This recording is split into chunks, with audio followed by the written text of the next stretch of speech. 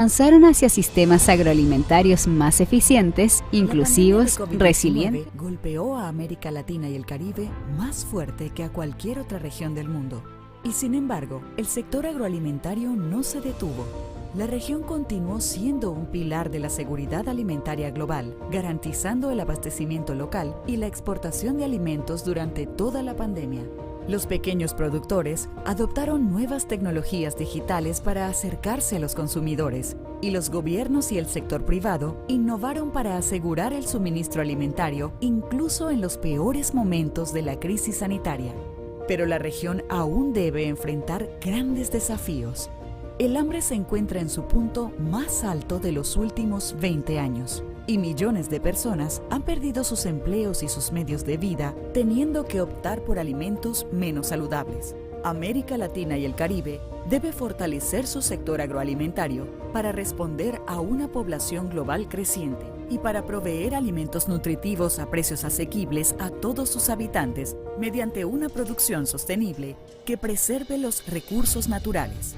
Por todas estas razones, la próxima Conferencia Regional de la Organización de las Naciones Unidas para la Alimentación y la Agricultura es más urgente y necesaria que nunca. Es una oportunidad única para que los países unan sus esfuerzos, porque la pandemia alteró todos los aspectos de nuestra vida, pero también abrió un gran espacio de cambio. Un espacio para que cada país transforme sus sistemas agroalimentarios para volverlos más eficientes, inclusivos, resilientes y sostenibles según sus condiciones y prioridades. Un espacio para transitar hacia una mejor producción, una mejor nutrición, un mejor medio ambiente y una vida mejor sin dejar a nadie atrás. Del 28 de marzo al 1 de abril de 2022, en Quito, Ecuador, la Conferencia Regional de la FAO será la ocasión de aprovechar esta oportunidad de cambio.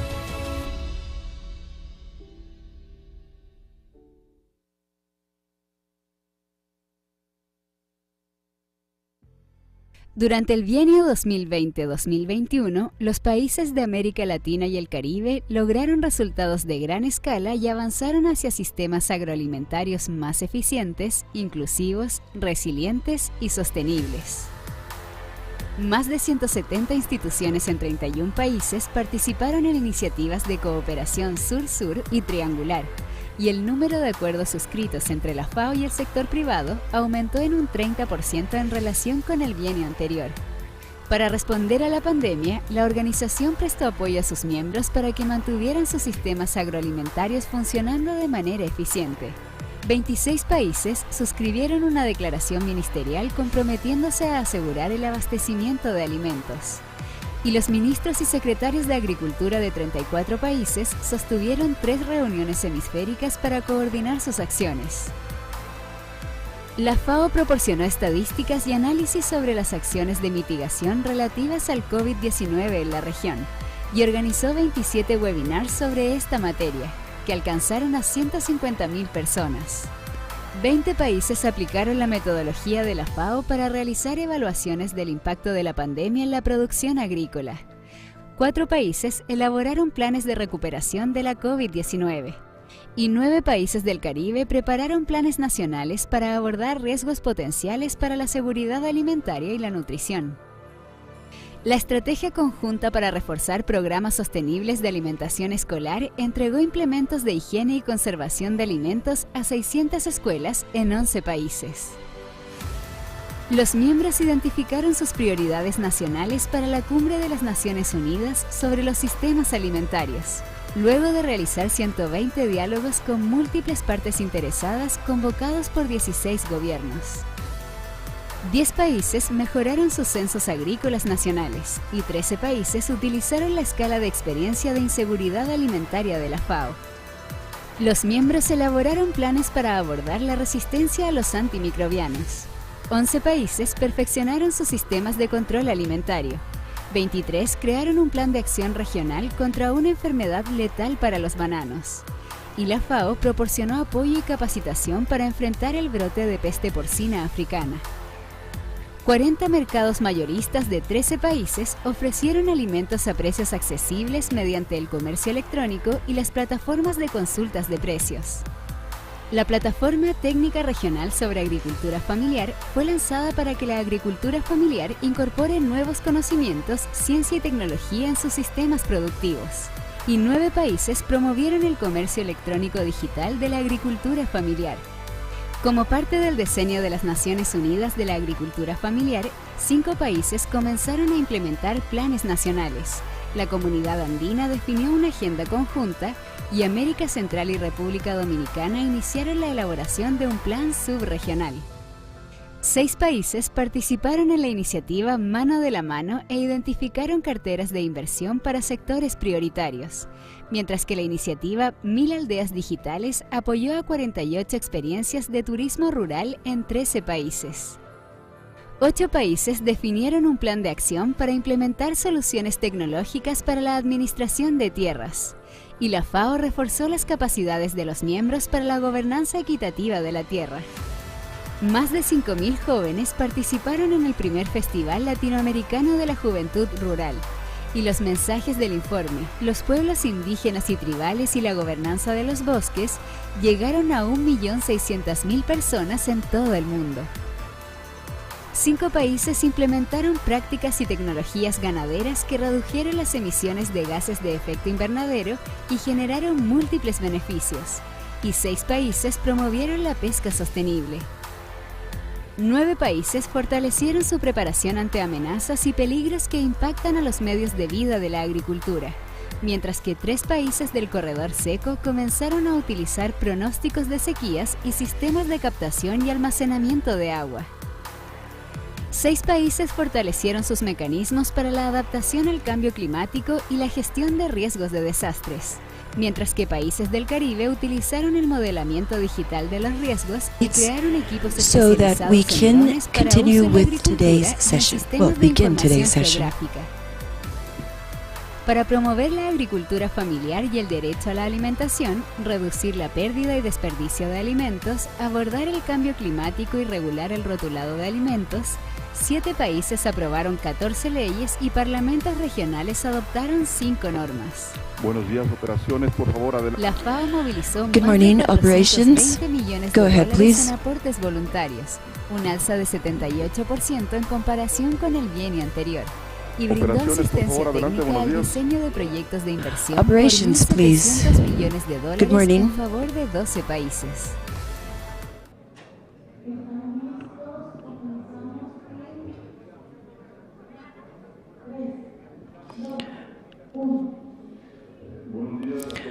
Good morning, everyone. Please, we are going to begin this session of Thursday, March 31st. I ask you to please present the Ecuador video. es un país Ecuador megadiverso, for betters. situado en la mitad del mundo, entre valles y montañas majestuosas, bosques amazónicos y un extenso mar del que surgen las islas encantadas de las Galápagos. Posee un invaluable patrimonio agroalimentario, construido por hombres y mujeres que trabajan la tierra y custodian los paisajes productivos y los recursos naturales, garantizando la seguridad alimentaria. Desde 1945, la Organización de las Naciones Unidas para la Alimentación y la Agricultura y el Ecuador trabajan juntos para impulsar una mejor producción, una mejor nutrición, un mejor medio ambiente y una mejor vida, sin dejar a nadie atrás. Una mejor producción, más eficiente y sostenible, gracias a la innovación y la agricultura digital, facilitando el acceso equitativo a los recursos productivos para los pequeños productores familiares y la pesca artesanal. Una mejor nutrición, gracias a programas de alimentación escolar y educación alimentaria, que incorporan el consumo de alimentos frescos y locales provenientes de la agricultura familiar. Un mejor medio ambiente, mediante la recuperación de la biodiversidad.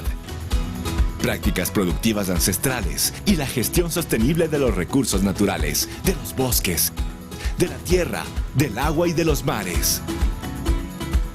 Una mejor vida, gracias a la transformación rural e inversiones orientadas a través de la iniciativa Mano de la Mano, que construyen sociedades más prósperas e inclusivas, para que tanto mujeres como hombres cuenten con herramientas y servicios que les permitan aprovechar todo su potencial. Después de 73 años, Ecuador vuelve a ser la sede de la Conferencia Regional de la FAO para América Latina y el Caribe. Les damos la bienvenida al país de los 4 mundos,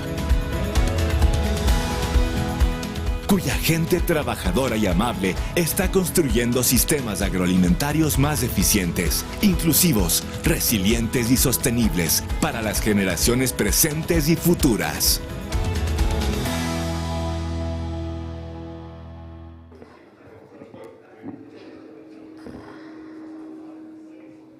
Muy buenos días.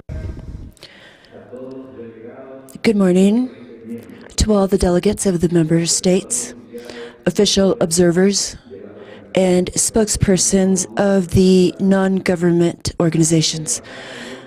Before moving on to the order of the day, I will give the floor to the secretary that has important announcements for you. Good morning, delegates, observers, NGO spokespersons. Just to indicate that the first draft of the conference report that contains all the texts that we have agreed here in the plenary and that have gone through the review of the group of delegates that support the rapporteur, it is ready on the conference's website that you have access to in 3 languages. So I ask you to please review that report, because this afternoon at 14:45 hours we will review that project, that report. And based on that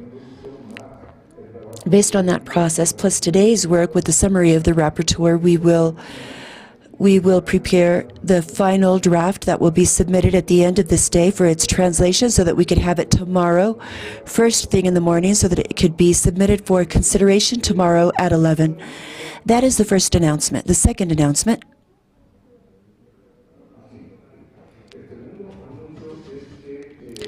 is that we ask you to please, the delegations that are considering to make announcements in item others for April 1st at 10, to submit it to the Secretariat of the Regional Council in order to register for your intervention, so that we can do it in a more agile manner. Additionally, please consider that the health post that is downstairs there, you can ask to get your PCR COVID test so that you can travel and avoid any problems. It's that COVID-19 test, that PCR test is, you will have to pay for it. And the antigen test is free of cost for everyone. Then this order of the 4th day is published in the official languages in the official platform of the regional conference. The Council Chair, you have the floor. Mr. Excellencies, not on the substance, but I think yesterday evening we have seen how warm the hospitality of the government of Ecuador was. We had a wonderful show, a wonderful dinner. It was really a wonderful treat. So give the government of Ecuador and the Minister a big applause. Thank you. Thank you very much.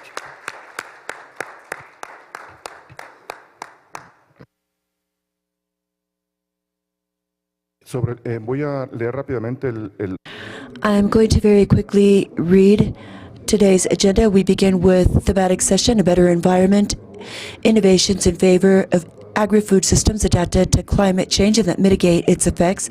At 10:30, we have a break, and then in 15 minutes, we begin with the session, A Better Life, innovations focused at promoting inclusive rural transformation and reducing rural poverty and inequalities. That would be to noon when we break for lunch, and we will resume at 1:30 to continue with that session on A Better Life with the plenary.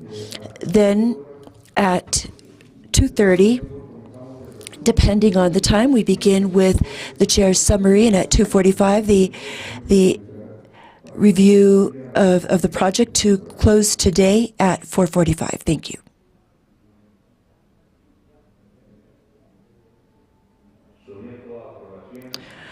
Okay, so I submit the items on the agenda to the approval of the delegates, or if you have any observations. Argentina? Approved. Okay, thank you. Okay, so now we will continue. Since there are no objections, we approve the order of the day. So now, according to the order of the day, we have to begin the thematic session, A Better Environment, Innovations in Favor of Agri-Food Systems Adapted to Climate Change that Mitigate Its Effects. We give the floor to the first group of ministers and high authorities for their presentations on the innovations carried out in their countries.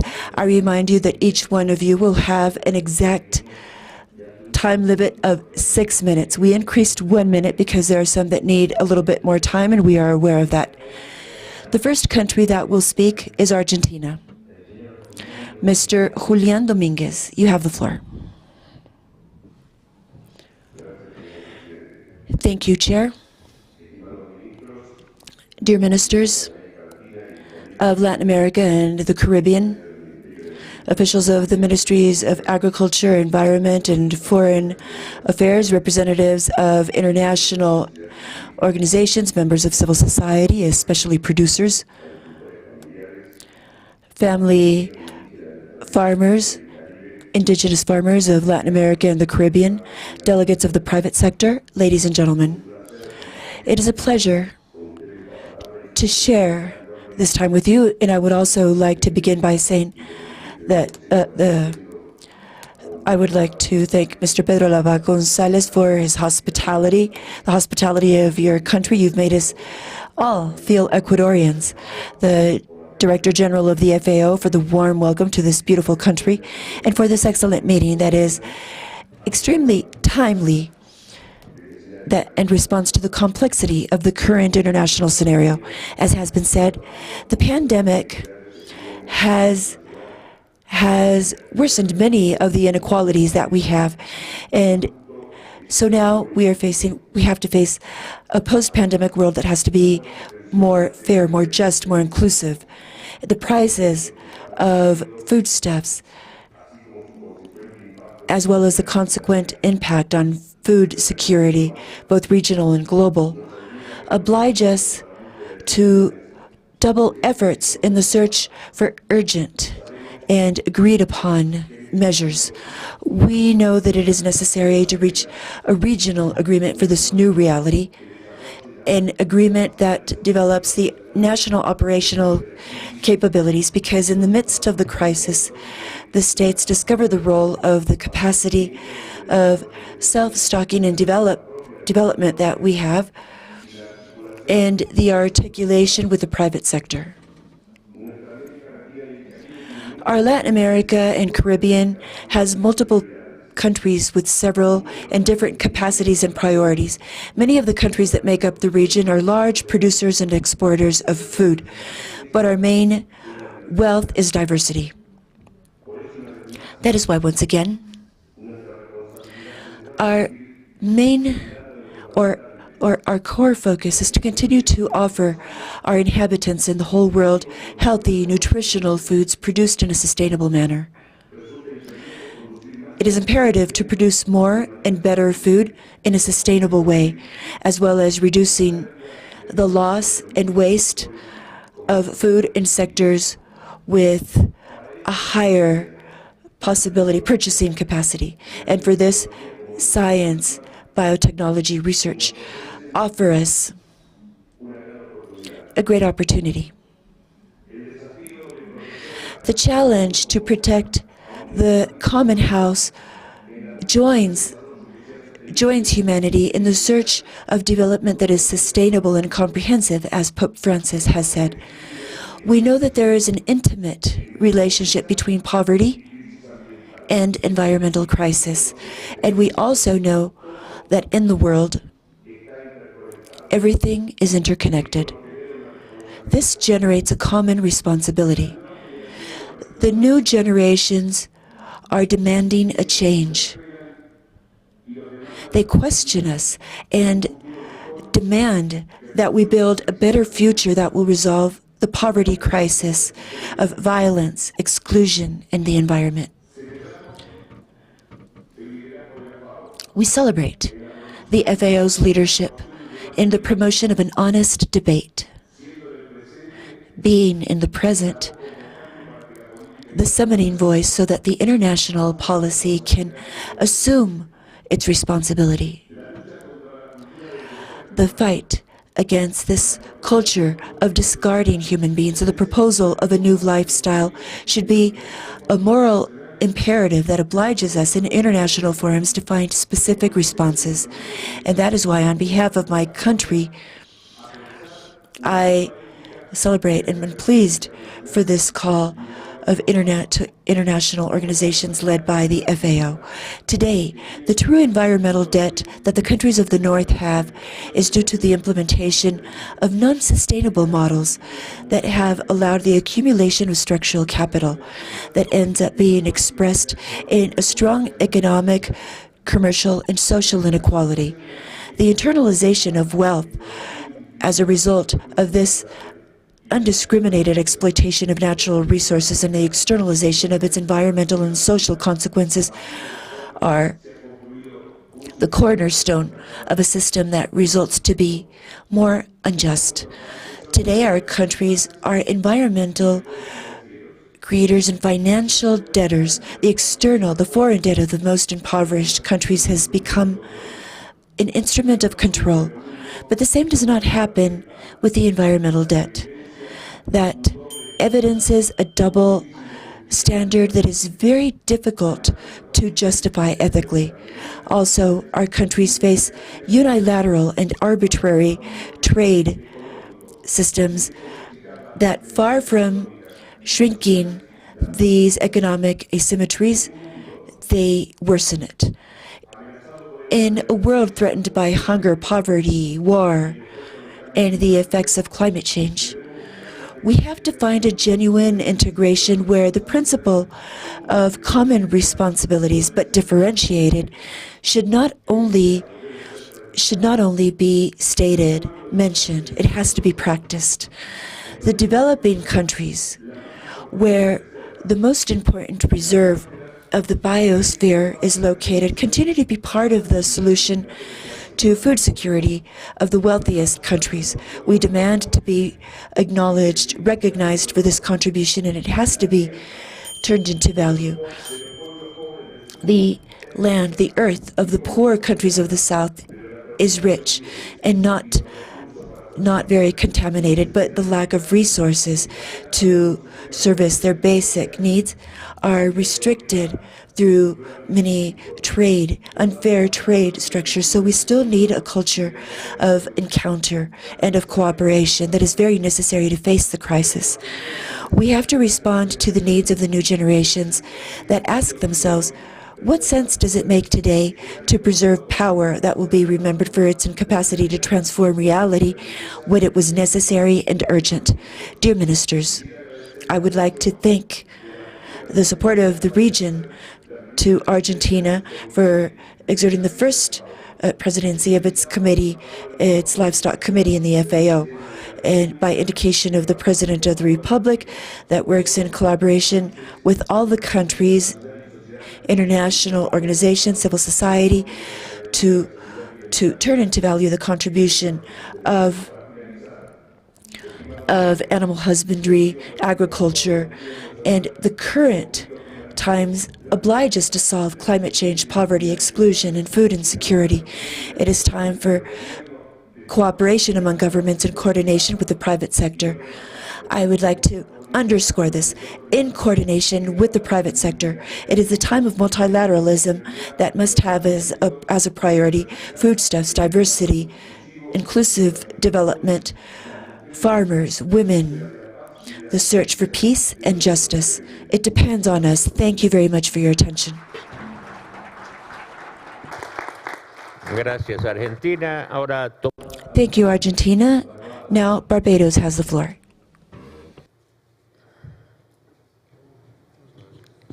Thank you, Mr. Chairman. Distinguished members of the head table, agriculture ministers of Latin America and the Caribbean, delegates, distinguished delegates, members of the private sector, distinguished ladies and gentlemen. It is indeed a pleasure for me to present this morning on the strategies being used by Barbados to mitigate climate change and introduce innovative systems in order for us to reach our sustainable development goal of zero hunger by 2030. I wish at this point to acknowledge the excellent work being done by Dr. Renata Clark in helping us to get to this point and to be working with us on our water augmentation program. Dr. Clark has been extremely helpful, and she has been working with us tirelessly in order for us to be able to achieve this ambitious goal in providing water. Next slide. Barbados is a very small island in the Caribbean, a population of 285,000 persons. We are basically a temperature of 21 degrees Celsius to as high as 33, and our dry season runs from January to June. Barbados' annual rainfall is estimated at, Barbados' annual water resource is estimated at 80 million cubic meters, and this information is taken from the FAO information in 2014.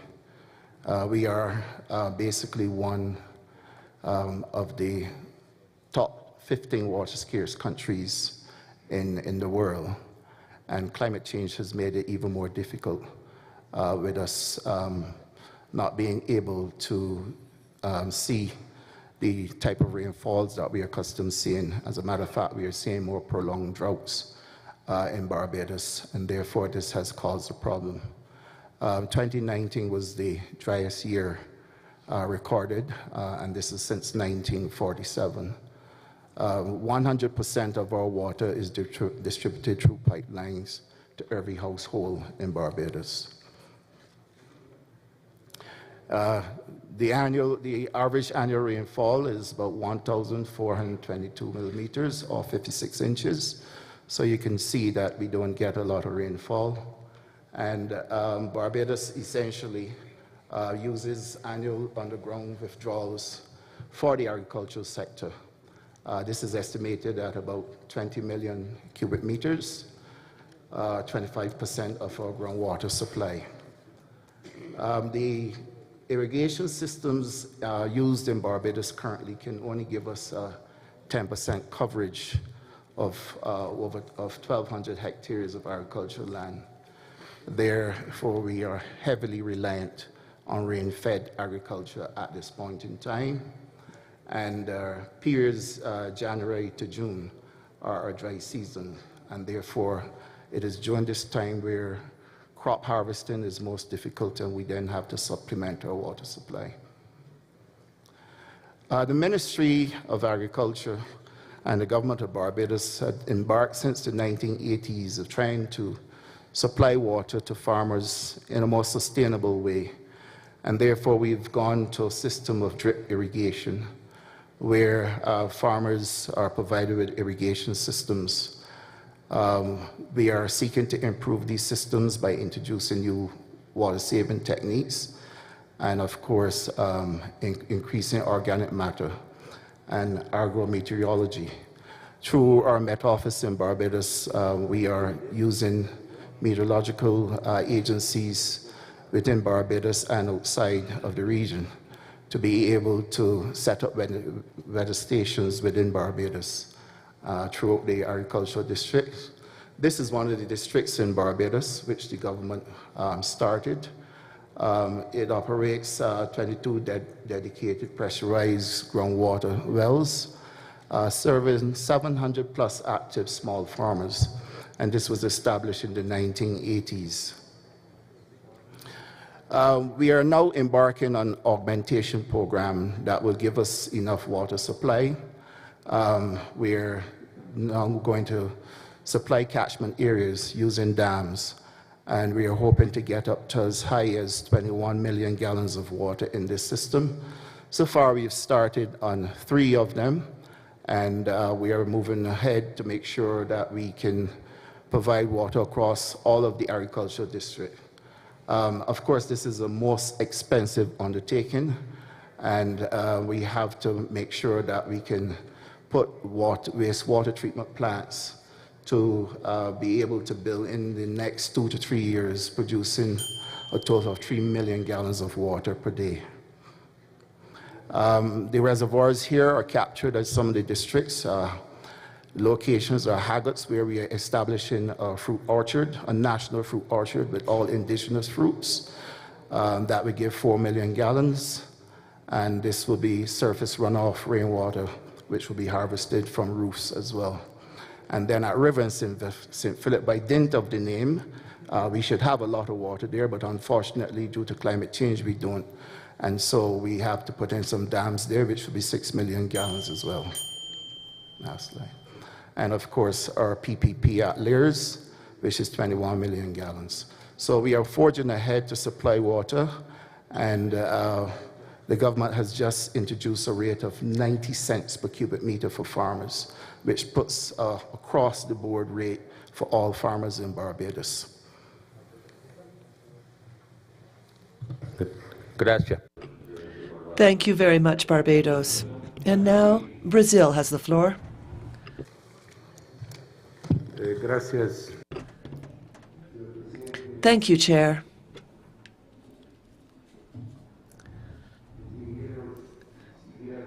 Distinguished ministers, senior authorities, representatives, and delegates of FAO member countries with us today, ladies and gentlemen of the private sector and civil society joining us, friends, it is an honor for Brazil to chair the ABC Plus, to present the ABC Plus plan, one of the most innovative public policies in Brazil for the livestock and agriculture sector, which contributes substantially to our common objective of achieving a better environment. The ABC, the original ABC plan, the previous one, represented an effort for organizing and planning adaptation of methodologies for sustainable production that were essential for undertaking and fulfilling our commitments of reducing greenhouse gas emissions in the agriculture sector. This ABC Plus plan that's going to be presented to you today represents a more broad-based and modern public policy built on the lessons learned of its previous application. Without further ado, I would give the floor to Dr. Fernanda Garcia Ferreira, General Coordinator of the Ministry of Agriculture and Supplies in Brazil, who will tell us about the innovative traits of this Brazilian policy. Thank you, Chair. And Dr. Garcia Senpai will tell you about this plan.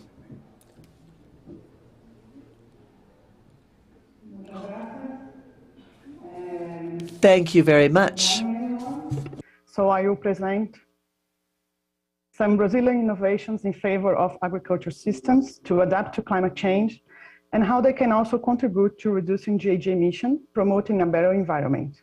I'm going to talk about the plan for adaptation to climate change and low carbon emission agriculture for 2020 to 2030 is the ABC Plus.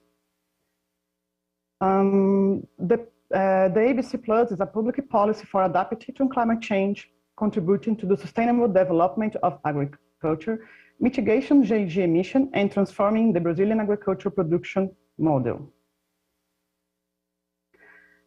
Since 2010, Brazil has implemented its public policy for climate agenda, a robust plan that is considered a central element to improving the adaptive capacity of agriculture in face of climate change, bringing technologies, process practices, and production systems to rural producers. After 10 years of very positive results, Brazil proposed to continue the plan for another 10 years, presenting a new plan based on the lessons learned from the first phase and the new global context with goals for the further 10 years. The second phase is called ABC+. For the second phase, a new conceptual basis was incorporated into the plan, considering not only the promotion of conservation and production technologies, but also the integrated landscape approach, named ILA. The ILA approach considers encouraging the use of ABC technologies in areas with agricultural potential and also encouraging the environmental regulation. I'm sorry, there is a problem with my sharing screen. Sí, por favor, tiene que pasar en su propia computadora la presentación para que podamos ver las diferentes láminas que está usted mencionando. No están... Terribly sorry.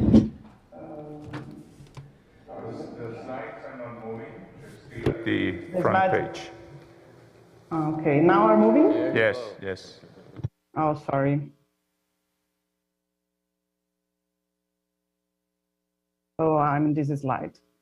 So for the second phase, this new conceptual basis is integrated landscape approach, named ILA.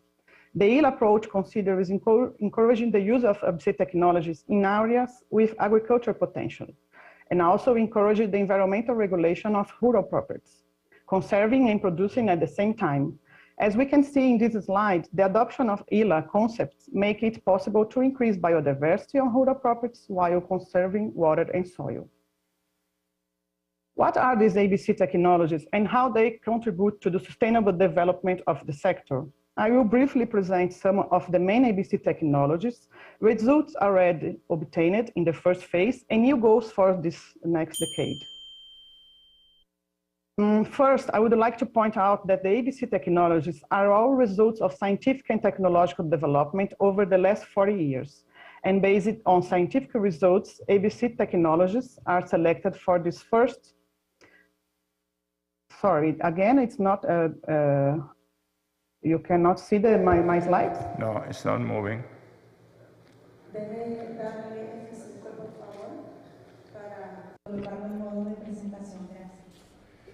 I'm going to bring the presentation back up onto the screen again. Just a moment, please.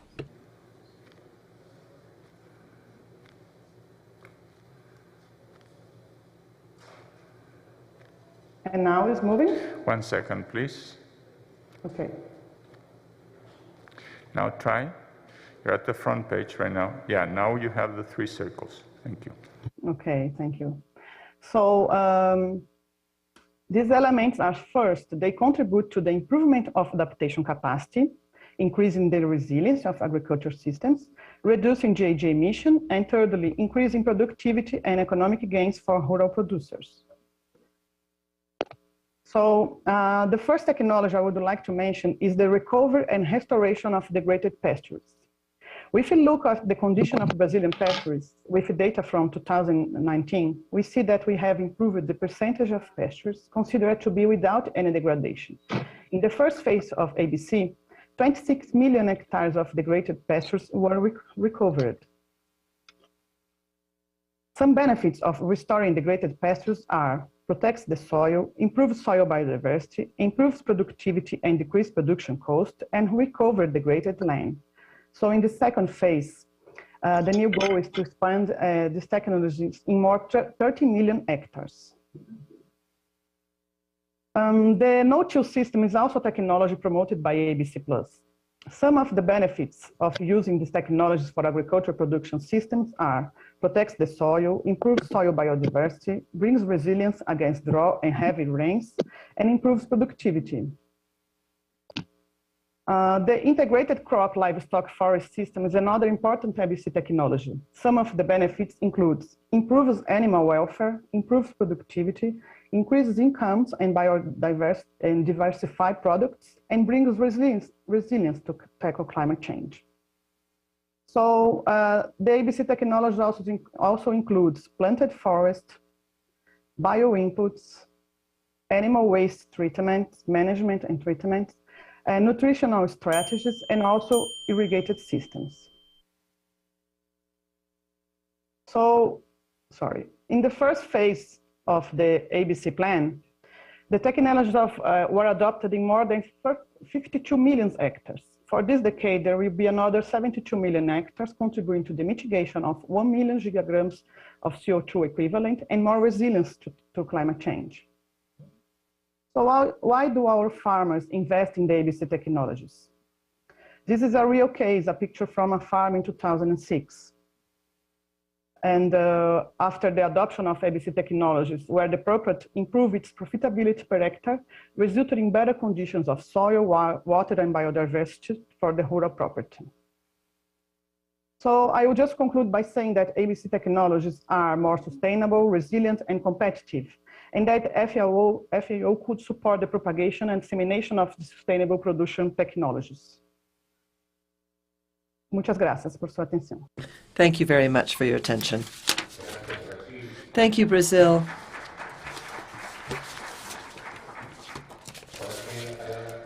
And now Colombia has the floor.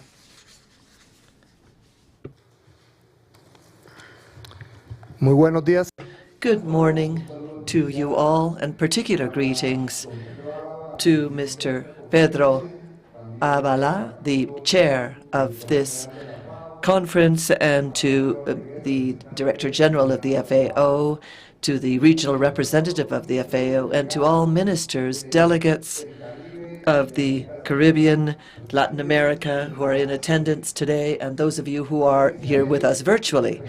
In this intervention that has to do with sustainable production of the agriculture and fisheries as well as forestry sector, Colombia would like to say that it's the second most diverse country in the world, with 10% of the planet's biodiversity. It's a country that has 59.7 million hectares of forest that corresponds to 52.3% of the continental land surface.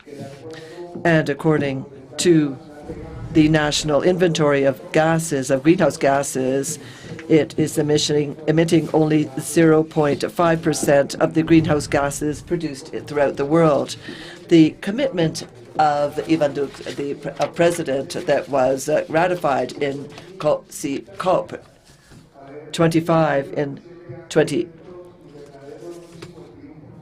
with the commitment to, by 2050, reduce by 51% GHG and to fight deforestation. The process has begun with facts in Colombia, facts that one can see and show the world. We have gone to work on zero deforestation with the Colombian forestry sector, including livestock, cocoa, coffee sectors, as well as coconut. These are very important sectors for internal consumption as well as for the export sector. We're also undertaking environmental sustainability actions that enable us to produce and to conserve producing and produce conserving as well. Colombia has 52% of the ecosystems that are at higher than 2,900 meters above sea level in the Andean region. And we have the circular economy, lines of credit that are subsidized and that reach $350 million at rates that do not go beyond 4% annually, and that make it possible to have loans for green businesses, but also loans for women in rural areas, for youth. We've also established policies for planting trees. 180 million trees have been planted, 111 million new trees, and we are making efforts in sustainable livestock raising. We recently approved the climate action law in the country, where we are fighting climate change, establishing the productive chains in the agroforestry for mitigation and adaptation of greenhouse gas emissions for cocoa, as well as GHG for the Antec rice production, with effects in the different sectors. We have agroclimate groups in all areas of Colombia working hard in this sense.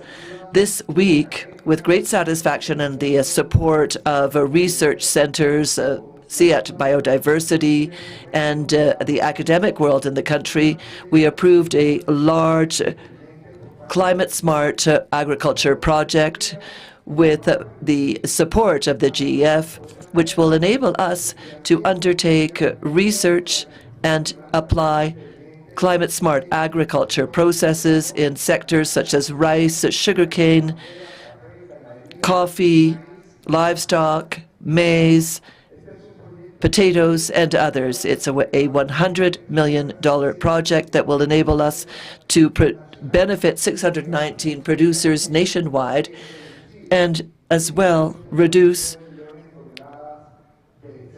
more than 6.9 million tons of CO2. This will enable Colombia to have an increasing agriculture and livestock sector that are sustainable. We also have examples where we are joining in education together with conservation and agriculture production.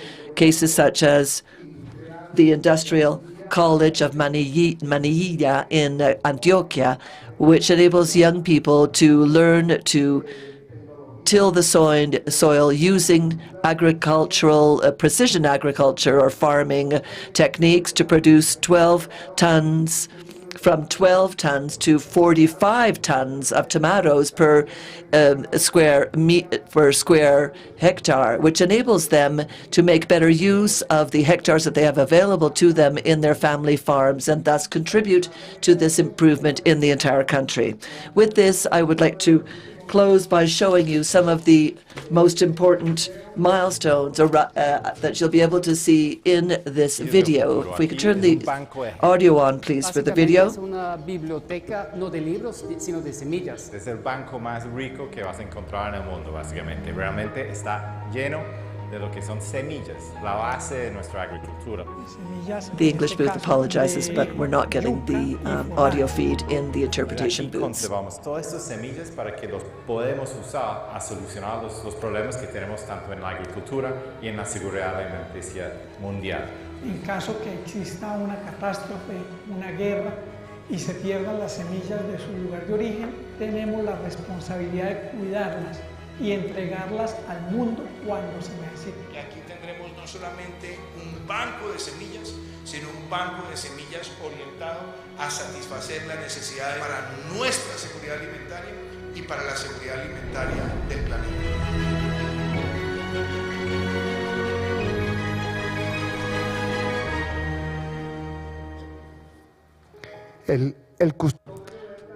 The custody of these seeds for beans, for cassava, etc., are based on our biodiversity work, with which we are going to preserve the world's food security, at least in these three types of products. And thus, we will be able to contribute, as we said, to produce by conserving and conserving by producing. Thank you very much. Muchas gracias, Colombia. Thank you very much, Colombia. And now Costa Rica has the floor. Thank you very much to you all. I would like to thank the FAO for the work that is being done in Costa Rica, together with us on topics of healthy food systems, the creation of documents on food guidelines, the labeling of foodstuffs, and the work that we've been doing with indigenous women and family farmers. Now, what we've done in terms of innovation and conservation of the environment, well, Costa Rica signed the decarbonization policy, which was a very important step to continue to develop in conservation of the country's environment so that the country can be reforested at the 50% over the past 10 years. We have reverted our deforestation significantly, and we have integrated agriculture and the environment. We have not been able to, we do not conceive of agricultural development without including resilient and sustainable environmental practices. We have seen innovation in our seeds. We're transforming them to increase their productivity. We are working with the Institute, the INCA, for transfer of technology to have smart greenhouses with Korean cooperation.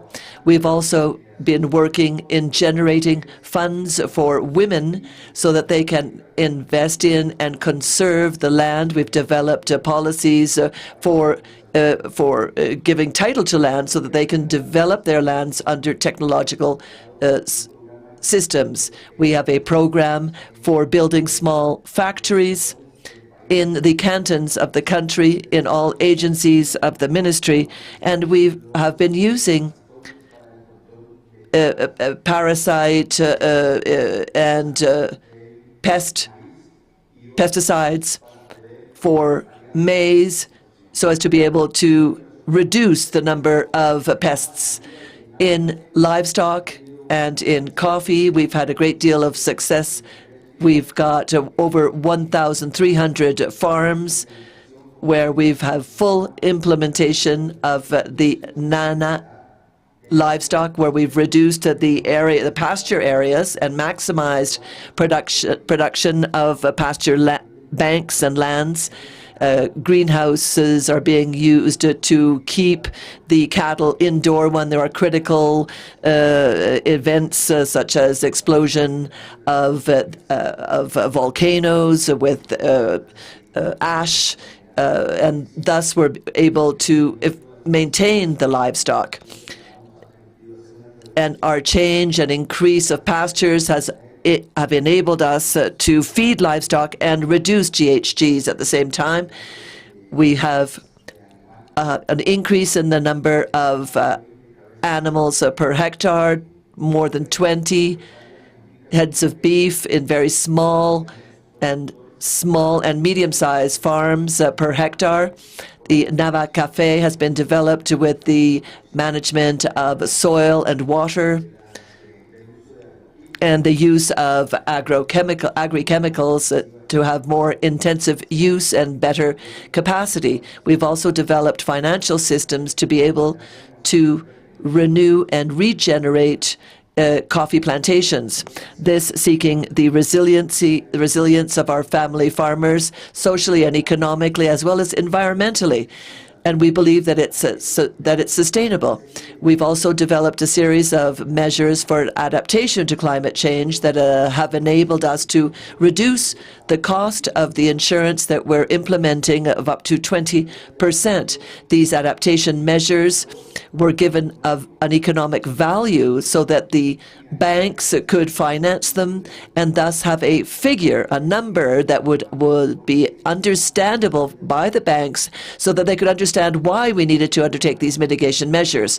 We are going to continue to work on transformation and conservation, and to do that we have to give a financial value to these mitigation measures so that banks are able to understand what the economic dimension, financial dimension and impact of these mitigation measures on the productive processes of agriculture. Otherwise, it will be very difficult for producers to be able to continue to move forward in the generation and creation of mitigation measures.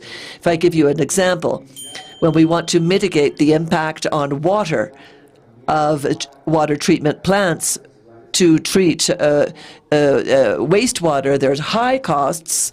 It's very difficult to transfer those costs to the cost of the final product. That means that the producers are reluctant to continue to try to work on conserving and having a mitigation there. So this is one of the areas where we have been able to work on with our institutions in providing financial resources to the people who are working on conservation and mitigation in that area. And we are seeking a way to give an economic value to everyone working in conservation and adaptation in that sense so that they can be financed and have a return on that investment with added value for products and stamps so that in the market the product can have a history, a story to tell, a stamp and so that people can understand that the product was developed under a program for adaptation and mitigation of climate change. It's very important, but we need to be able to do this so that our producers have that on the market. Thank you. Gracias, Costa Rica. Thank you very much, Costa Rica. And now, Mr. Gustavo Manrique, Minister of the Environment, Water and Ecological Transition of Ecuador. You have the floor. Thank you, Minister. Good morning, colleagues. Good morning, head table. The first slide that I have for you, that the President of the Republic, 9 days after having taken office the previous year, there was a decision to change the name of the Ministry of Environment and Water, adding 2 words, which is Ecological Transition. The first country of Latin America and the 4th in the world to incorporate this vision of ecological transition, a vision that speaks of a low carbon emissions conservation and sustainable use, restoration of our resources that involves the economy as the central backbone, if you will, that involves clean policies, adaptation to climate change, and an executive order in which we are looking for zero carbon by 2050, and in which sustainability will be the guiding axes of our work and a cross-cutting effect in public policy. In the minutes left to me, I would like to speak to you of certain specific programs that we have. For instance, a program that we are leading together with the Ministry of Agriculture and the United Nations, which is certification of agricultural production that is sustainable, but particularly free of deforestation. This is an attribute that the international markets are seeing as very important.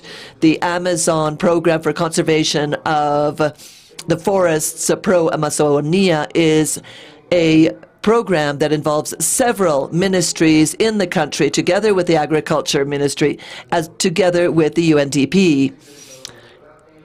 In 2021, these institutions, together with AgroQuality, signed an interinstitutional agreement to establish mechanisms for coordination, for regulation, fostering, and certification of sustainable agricultural livestock production free of deforestation in continental Ecuador. In September of the previous year, a resolution was issued, is the Procedures Manual for Certification of Voluntary Work for Agricultural Work Free of Deforestation. The Ministry of the Environment this year is in the process of issuing a ministerial agreement for the green initiative that is free of deforestation, that includes a certification of agriculture and livestock production free of deforestation.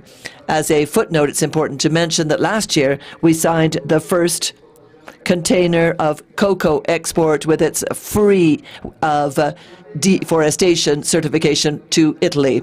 I'd also like to tell you about the National Plan for Decarbonization.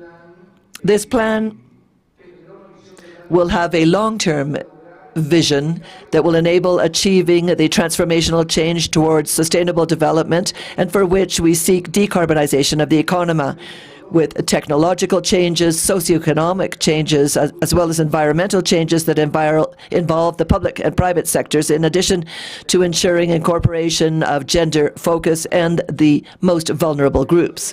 With respect to the National Plan for Adaptation to Climate Change, that's a project implemented nationwide, and it includes integration of adaptation to development at the local and sector level. It's an instrument that enables us to implement the conditions needed to reduce climate risk in the country.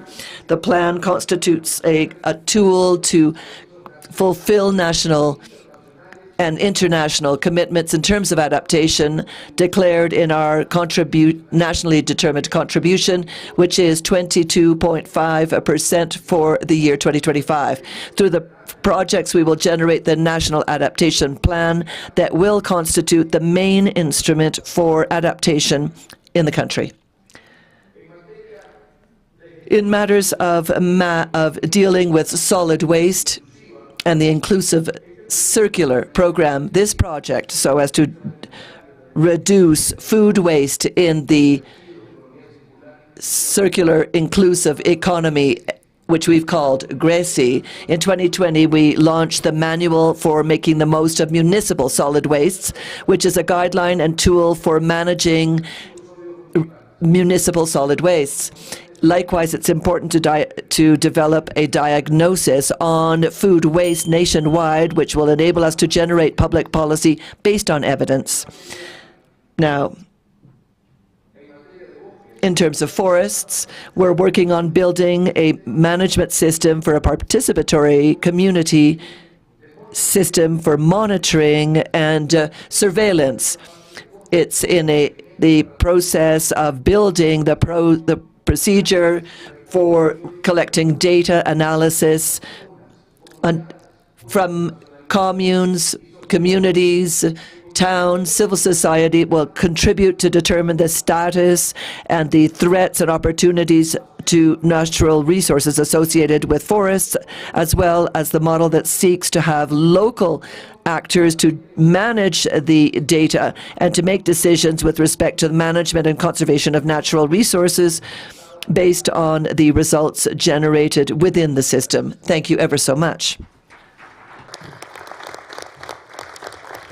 Gracias, Ecuador. Thank you, Ecuador. Next, Nicaragua.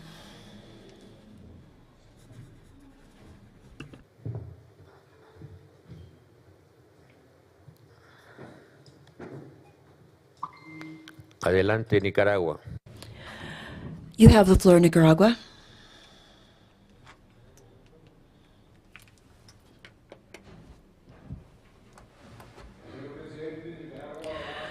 Chair, Nicaragua will join via Zoom. Thank you.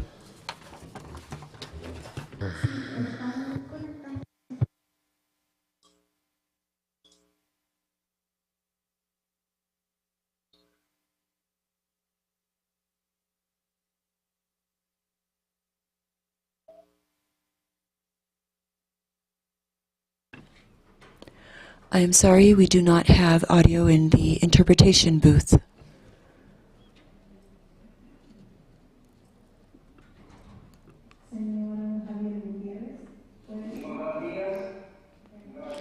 Good morning. Can you hear me?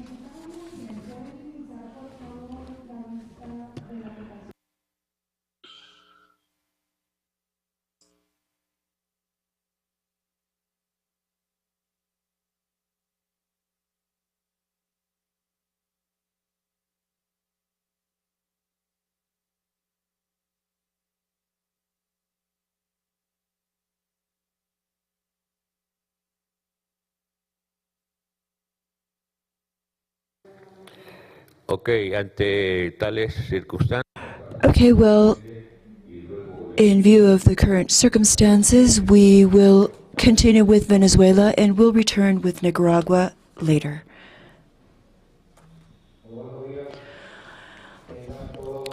Good morning. Now, all our colleagues, ministers, authorities that are present at this important forum receive special greetings, and also to the chair of the FAO and the regional representatives and of our FAO countries that have always been present in their support in the development of our programs and plans in the search of food security. First of all, I would like to contribute as part of the requirements that have been requested from us in this conference, something that our colleague Nicolás Maduro Moro signed, a plan for the 2019-2025 period, which is the nation's plan. And this methodology contains 5 important historical objectives, 32 national objectives, 173 strategic objectives, 731 general objectives, and 1,859 specific objectives. The fifth historical objective is linked to contributing to the conservation of life on the planet and saving the human species. And that historical objective has 5 national objectives, 18 strategic ones, 78 general ones, and 241 specific objectives. Based on that, in the framework of public policies, President Nicolás Maduro has created a supra-institutional scheme that we have called Great Agro-Venezuela Mission, and I apologize for not having sent this presentation in a timely manner, and I'm going to rather share it with you through this platform. This mission has 9 vortices that go from land, inputs, participation of the popular power, financial schemes, research and development, and comprehensive security and defense. And in that sense, we have been addressing and servicing each one of the vortices in science and technology, the Ministry of Defense, Ministry of Foodstuffs, the Urban Ministry, and the Ministry of Agriculture and Fisheries. We have been addressing the different policies as one single one, focused on very specific programs that I'm going to refer to. The first great policy that has had great impact as of the year 2019, when this plan was signed, is the creation of the single productive portfolio that considers the obligation of the public and private banking to contribute at least 25% of the whole monetary mass that is circulating to the financing of all the producers of different sizes, of different nature, and focused in the sector of urban agriculture and of farmers. Secondly, a decree also signed by our president that identifies what we call war items, and these are simply agricultural items in which the nutritional component is capable of satisfying the need in which human beings as individuals demand. And in that sense, maize, rice, roots, musaceas were considered. Minor species, especially small rodents and other species, which dependence on inputs from abroad is practically non-existent, but that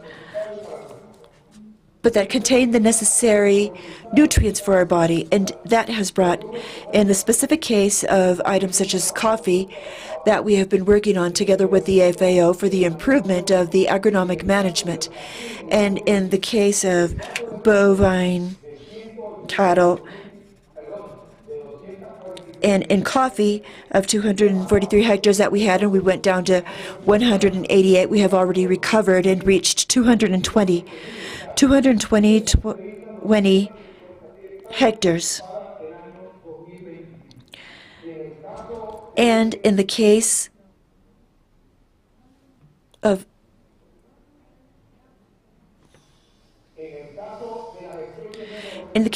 smaller species, the bovine sector and the goat sector have seen an increase, which from 2019 to 2021, it is 22.5%. Another policy, important policy, has to do with state purchases, where the state, through its different programs, directly acquires from the farmers, from producers, it's vegetables, animal protein, roots, leguminous vegetables, and this covers the different municipalities and parish districts of our countries. And 2 flagship programs that we have. One is the plan of the local committee for stocking and or supply and production that has to do with productive systems by families that in the community distribute foodstuffs subsidized in over 80% by the national government, and that services 7 million families of the 7,800,000. And another flagship program is linked to the school feeding program, where 85% of this program is through women, through mothers that cook these meals. And I also highlight this a bit to just close, that the CROP program that is carried out with 35,000 base organizations of popular power, 64% of that structure, organizational structure, is led by women.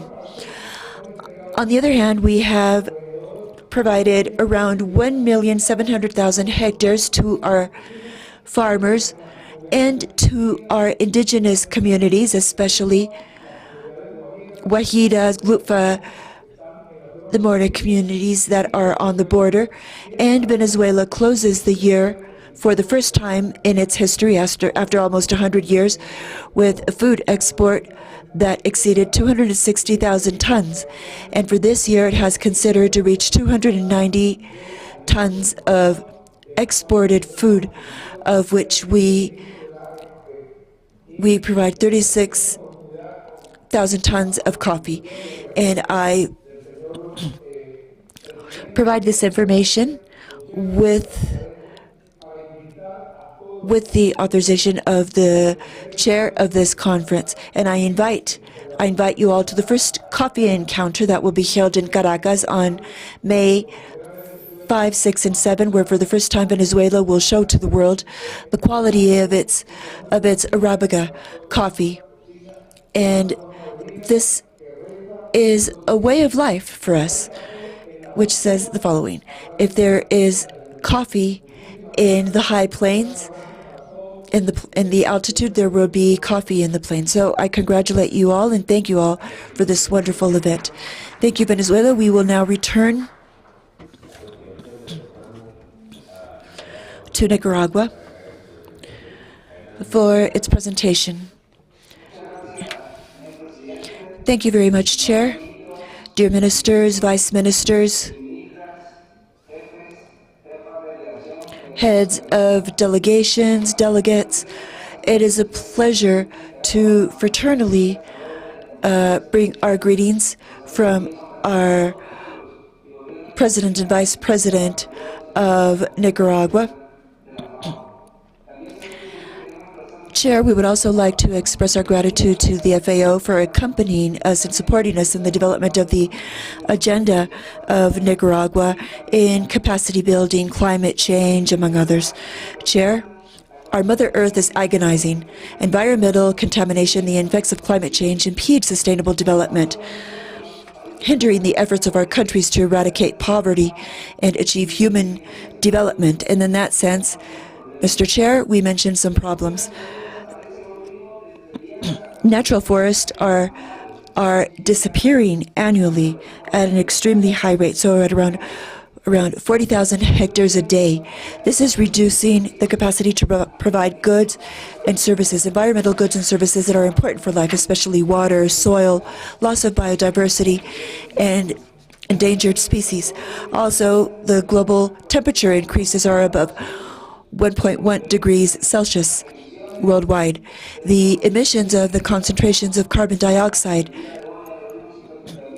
are today at around 59,000 million hectares.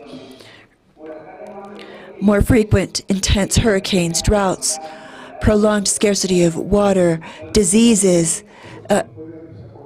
Can you let us know when we should move on to the next slide, please? Because we're controlling your presentation here. So please let us know when we should move on to the next slide.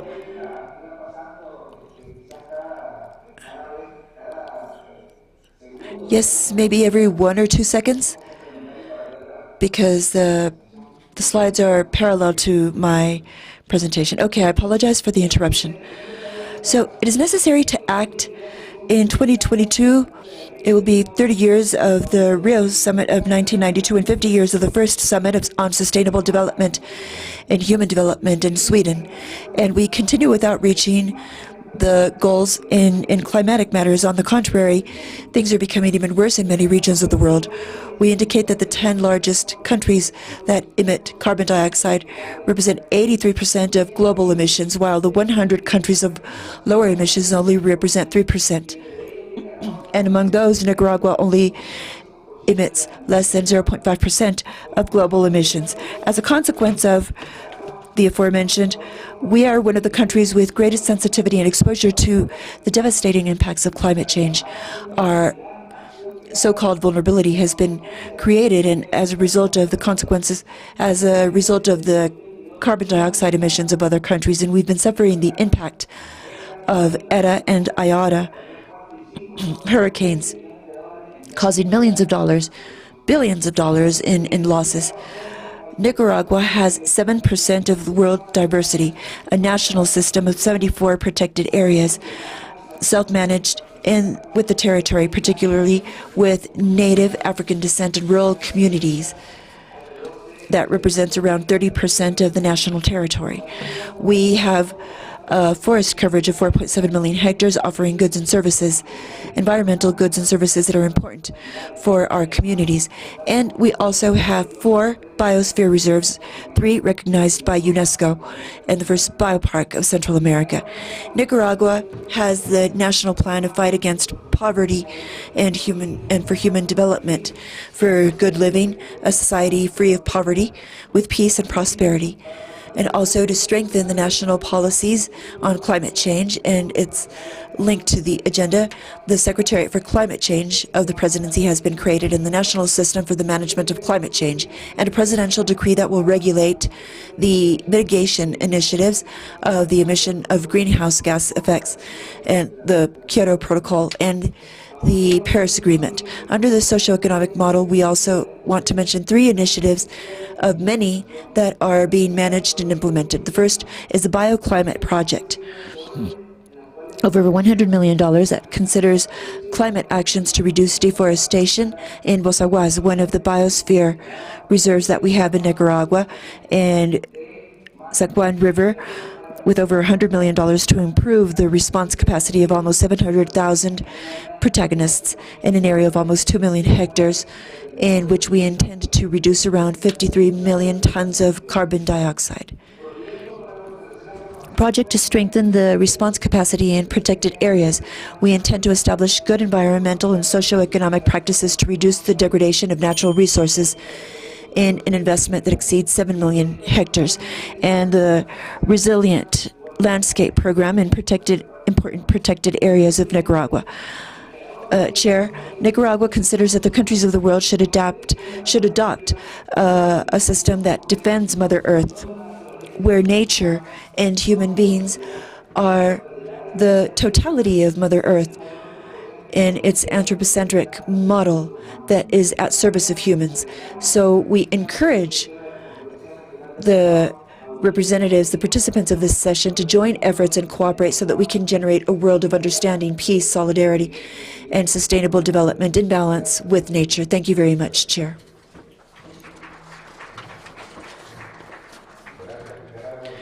Thank you, Nicaragua. We appreciate the excellent presentations that have been made. Now we give the floor to the second group of ministers and high authorities so that they can make their observations, comments, suggestions to the presentations. And as always, please, this should not go beyond 6 minutes. We begin with Barbuda, Antigua and Barbuda.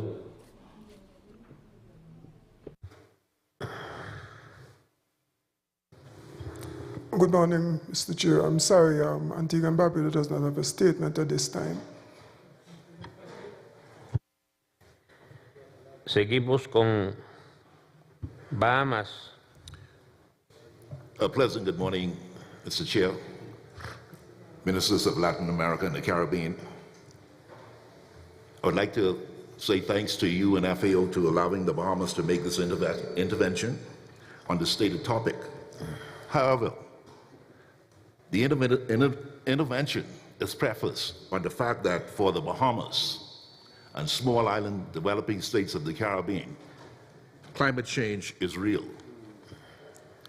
As a part of its considered plan to address matters related to climate change and food security, the government of the Bahamas, as a part of its blueprint for change, document emphasized the development of the blue economy, highlighting the safe and sustainable development of industries around aquaculture, marine biotechnology, and deep-sea exploration. For the Ministry of Agriculture, Marine Resources, and Family Island Affairs, the aquaculture sector is an area of high priority. With the assistance of FAO, a document entitled Aquaculture Resources and Potentials of the Bahamas has already been completed, highlighting the more than 20 species which have potential for farming in the Bahamas. A sustainable aquaculture sector will contribute significantly to the national goals of food and nutrition security, more employment, especially for a young and growing population, and secure, decent rural livelihoods. The Bahamas offers a rich and long stretches of coastal waters for mariculture. The technological and manpower resource base is fairly strong in the country, but it has easy access to the regional resources for technology development, training, and information, as well as input supplies, especially from the United States. A local market for aquatic products is boasted by the tourist trade, even as the population and its purchasing power and preference for quality seafood is increasing. In addition to the aquaculture potential document, the Bahamas has enacted legislation in its new Fisheries Act of 2020 to manage the development of the aquaculture sector. The legislation addresses designated areas and zones, aquaculture requirements, development of an aquaculture plan, monitoring aquaculture activities, inspections, aquaculture waste, escapement, use of drugs and chemicals, restricting genetically modified species, and transboundary aquaculture ecosystems. We are currently working on the subsidiary regulations. Further, as a part of its incentive to promote aquaculture development, the government has also established duty-free concessions on aquaculture inputs, in addition to making available financing through facilities such as the Bahamas Development Bank and the small and medium-sized enterprises to enable young Bahamians to enter the sector. The Bahamas Agriculture and Marine Science Institute is now in the process of finalizing and providing accredited academic programs in aquaculture. At this point, Mr. Chair, I will shift gears to address the vexing problem of illegal, unreported, unregulated fishing. For the Bahamas over the years, it has been faced with a problem of foreign commercial fishing vessels pillaging our waters in the southeastern Bahamas. On the other hand, we are faced with foreign sport fishing vessels going over their bag limits in the northwestern Bahamas. In 2014, the government of the Bahamas invested some $232 million in the acquisition of some nine Defense Force vessels to assist in better patrolling our waters to help in deterring IUU fishing. In 2016, the government signed on to FAO's Port State Measures Agreement, indicating how vehemently we are opposed to IUU fishing. In 2018, the Bahamas was a part of an FAO-sponsored project which assisted some 5 countries in the region in preparing their draft national strategy and roadmap to effectively implement the provisions of the Port State Measures Agreement and complementary international instruments and mechanisms to combat IUU fishing. As already alluded to, in December 2020, the new Fisheries Act was passed and enacted, which replaces the old Act of 1977 that became obsolete and did not address all of the international agreements the Bahamas has entered into over the years. The new Fisheries Act 2020 is futuristic and also addresses matters related to the Port State Measures Agreement. Mr. Chairman, in closing, I end where I began. The meeting this week provides a tremendous opportunity for developed countries to network with small developing states such as the Bahamas, considering the direct adverse impact climate change is having on our communities. Further, it presents an opportunity for the Bahamas to garner insight into the development of its blue economy, given the term is relatively new for us when compared to terms like sustainability or sustainable development that have been around for decades. Finally, Mr. Chair, it is envisioned that through the upcoming FAO Country Framework Program, where agriculture has been identified as a priority area for the Bahamas, technical assistance support from FAO will include exchanges between the Bahamas and those countries in the region who have a thriving agriculture sector that is addressing the goal of food nutrition security for their citizens and securing decent rural livelihoods. I thank you. Gracias. Muchas gracias, Bahamas. A continuación. Thank you. Thank you very much, Bahamas. Next, Chile.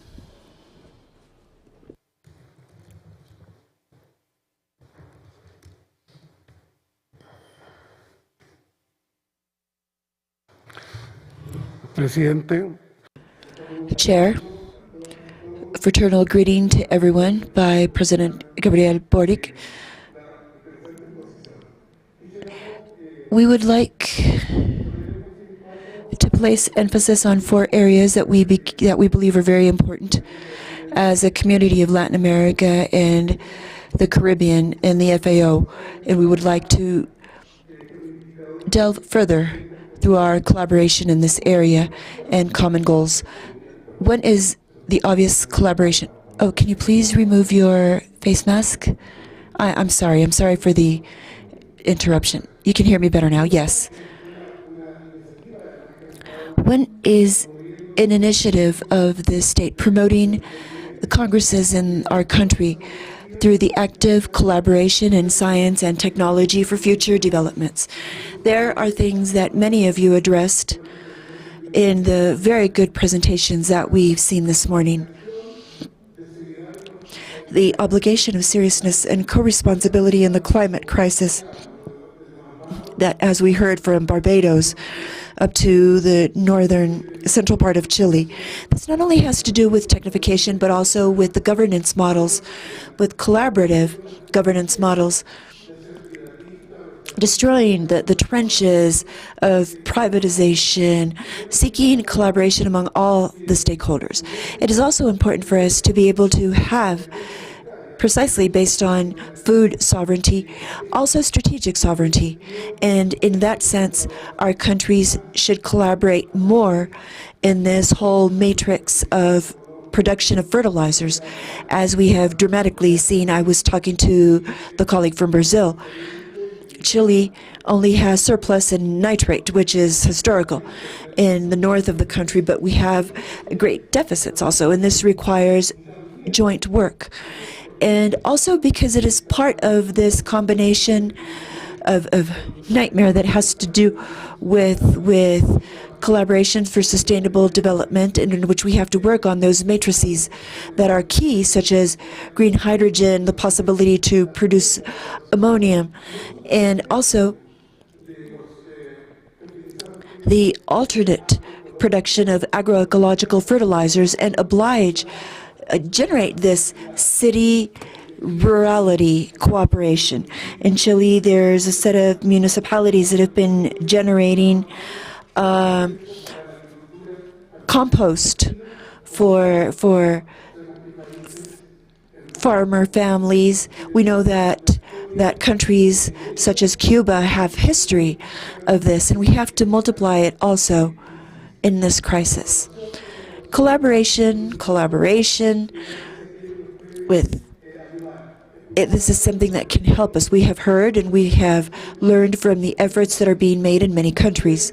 Also, in that sense, I want to to assess this because Chile has a debt in the evaluation of the innovations from our native nations and peoples, and also in the generation of processes of rescue and put to value, as Colombia is doing through the example that was shown from Cali, from the Cauca Valley, and to the generation of our improved seeds.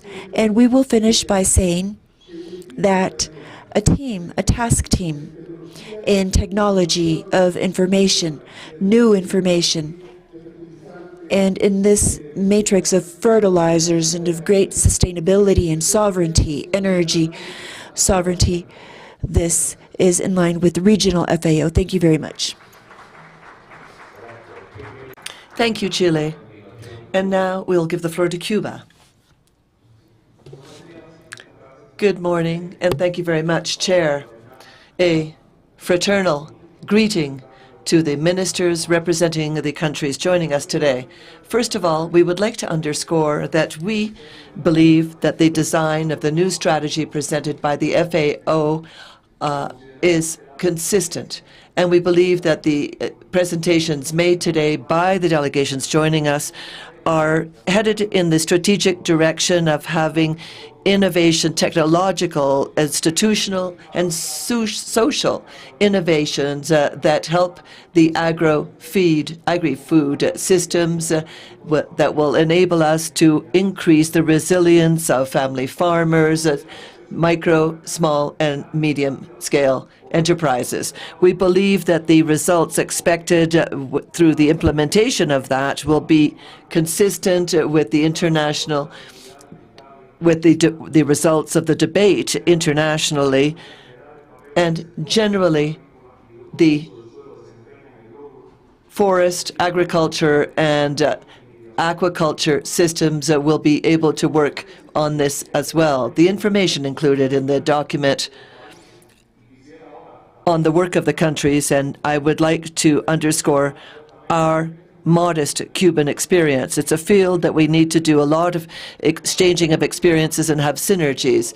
In climate change, Cuba has approved a state plan to face climate change as a public policy based on science, great sectoral and territorial integration, with social integration as well. We have studied the impact of climate change on agriculture, fisheries, livestock, and forestry activities. In the second national communication presented by Cuba, with respect to the framework of the United Nations Convention on Climate Change, where we see that climate change is having an adverse effect on agriculture, that we will see a progressive depletion of important inputs that will affect agricultural cycles. This, accompanied by the reduction of agricultural areas, will have an impact on agriculture in excess of what we had expected from the increases in temperature. In the third national communique of 2020, we ratified these circumstances, and we foresaw that climate change will cause serious inconveniences for our agriculture because of changes in climate, which we saw in this third communication, and thus successively. Because of this communication, the impacts of climate change in the agriculture field, its effect of potato, maize, tobacco, fresh fruit and vegetables, as well as beef and swine production. In terms of fisheries, we have seen significant changes in the amount of fish in our waters, given the changes in the sea levels. Now, with respect to better production, environment is a cross-cutting topic of public policies and the decisions adopted by the states and the government in Cuba to reduce the environmental impacts. And this is also identified in the 63 measures for making agricultural and livestock production more dynamic in the country, and to have food and education and nutritional security. As an example, significant example, in cooperation with the FAO, we have a project for collaboration in increasing the ability of our rural areas to be able to work and increase their production in the IRIS program.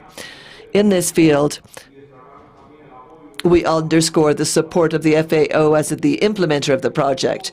Its purpose is to increase resiliency in the rural areas for communities that are vulnerable through rehabilitation of landscapes in productive fields. Mr. Chairman, we believe that this debate consists of a very strategic topic, and it's truly very important that it constitutes one of the essential improvements of the FAO's work.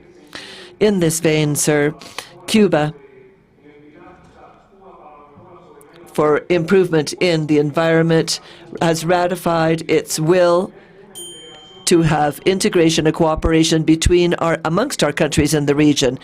Those must be the words that we take from these meetings today. Thank you very much. Cuba. Thank you, Cuba. And now, Guyana has the floor.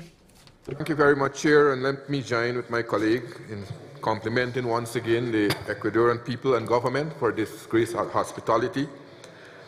And I also want to bring greetings on behalf of the President of Guyana and the government of Guyana. This topic is very important for us as small developing countries. And we will continue to attend big forum and big international fora where the developing world will tell us that it's time that we look at climate change. For example, coming out of COP26, the urgency to address the climate change challenge being faced is evident, as the world is still far short of where it needs to be to curb the impacts of climate change, as CO2 emissions are on track for the second highest or biggest increase in history. That's the conclusion of COP26. But what are the developing world doing to curb climate change? We in the developed world, we in the developing world are faced with this problem because our economy depends on agriculture. And for us to produce, we have to have a climate that can help us to produce in a way that is feasible. So as a country, we will have to take steps. As developing countries, we will have to take steps to curb climate change. We will have to lead in this area. And I want to tell you what our country, Guyana, has been doing to lead in climate change. For many years, Guyana has been recognized for our global leadership on climate and forests. Our efforts throughout this time has not been about meaningless slogans or suggesting that they are easy solutions to global problems. Rather, Guyana has been about harnessing imagination, innovation, and hard work to align the legitimate development aspirations of our people with the global challenge of climate change. We can build a future where we advance Guyana's development for all our people and at the same time secure and maintain our commitments to low-carbon development. Guyana Low-Carbon Development Strategy is a framework intended to map the path of a new growth trajectory in a non-polluting way. Tropical forest countries have long called for the ecosystem services provided by the world's standing tropical forests to be properly valued through both public and private financing.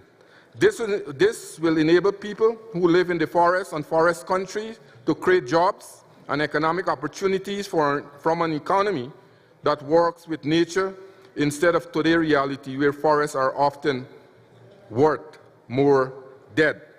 Guyana has maintained the second highest percentage of forest cover on Earth, with more than 99.5% of the forests, or 18 million hectares remaining. Deforestation rate are among the lowest in the world. And Guyana is one of the 4 countries in the world and one of 2 in the Amazon basin verified to have sustained a high forest, low deforestation state. Guyana is one of the 4 countries which hosts the Guyana Shield, one of the most pristine rainforest landscapes in the world. The Guyana Shield stores around 18% of the world tropical forest carbon and 20% of the world fresh water. Our country has extremely high level of biological diversity. And I want to say that we have been using our forests We have been using our forests to generate income so that we can use in the agriculture sector to develop the agriculture sector. Recognizing that the first objective of the LCDS require international action, Guyana sought partners who share the country's vision. In 2009, Guyana and Norway agreed to work together to create a model for how progress on economic incentives for forests can be made. At that time, President Jagdeo and Norway signed an agreement where Norway would provide Guyana with result-based payment for forest climate services alongside cooperation between the country in the fight against climate change, the protection of biodiversity, and the enhancement of sustainable development. For the period 2009 to 2015, Guyana earned $212.5 million in payment to be invested in the LCDS. This has created low-carbon jobs, enabling indigenous villages to receive legal title for communal land, rehabilitate the canals to protect against flooding, and start to equip indigenous and hinterland communities with renewable energies, digital infrastructure, and sustainable livelihood opportunity. Mr. Chairman, these are critical action that we must take as developing countries, that we depend on agriculture as our economy is based solely and mostly on agricultural development. We have to ensure that we protect the climate and lead by example. We cannot allow the developed world to dictate for us. We here, and we are a powerful voice in Latin America and the Caribbean. And we must come out with this voice here at after this conference to say that we are willing to protect our environment. We are willing to lead from the front, and we will ensure that the environment is there for us to produce. Thank you very much.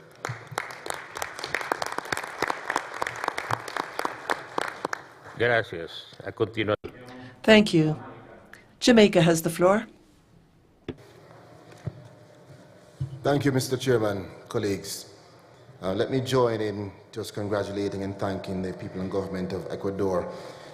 There's so much to say as it relates to better environment, but I will restrict my comments primarily to the issues relating to climate change. I think that I want to join my voice to those of my colleagues in calling for better exchange of our own understanding of how to build resilience in our countries. Exchanging our experiences will help us to focus on how to get it right.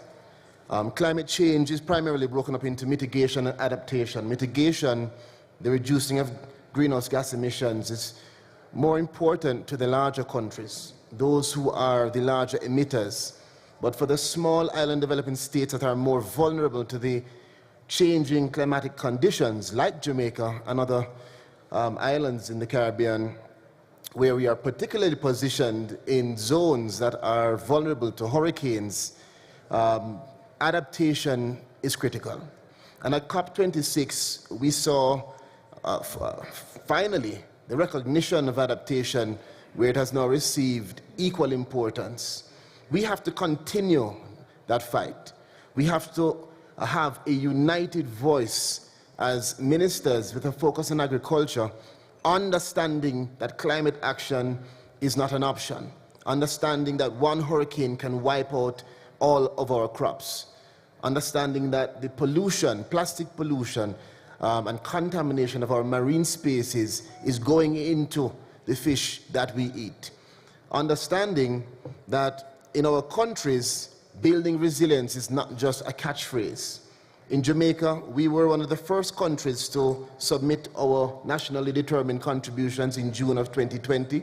We have a pilot program for climate resilience, which has been advancing alternative livelihoods and teaching farmers in rural communities how to operate within the context of climate change. That means better practices in farming, better systems, and also teaching them climate-smart agricultural techniques, whether it is conservation or restoration.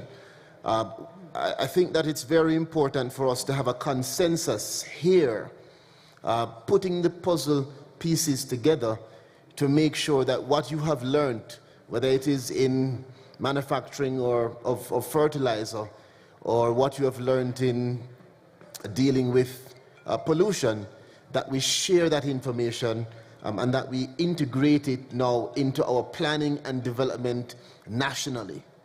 Every country must see the risk to agriculture as a risk to your national security, because food security is national security. And so I want to just continue to raise my voice. I think one more point is around the rule book. That is the aspect of carbon trading, which has not been sufficiently effective over the past few years, and which in the COP26 there was a finalized discussion around the rule book and advancing carbon trading of offsets to the benefit particularly of developing states. I think that as ministers with a focus on agriculture, we have to raise our voices to make sure that this does not rest as a discussion at COP26, but it reaches to us so that that financing can help us to build resilience in our local jurisdictions. Building resilience is building infrastructure that's going to help us to reduce erosion. It's building infrastructure and understandings that will help our farmers in rural communities and coastal communities. And for many of us, that is the difference between life and death. In Jamaica, you have many who have to balance the economic and the environmental, and it's not easy, because we may sit here, but they have to consider how they're going to send their children to school, how they're going to eat. And so, though we may say you're being short-sighted, for them, it's simply about living. We as leaders will have to find a way to make that balance practical. Coal burning, for instance, in Jamaica, is something which is difficult to eradicate, because we have to find alternative livelihoods for the persons who burn coal. You can't just say stop, because they burn the coal to make the little money to send their kids and to feed their kids. So it is important as ministers, with a focus on agriculture and fisheries and other related subject areas, to raise our voice in the discussions around climate action. I want to leave it there, Chair, and hope that we will find a way to make this discussion integrated as we move on and share our experiences. Thank you.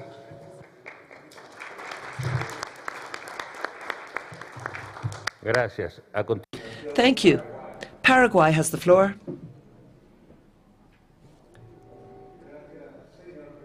Thank you, Chair.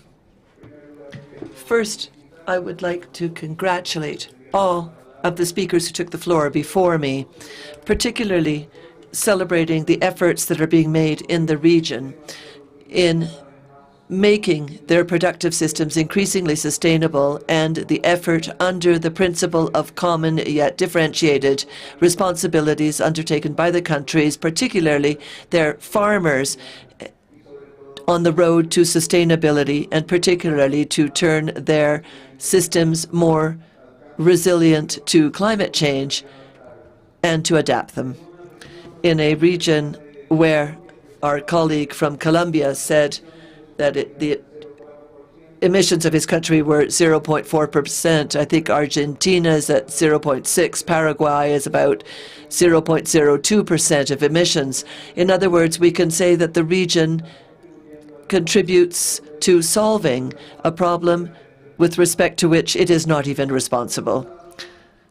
On the other hand, farmers, as has been said here, some are facing growing problems in trade of farm products. It's not just sanitation or safety of the food or tariff barrier problems that we're facing, but also the regulations being imposed within our productive systems, often based on perfections and not on the best scientific information that is taking our farmers to situations in which they are increasingly exposed to poverty.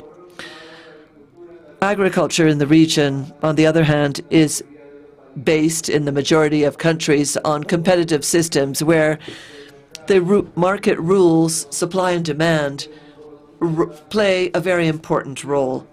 And we are facing countries that continue to use subsidy programs that leave our farmers, particular small farmers, They're being left in vulnerable situations, increasingly exposed to poverty. We need to seek a balance in negotiating tables and in international trade if we intend to fulfill our imperative of food security worldwide and to improve the situation of our producers within a framework of responsibility vis-à-vis the environment.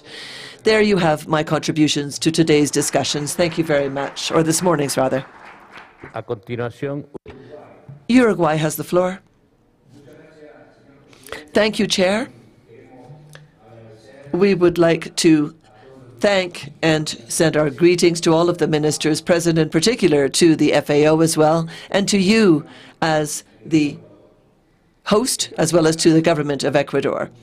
We are facing definitely a very important challenge in historical terms, facing the largest environmental challenge of the world's history, climate change, at the same time as supplying and feeding what will soon be 10 billion people. All countries have shown it in their presentations. They're committed to climate action. And clearly, we all have to remember that these commitments that we've taken on within the framework of the Paris Agreement are always in safeguarding of the food production systems. In our country, at the end of December of 2021, we presented our climate strategy for the long term with a horizon of zero carbon in the year of 2050. All ministries and ministries in the country contributed to this, and the country is only contributing 0.04 to the climate effects. It's marginal with what has to do with the problem per se, and yet we are at the center of the solution. The country is defending the policy of adaptation and mitigation. It's a common denominator of all present. Uruguay is a country that produces food, livestock, farming. This topic is a huge issue because it affects us all. And in this sense, in my case, as the Minister of the Environment, I'm representing my country in that capacity today. It's a huge indication because we are working together with the agriculture and the livestock departments of my country. So incorporating the environmental facet in our productive processes, we need to see this as a consistent and not opposing views. So incorporating that view to improve productivity over the next few years. And in this sense, there are concrete actions and steps that have been taken to preserve everything that has to do with water quality, for instance, where the main problem that we have is pollution as a result of production. And so we are working on a monitoring and control program for pesticides with the support of the FAO, and we're also working on a project together with the FAO that has to do with climate smart livestock. We've moved forward quite a bit, and we've got preliminary studies that enable us to be optimistic in terms of the results of that, to have better production capacity, a better breeding rate, and low negative effects. I can say that good practices in production can enable me to say that it's possible to increase it, but committed to climate action. Those programs that are directly linked with the FAO, they're programs that we think can be taken to larger scale. Those experiences can be shared with other countries. In our country, we're focused on measuring so as to be able to show that we are sustainable food production company. We have a robust system of information that enables us to do it. It's a small country, but we have a great deal of information, and we're working on what we call the the carbon reduction. We're producing beef at zero carbon level. So our carbon footprint is being reduced. And here in the cattle production, which is most important in the country, 80% in natural pasture lands. But we want to move forward on other production systems, such as rice, for instance. Rice being mixed with pasture land. We think we've got enough evidence to show the world that we are a responsible country from an environmental point of view. We are producing foodstuff that is enough for 10 times what we need to feed our population, and we could do 20 times that so as to feed the world. But I think, and as in closing, I can say that it's very clear that we have a great deal of common interests. We need to work together. The countries that find ourselves around this table. Latin America has a core role to play. We are the reserve of the world, the biodiversity core of the world, and we need to truly place our importance in that sense. We are absolutely necessary for humankind as a result. The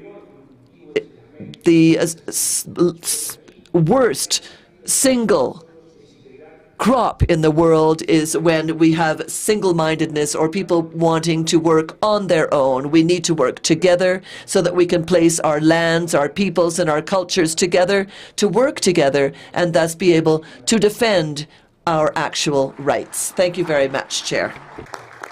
Muchas gracias por los interesantes. Thank you very much for your very interesting, important comments. And I would say the same to the comments expressed by all of the ministers and senior authorities.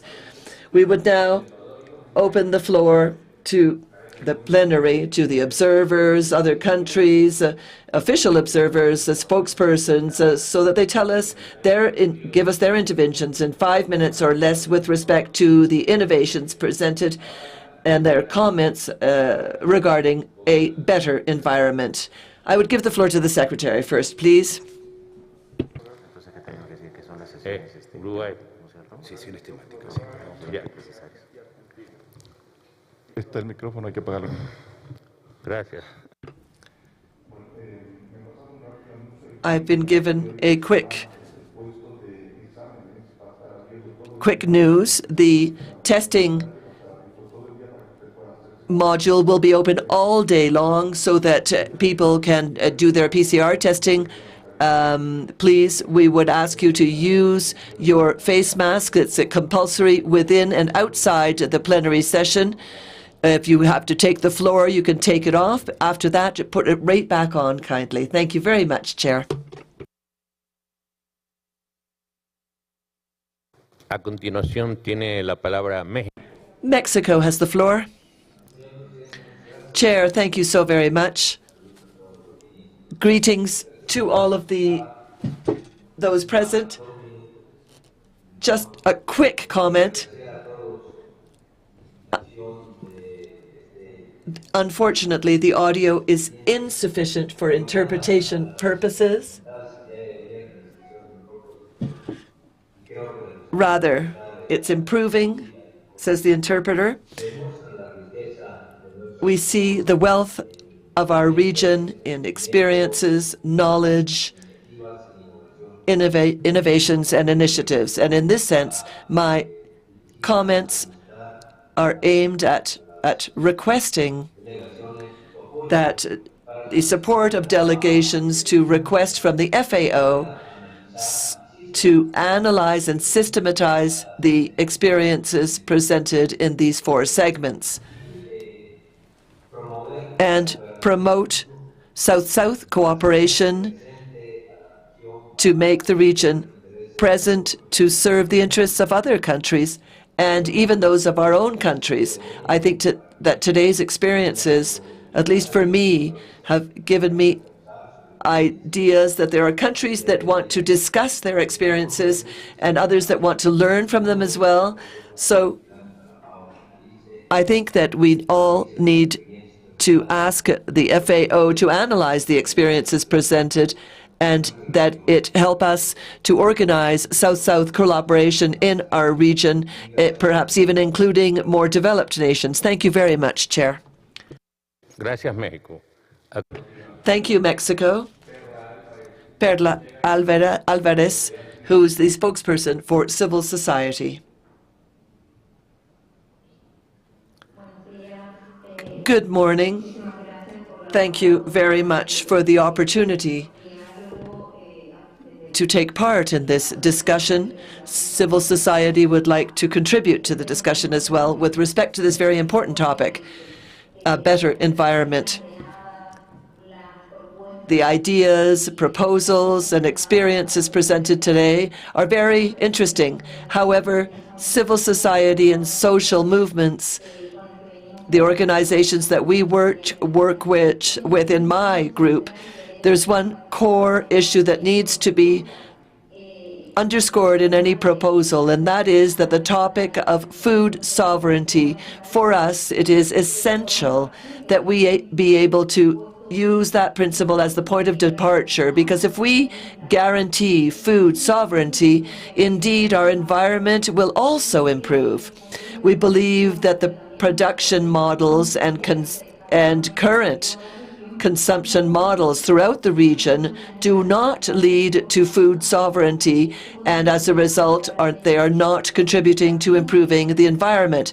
As a result, we go back to that essential factor. We believe that indigenous farming, which is not just the production of different foodstuff and cereals, but also small-scale livestock or small-scale fishing, this contributes enormously to to improving the environment and guaranteeing it, which is necessary more than in a context such as the pandemic, because the environment is also part of our health. It contributes to our health. If the environment is deteriorated, so will be our health.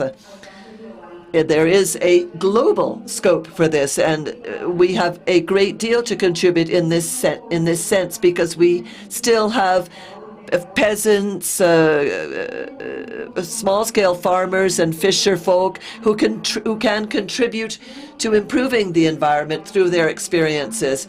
We think that the improvements that are being undertaken in countries in the production models and the different productive forms that we have cannot damage the environment, and that's why from the indigenous and traditional peoples we are against toxic agricultural products that are damaging our lands, our soils, and our waters, and nor can we be deforesting our regions. We cannot be felling trees and then say that we are reforesting, because we're not taking care of the soils, we're not using the native trees of our region to reforest.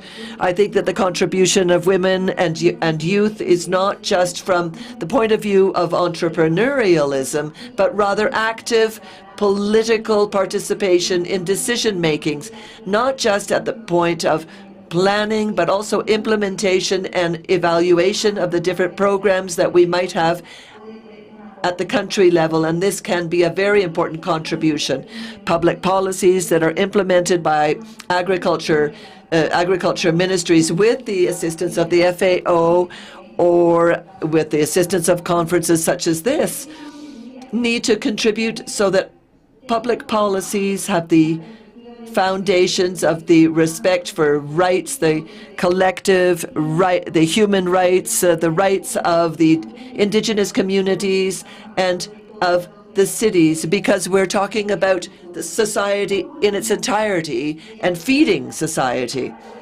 Finally, to be able to contribute to improving our environment in the region, land and our territory needs to be maintained in the control of the indigenous and farming communities, as well as the coastal areas of the fisher folk. We've contributed to maintaining historically an environment that is healthy, that makes it possible to have well-being for the fields and for the cities that today are suffering the consequences of bad or mismanagement. We need the FAO to take on its historic role of reasserting its commitment to agriculture, small-scale farmers and fisherfolk, not just talking about mitigation and adaptation in terms of climate change, but also how to restore our environment on the basis of the leading role that indigenous and native peoples can take in this work. And here I'd like to echo some of the words that have been expressed. We have to see this effect in the entire production chain, production, exchange, and finally consumption. Thank you very much. We do hope that our comments will be taken to heart in this conference. Thank you. Mario José Troya from Consumers International.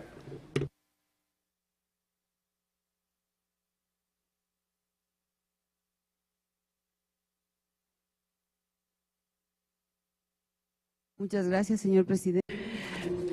Thank you very much, Chair.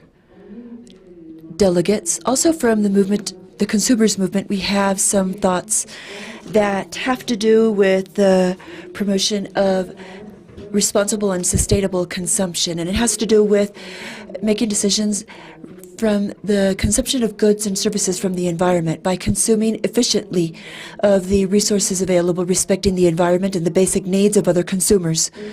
For example, to have a healthy diet that is made up of foodstuffs which production does not harm the environment or people, and whose products come from local farmers and do not produce contamination. On the other hand, responsible consumers have to avoid the waste of food that leads to an excessive exploitation of environmental resources.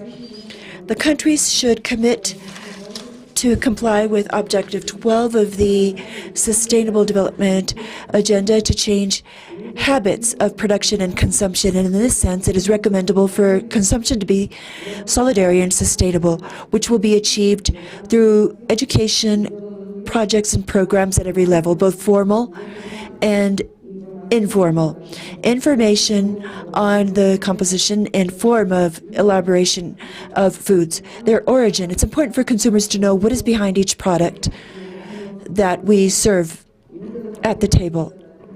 On many occasions, our activities can change in the market. We have the power in the market to change the type of consumption in the sense indicated by the representative that preceded me. Advertisement has to be responsible and informative and not lead to mistakes. The participation of the associations of consumers is fundamental, as well as individual consumers, to modify this situation that one way or another is affecting the environment and causes devastating effects on climate. Thank you very much.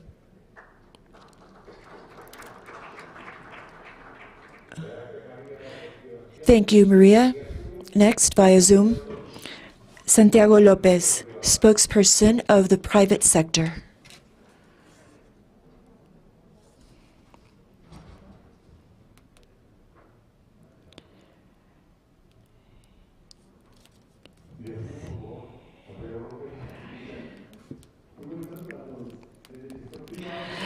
And from the private sector, we congratulate the fact that the environment and the systems adapted to climate change and that mitigate the effects are a central part of the agenda. And that's why I want to indicate that from diverse fronts, we highlight public, private, and individual efforts focused on sustainable consumption and production, as well as regenerative.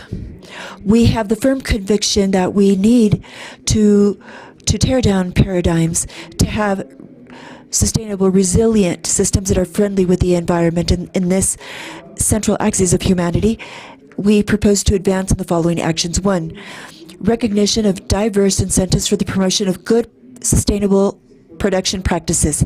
The private sector practices very effective environmental practices for solid waste management, materials, eco-friendly packaging, the reduction of the carbon footprint, the creation of tax incentives of every type will make other stakeholders participate in these types of strategies.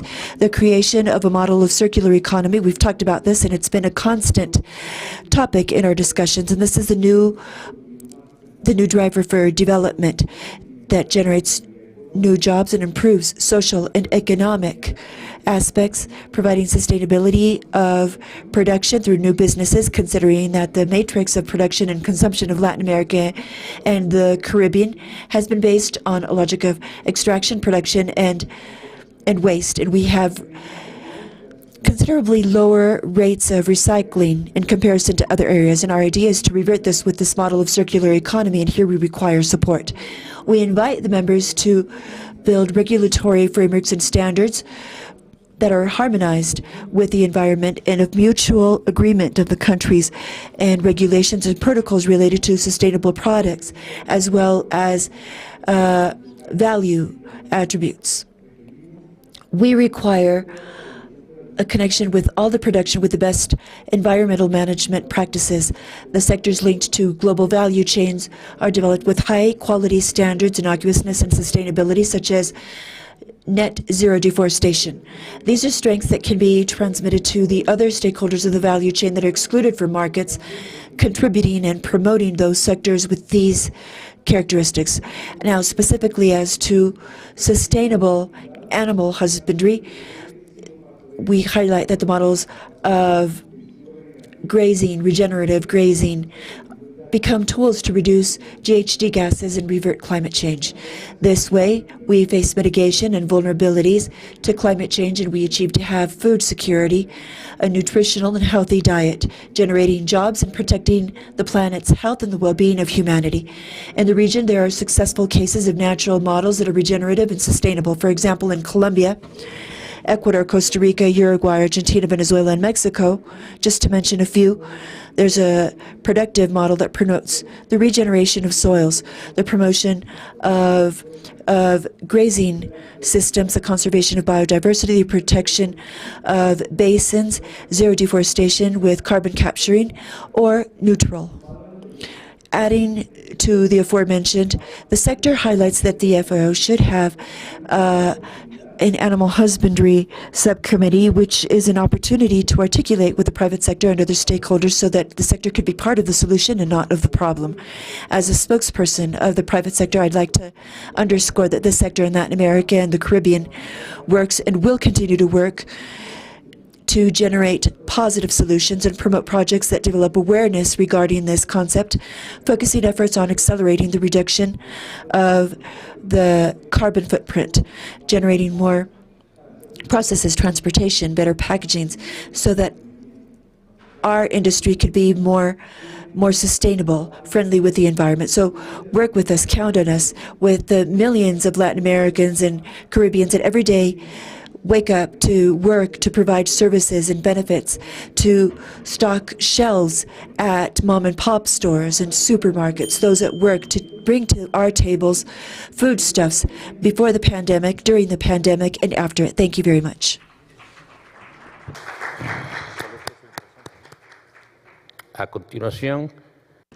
Next, we give the floor to UNPD.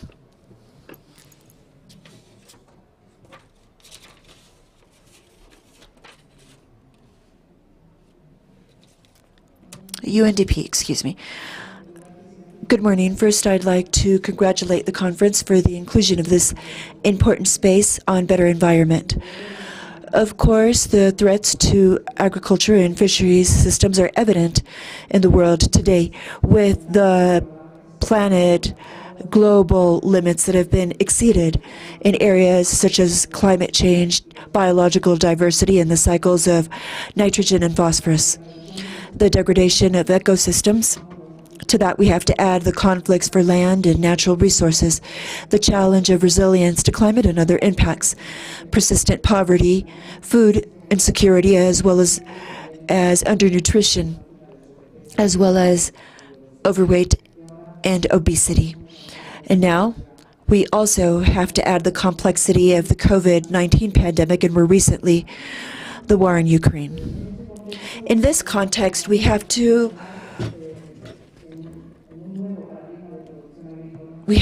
turn into a new paradigm, agricultural paradigm based on diversified and resilient aspects to achieve economic, social, environmental, and health benefits. And has been mentioned in the plenary, it's necessary to have a comprehensive approach in line with the 2030 Agenda and the SDGs that are definitely interrelated. We have to work with small farmers in the center of transformation as a driver for economic development to create sustainable and resilient livelihoods. At the same time, ensure sustainability in supply chains. As we have heard in Ecuador's example, as well as of other countries, these systems can be promoted under a concept of ecological transformation, with an agriculture that is low in emissions, with a clean environment, taking care of water, reducing deforestation, and ensuring a good use of natural resources.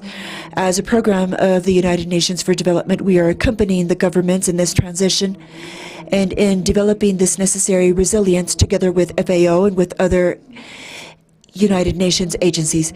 We congratulate the governments for their advances in this pathway and to let you know that you can continue to have the support of the United Nations in this regard. Thank you. Thank you. Once this segment of the plenary has concluded, we will break until 10:45 and then we will return. Thank you.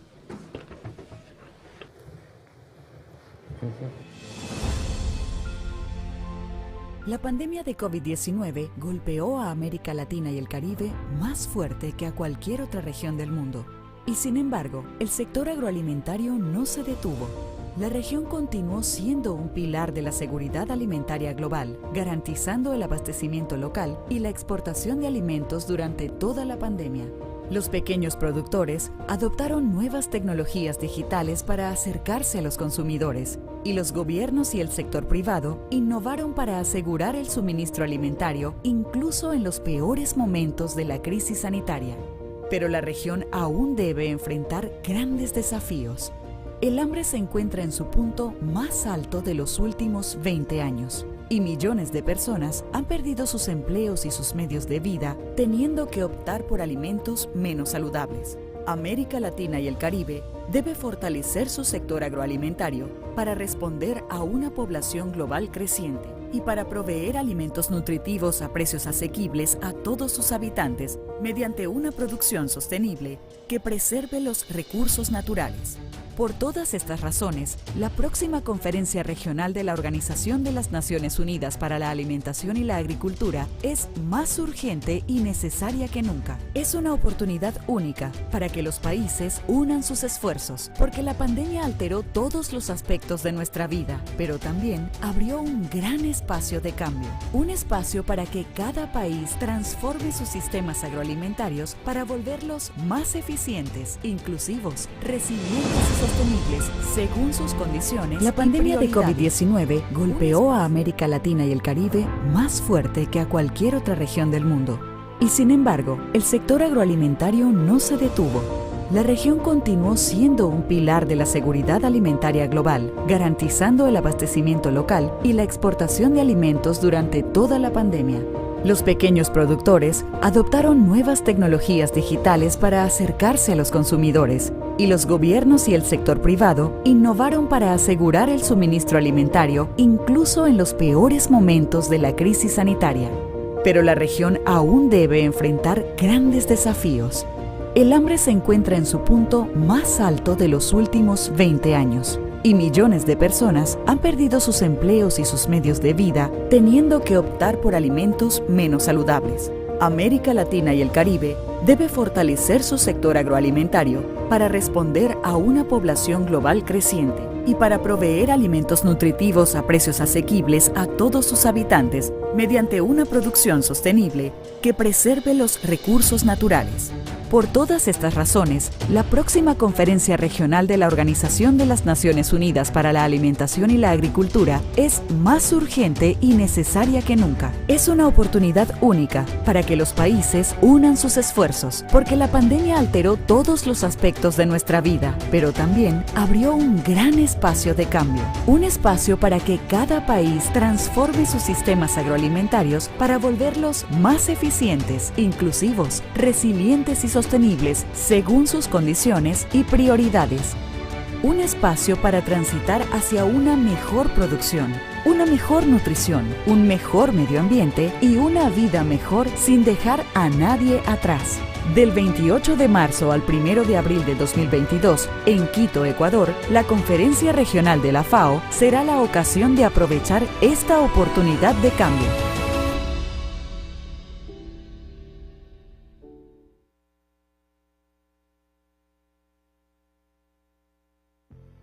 Durante el bienio 2020-2021, los países de América Latina y el Caribe lograron resultados de gran escala y avanzaron hacia sistemas agroalimentarios más eficientes, inclusivos, resilientes y sostenibles.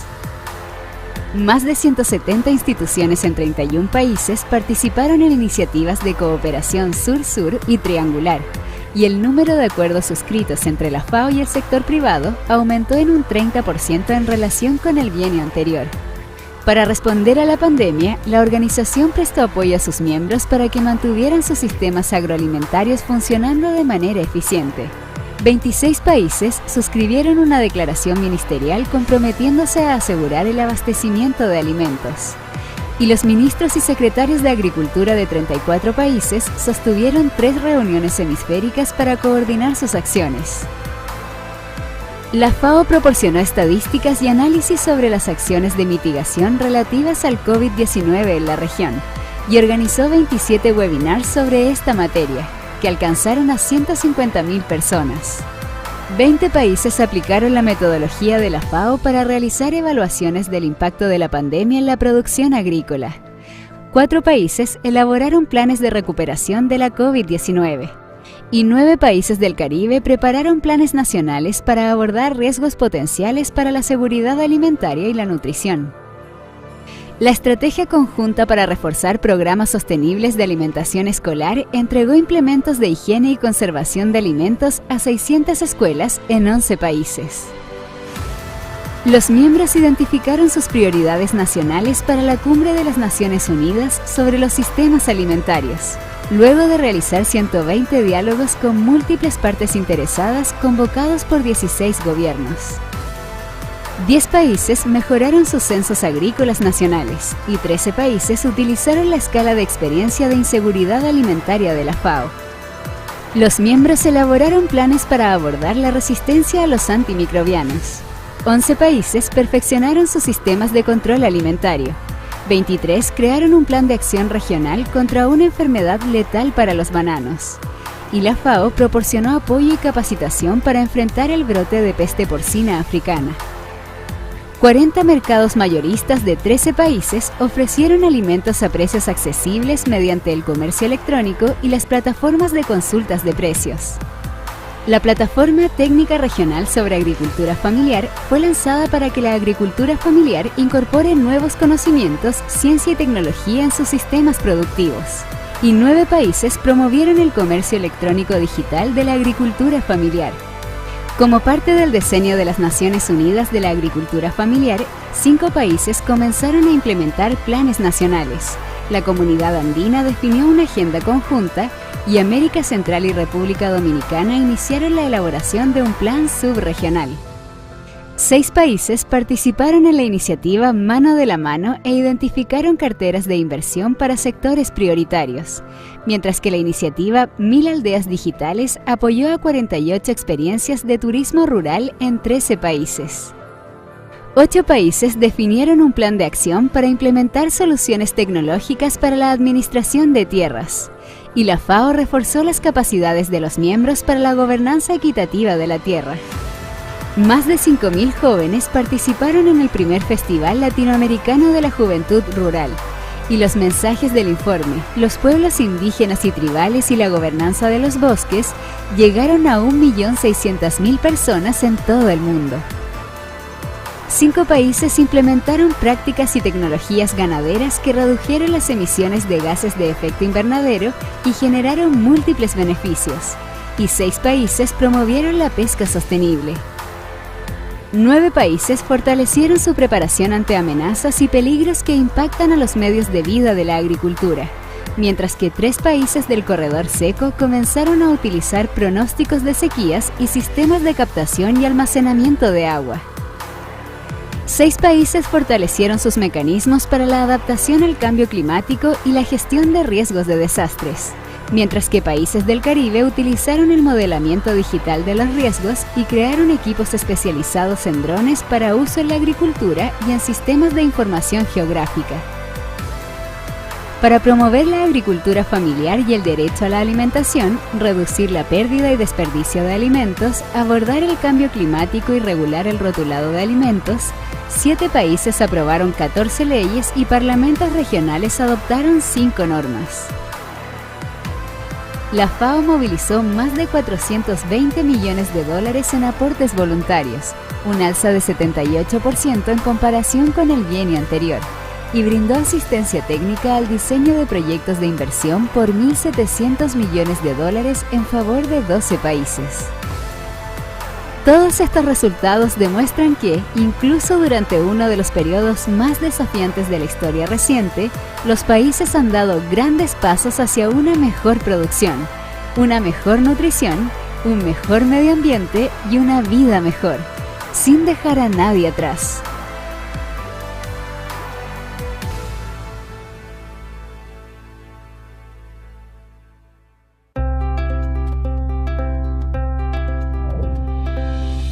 América Latina y el Caribe es una región única. Su patrimonio natural y la vitalidad de sus sistemas agroalimentarios la han convertido en un pilar de la alimentación y la biodiversidad mundial. Desde los hielos del sur hasta las islas del Caribe, la recorren cordilleras donde nacen ríos que se vierten en 2 de los océanos más productivos del planeta.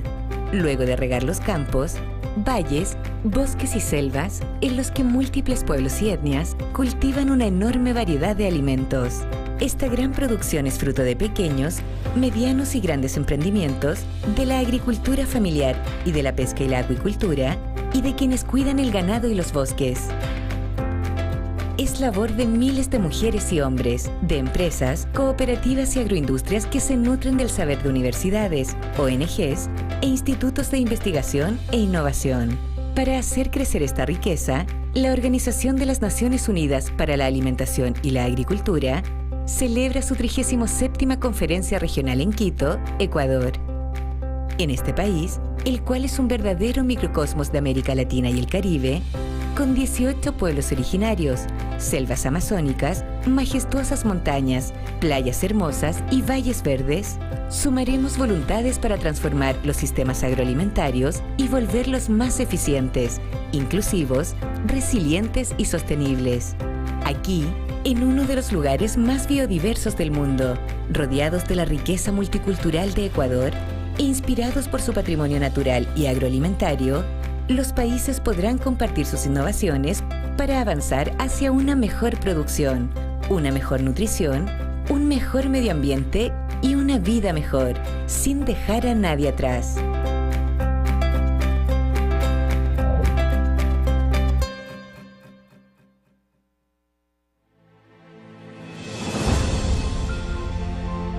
La pandemia de COVID-19 golpeó a América Latina y el Caribe más fuerte que a cualquier otra región del mundo. Y sin embargo, el sector agroalimentario no se detuvo. La región continuó siendo un pilar de la seguridad alimentaria global, garantizando el abastecimiento local y la exportación de alimentos durante toda la pandemia. Los pequeños productores adoptaron nuevas tecnologías digitales para acercarse a los consumidores, y los gobiernos y el sector privado innovaron para asegurar el suministro alimentario incluso en los peores momentos de la crisis sanitaria. Pero la región aún debe enfrentar grandes desafíos. El hambre se encuentra en su punto más alto de los últimos 20 años. y millones de personas han perdido sus empleos y sus medios de vida, teniendo que optar por alimentos menos saludables. América Latina y el Caribe debe fortalecer su sector agroalimentario para responder a una población global creciente y para proveer alimentos nutritivos a precios asequibles a todos sus habitantes mediante una producción sostenible que preserve los recursos naturales. Por todas estas razones, la próxima Conferencia Regional de la Organización de las Naciones Unidas para la Alimentación y la Agricultura es más urgente y necesaria que nunca. Es una oportunidad única para que los países unan sus esfuerzos, porque la pandemia alteró todos los aspectos de nuestra vida, pero también abrió un gran espacio de cambio. Un espacio para que cada país transforme sus sistemas agroalimentarios para volverlos más eficientes, inclusivos, resilientes y sostenibles según sus condiciones y prioridades. Un espacio para transitar hacia una mejor producción, una mejor nutrición, un mejor medio ambiente y una vida mejor sin dejar a nadie atrás.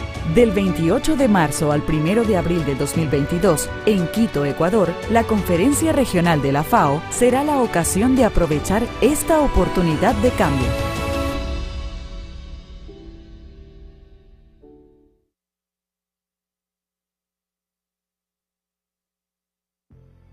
Durante el bienio 2020-2021, los países de América Latina y el Caribe lograron resultados de gran escala y avanzaron hacia sistemas agroalimentarios más eficientes, inclusivos, resilientes y sostenibles. Más de 170 instituciones en 31 países participaron en iniciativas de cooperación sur-sur y triangular, y el número de acuerdos suscritos entre la FAO y el sector privado aumentó en un 30% en relación con el bienio anterior. Para responder a la pandemia, la organización prestó apoyo a sus miembros para que mantuvieran sus sistemas agroalimentarios funcionando de manera eficiente. 26 países suscribieron una declaración ministerial comprometiéndose a asegurar el abastecimiento de alimentos. Y los ministros y secretarios de Agricultura de 34 países sostuvieron 3 reuniones hemisféricas para coordinar sus acciones. La FAO proporcionó estadísticas y análisis sobre las acciones de mitigación relativas al COVID-19 en la región y organizó 27 webinars sobre esta materia, que alcanzaron a 150.000 personas. 20 países aplicaron la metodología de la FAO para realizar evaluaciones del impacto de la pandemia en la producción agrícola. 4 países elaboraron planes de recuperación de la COVID-19. Y 9 países del Caribe prepararon planes nacionales para abordar riesgos potenciales para la seguridad alimentaria y la nutrición. La estrategia conjunta para reforzar programas sostenibles de alimentación escolar entregó implementos de higiene y conservación de alimentos a 600 escuelas en 11 países.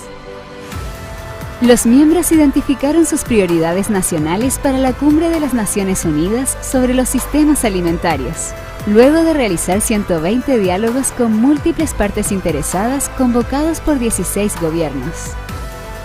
10 países mejoraron sus censos agrícolas nacionales y 13 países utilizaron la escala de experiencia de inseguridad alimentaria de la FAO.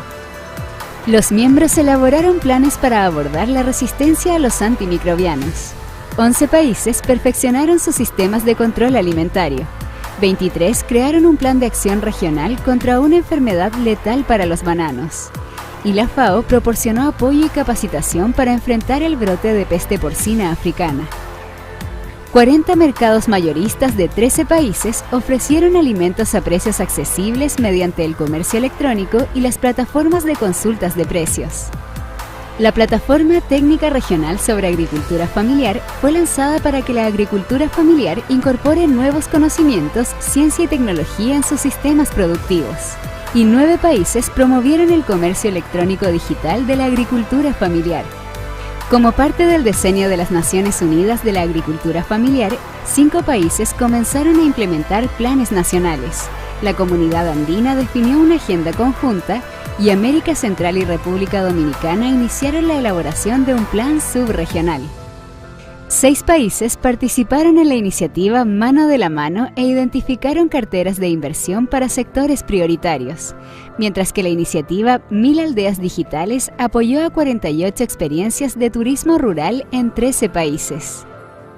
8 países definieron un plan de acción para implementar soluciones tecnológicas para la administración de tierras, y la FAO reforzó las capacidades de los miembros para la gobernanza equitativa de la tierra.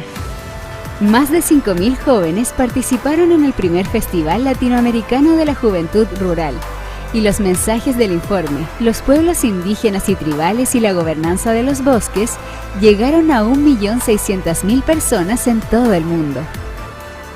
5 países implementaron prácticas y tecnologías ganaderas que redujeron las emisiones de gases de efecto invernadero y generaron múltiples beneficios, y 6 países promovieron la pesca sostenible.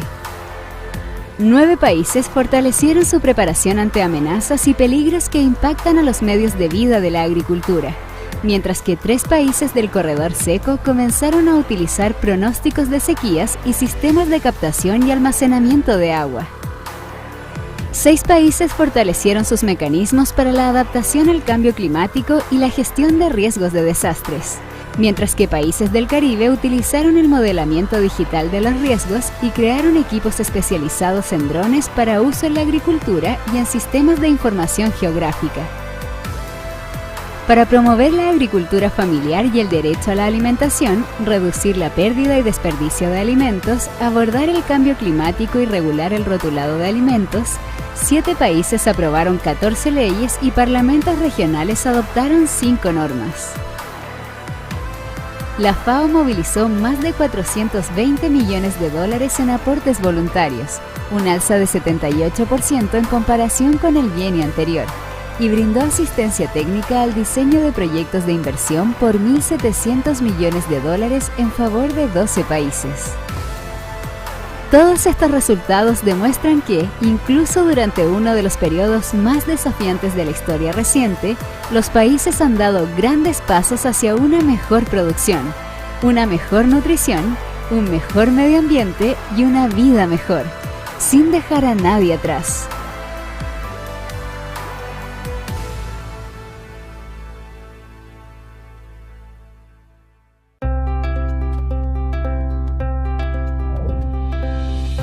América Latina y el Caribe es una región única.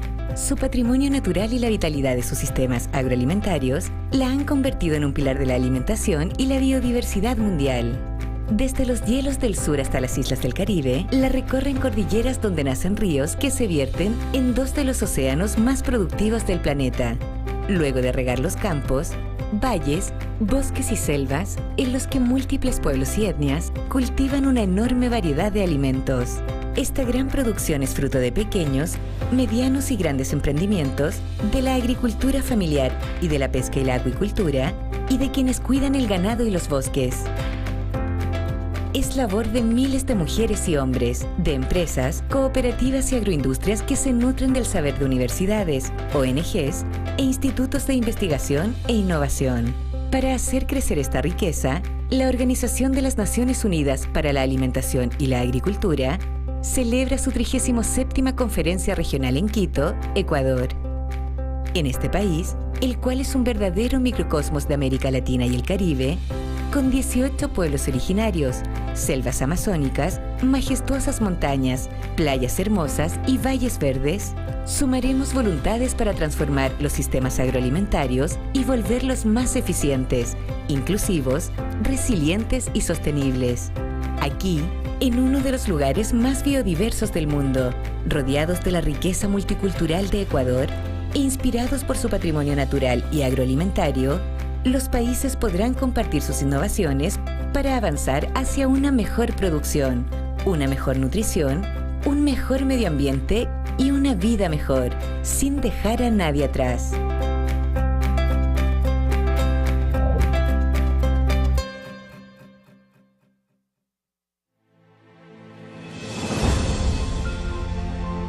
La pandemia de COVID-19 golpeó a América Latina y el Caribe más fuerte que a cualquier otra región del mundo. Y sin embargo, el sector agroalimentario no se detuvo. La región continuó siendo un pilar de la seguridad alimentaria global, garantizando el abastecimiento local y la exportación de alimentos durante toda la pandemia. Los pequeños productores adoptaron nuevas tecnologías digitales para acercarse a los consumidores y los gobiernos y el sector privado innovaron para asegurar el suministro alimentario incluso en los peores momentos de la crisis sanitaria. Pero la región aún debe enfrentar grandes desafíos. El hambre se encuentra en su punto más alto de los últimos 20 años. Y millones de personas han perdido sus empleos y sus medios de vida, teniendo que optar por alimentos menos saludables. América Latina y el Caribe debe fortalecer su sector agroalimentario para responder a una población global creciente y para proveer alimentos nutritivos a precios asequibles a todos sus habitantes mediante una producción sostenible que preserve los recursos naturales. Por todas estas razones, la próxima Conferencia Regional de la Organización de las Naciones Unidas para la Alimentación y la Agricultura es más urgente y necesaria que nunca. Es una oportunidad única para que los países unan sus esfuerzos, porque la pandemia alteró todos los aspectos de nuestra vida, pero también abrió un gran espacio de cambio. Un espacio para que cada país transforme sus sistemas agroalimentarios para volverlos más eficientes, inclusivos, resilientes y sostenibles según sus condiciones y prioridades. Un espacio para transitar hacia una mejor producción, una mejor nutrición, un mejor medio ambiente y una vida mejor sin dejar a nadie atrás. Del 28 de marzo al 1 de abril de 2022, en Quito, Ecuador, la Conferencia Regional de la FAO será la ocasión de aprovechar esta oportunidad de cambio.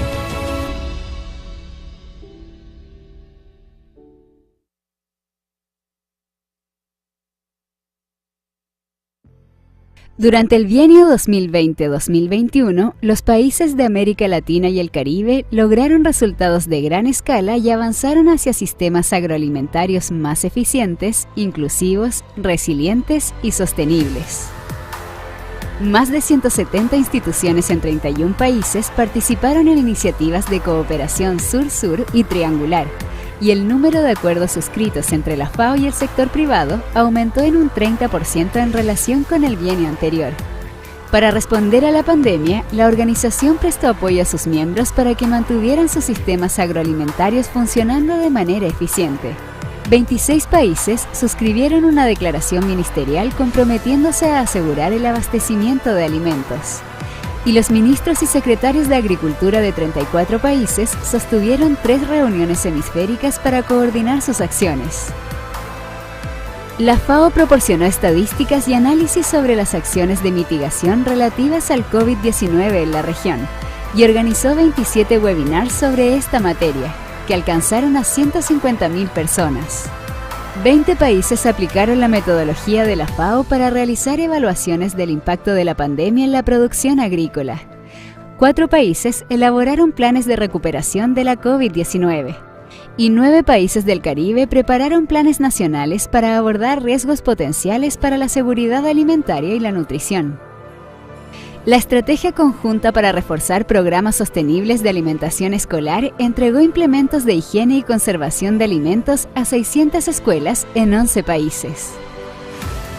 Los miembros identificaron sus prioridades nacionales para la Cumbre de las Naciones Unidas sobre los sistemas alimentarios, luego de realizar 120 diálogos con múltiples partes interesadas convocados por 16 gobiernos.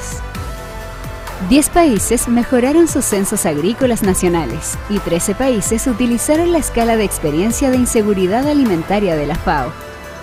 Los miembros elaboraron planes para abordar la resistencia a los antimicrobianos. 11 países perfeccionaron sus sistemas de control alimentario. 23 crearon un plan de acción regional contra una enfermedad letal para los bananos. Y la FAO proporcionó apoyo y capacitación para enfrentar el brote de peste porcina africana. 40 mercados mayoristas de 13 países ofrecieron alimentos a precios accesibles mediante el comercio electrónico y las plataformas de consultas de precios. La Plataforma Técnica Regional sobre Agricultura Familiar fue lanzada para que la agricultura familiar incorpore nuevos conocimientos, ciencia y tecnología en sus sistemas productivos. Y 9 países promovieron el comercio electrónico digital de la agricultura familiar. Como parte del diseño de las Naciones Unidas de la Agricultura Familiar, 5 países comenzaron a implementar planes nacionales. La Comunidad Andina definió una agenda conjunta y América Central y República Dominicana iniciaron la elaboración de un plan subregional. 6 países participaron en la iniciativa Mano de la Mano e identificaron carteras de inversión para sectores prioritarios, mientras que la iniciativa 1000 Aldeas Digitales apoyó a 48 experiencias de turismo rural en 13 países. 8 países definieron un plan de acción para implementar soluciones tecnológicas para la administración de tierras, y la FAO reforzó las capacidades de los miembros para la gobernanza equitativa de la tierra. Más de 5.000 jóvenes participaron en el primer Festival Latinoamericano de la Juventud Rural, y los mensajes del informe, los pueblos indígenas y tribales y la gobernanza de los bosques, llegaron a 1.600.000 personas en todo el mundo. 5 países implementaron prácticas y tecnologías ganaderas que redujeron las emisiones de gases de efecto invernadero y generaron múltiples beneficios, y 6 países promovieron la pesca sostenible. 9 países fortalecieron su preparación ante amenazas y peligros que impactan a los medios de vida de la agricultura, mientras que 3 países del corredor seco comenzaron a utilizar pronósticos de sequías y sistemas de captación y almacenamiento de agua. 6 países fortalecieron sus mecanismos para la adaptación al cambio climático y la gestión de riesgos de desastres, mientras que países del Caribe utilizaron el modelamiento digital de los riesgos y crearon equipos especializados en drones para uso en la agricultura y en sistemas de información geográfica. Para promover la agricultura familiar y el derecho a la alimentación, reducir la pérdida y desperdicio de alimentos, abordar el cambio climático y regular el rotulado de alimentos, 7 países aprobaron 14 leyes y parlamentos regionales adoptaron 5 normas. La FAO movilizó más de 420 millones de dólares en aportes voluntarios, un alza de 78% en comparación con el bienio anterior, y brindó asistencia técnica al diseño de proyectos de inversión por 1.700 millones de dólares en favor de 12 países. Todos estos resultados demuestran que, incluso durante uno de los periodos más desafiantes de la historia reciente, los países han dado grandes pasos hacia una mejor producción, una mejor nutrición, un mejor medio ambiente y una vida mejor, sin dejar a nadie atrás.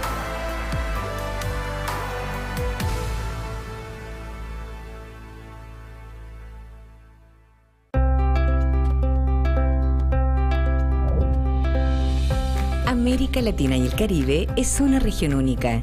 Su patrimonio natural y la vitalidad de sus sistemas agroalimentarios la han convertido en un pilar de la alimentación y la biodiversidad mundial.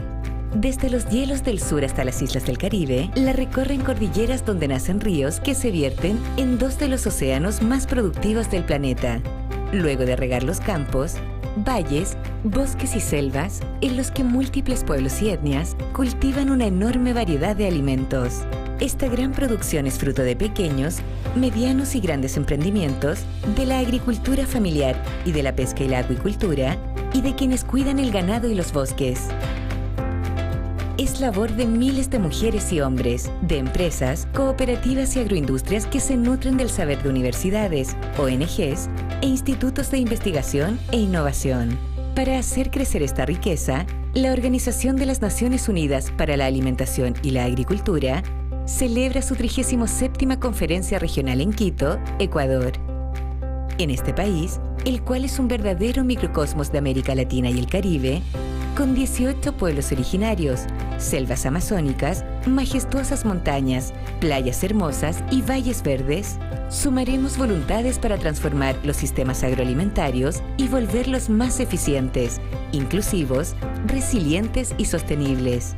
Aquí, en uno de los lugares más biodiversos del mundo, rodeados de la riqueza multicultural de Ecuador e inspirados por su patrimonio natural y agroalimentario, los países podrán compartir sus innovaciones para avanzar hacia una mejor producción, una mejor nutrición, un mejor medio ambiente y una vida mejor, sin dejar a nadie atrás.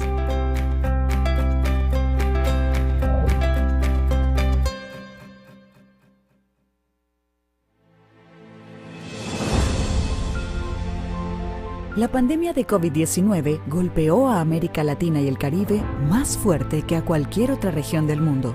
Y sin embargo, el sector agroalimentario no se detuvo. la región continuó siendo un pilar de la seguridad alimentaria global, garantizando el abastecimiento local y la exportación de alimentos durante toda la pandemia. Los pequeños productores adoptaron nuevas tecnologías digitales para acercarse a los consumidores, y los gobiernos y el sector privado innovaron para asegurar el suministro alimentario incluso en los peores momentos de la crisis sanitaria. Pero la región aún debe enfrentar grandes desafíos. El hambre se encuentra en su punto más alto de los últimos 20 años, y millones de personas han perdido sus empleos y sus medios de vida, teniendo que optar por alimentos menos saludables. América Latina y el Caribe debe fortalecer su sector agroalimentario para responder a una población global creciente y para proveer alimentos nutritivos a precios asequibles a todos sus habitantes mediante una producción sostenible que preserve los recursos naturales. Por todas estas razones, la próxima Conferencia Regional de la Organización de las Naciones Unidas para la Alimentación y la Agricultura es más urgente y necesaria que nunca. Es una oportunidad única para que los países unan sus esfuerzos, porque la pandemia alteró todos los aspectos de nuestra vida, pero también abrió un gran espacio de cambio. Un espacio para que cada país transforme sus sistemas agroalimentarios para volverlos más eficientes, inclusivos, resilientes y sostenibles según sus condiciones y prioridades. Un espacio para transitar hacia una mejor producción, una mejor nutrición, un mejor medio ambiente y una vida mejor sin dejar a nadie atrás. Del 28 de marzo al 1 de abril de 2022, en Quito, Ecuador, la Conferencia Regional de la FAO será la ocasión de aprovechar esta oportunidad de cambio.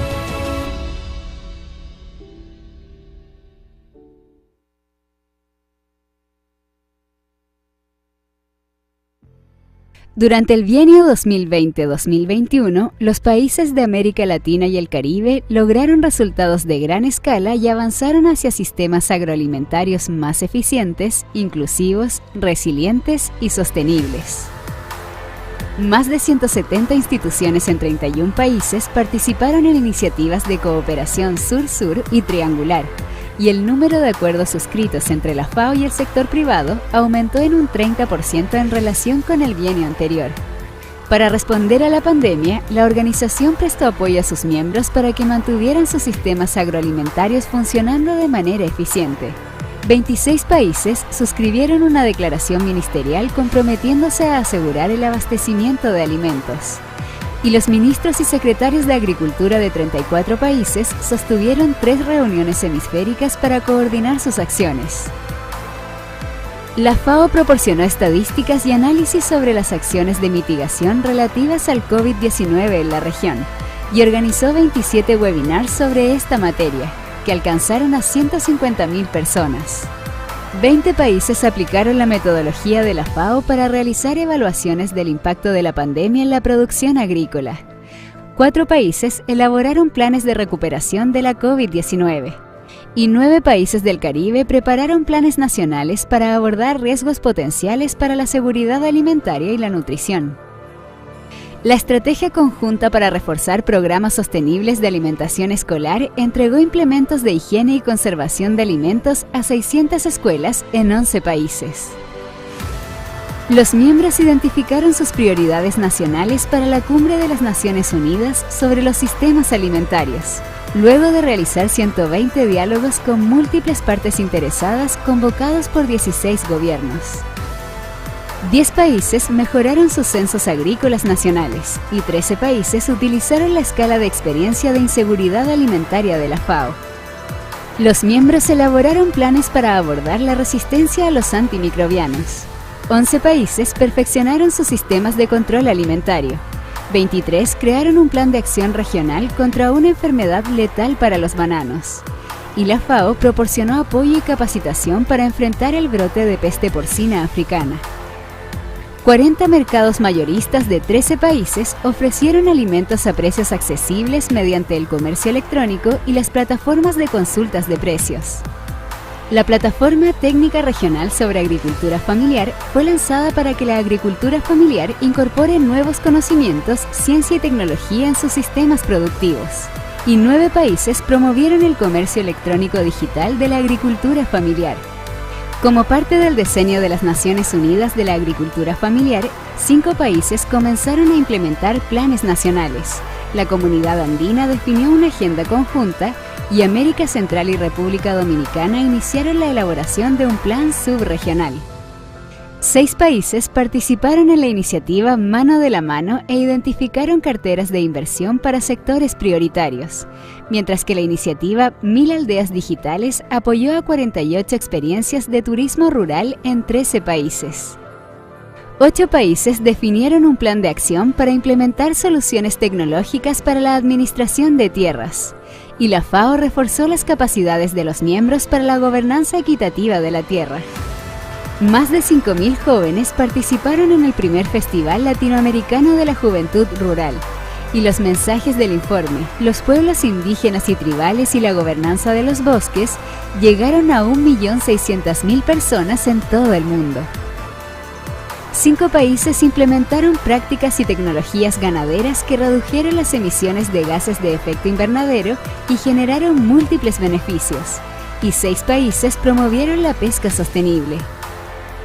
9 países fortalecieron su preparación ante amenazas y peligros que impactan a los medios de vida de la agricultura, mientras que 3 países del corredor seco comenzaron a utilizar pronósticos de sequías y sistemas de captación y almacenamiento de agua. 6 países fortalecieron sus mecanismos para la adaptación al cambio climático y la gestión de riesgos de desastres, mientras que países del Caribe utilizaron el modelamiento digital de los riesgos y crearon equipos especializados en drones para uso en la agricultura y en sistemas de información geográfica. Para promover la agricultura familiar y el derecho a la alimentación, reducir la pérdida y desperdicio de alimentos, abordar el cambio climático y regular el rotulado de alimentos, 7 países aprobaron 14 leyes y parlamentos regionales adoptaron 5 normas. La FAO movilizó más de 420 millones de dólares en aportes voluntarios, un alza de 78% en comparación con el bienio anterior, y brindó asistencia técnica al diseño de proyectos de inversión por 1.700 millones de dólares en favor de 12 países. Todos estos resultados demuestran que, incluso durante uno de los periodos más desafiantes de la historia reciente, los países han dado grandes pasos hacia una mejor producción, una mejor nutrición, un mejor medio ambiente y una vida mejor, sin dejar a nadie atrás.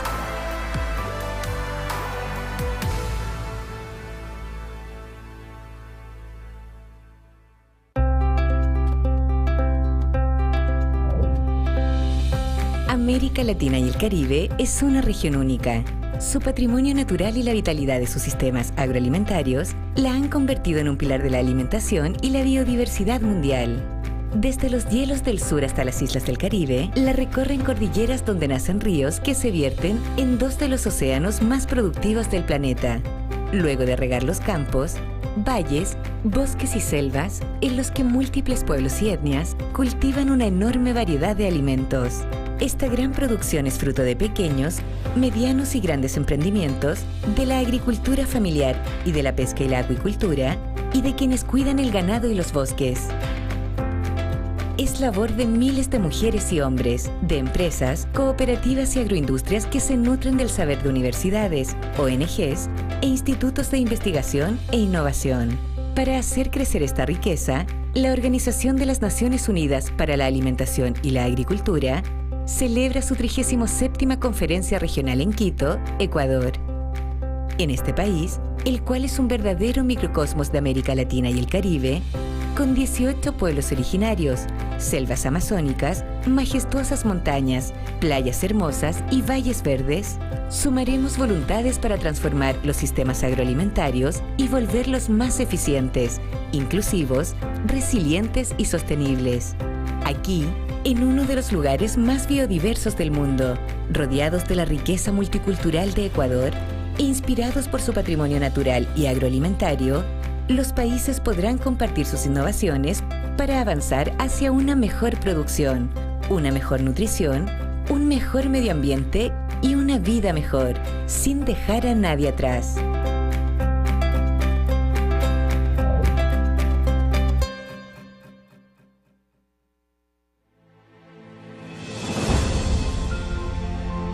La pandemia de COVID-19 golpeó a América Latina y el Caribe más fuerte que a cualquier otra región del mundo. Y sin embargo, el sector agroalimentario no se detuvo.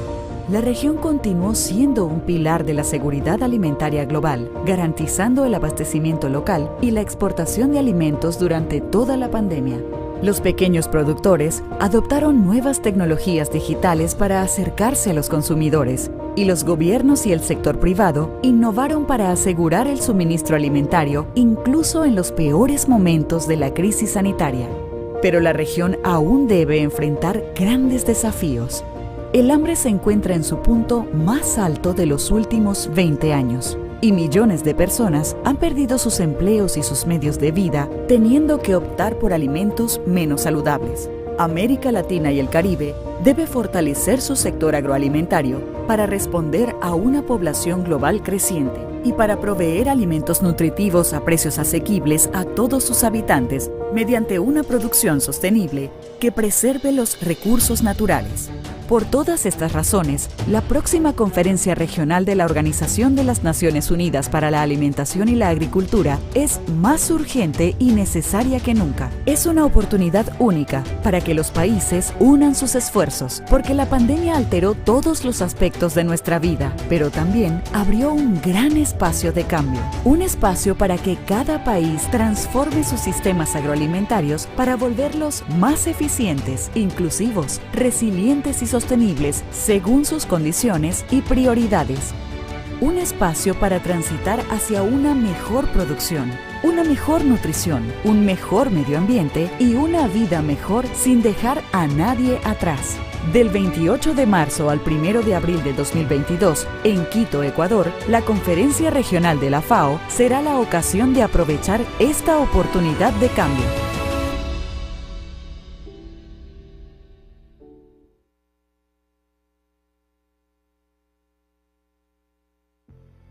Durante el bienio 2020-2021, los países de América Latina y el Caribe lograron resultados de gran escala y avanzaron hacia sistemas agroalimentarios más eficientes, inclusivos, resilientes y sostenibles.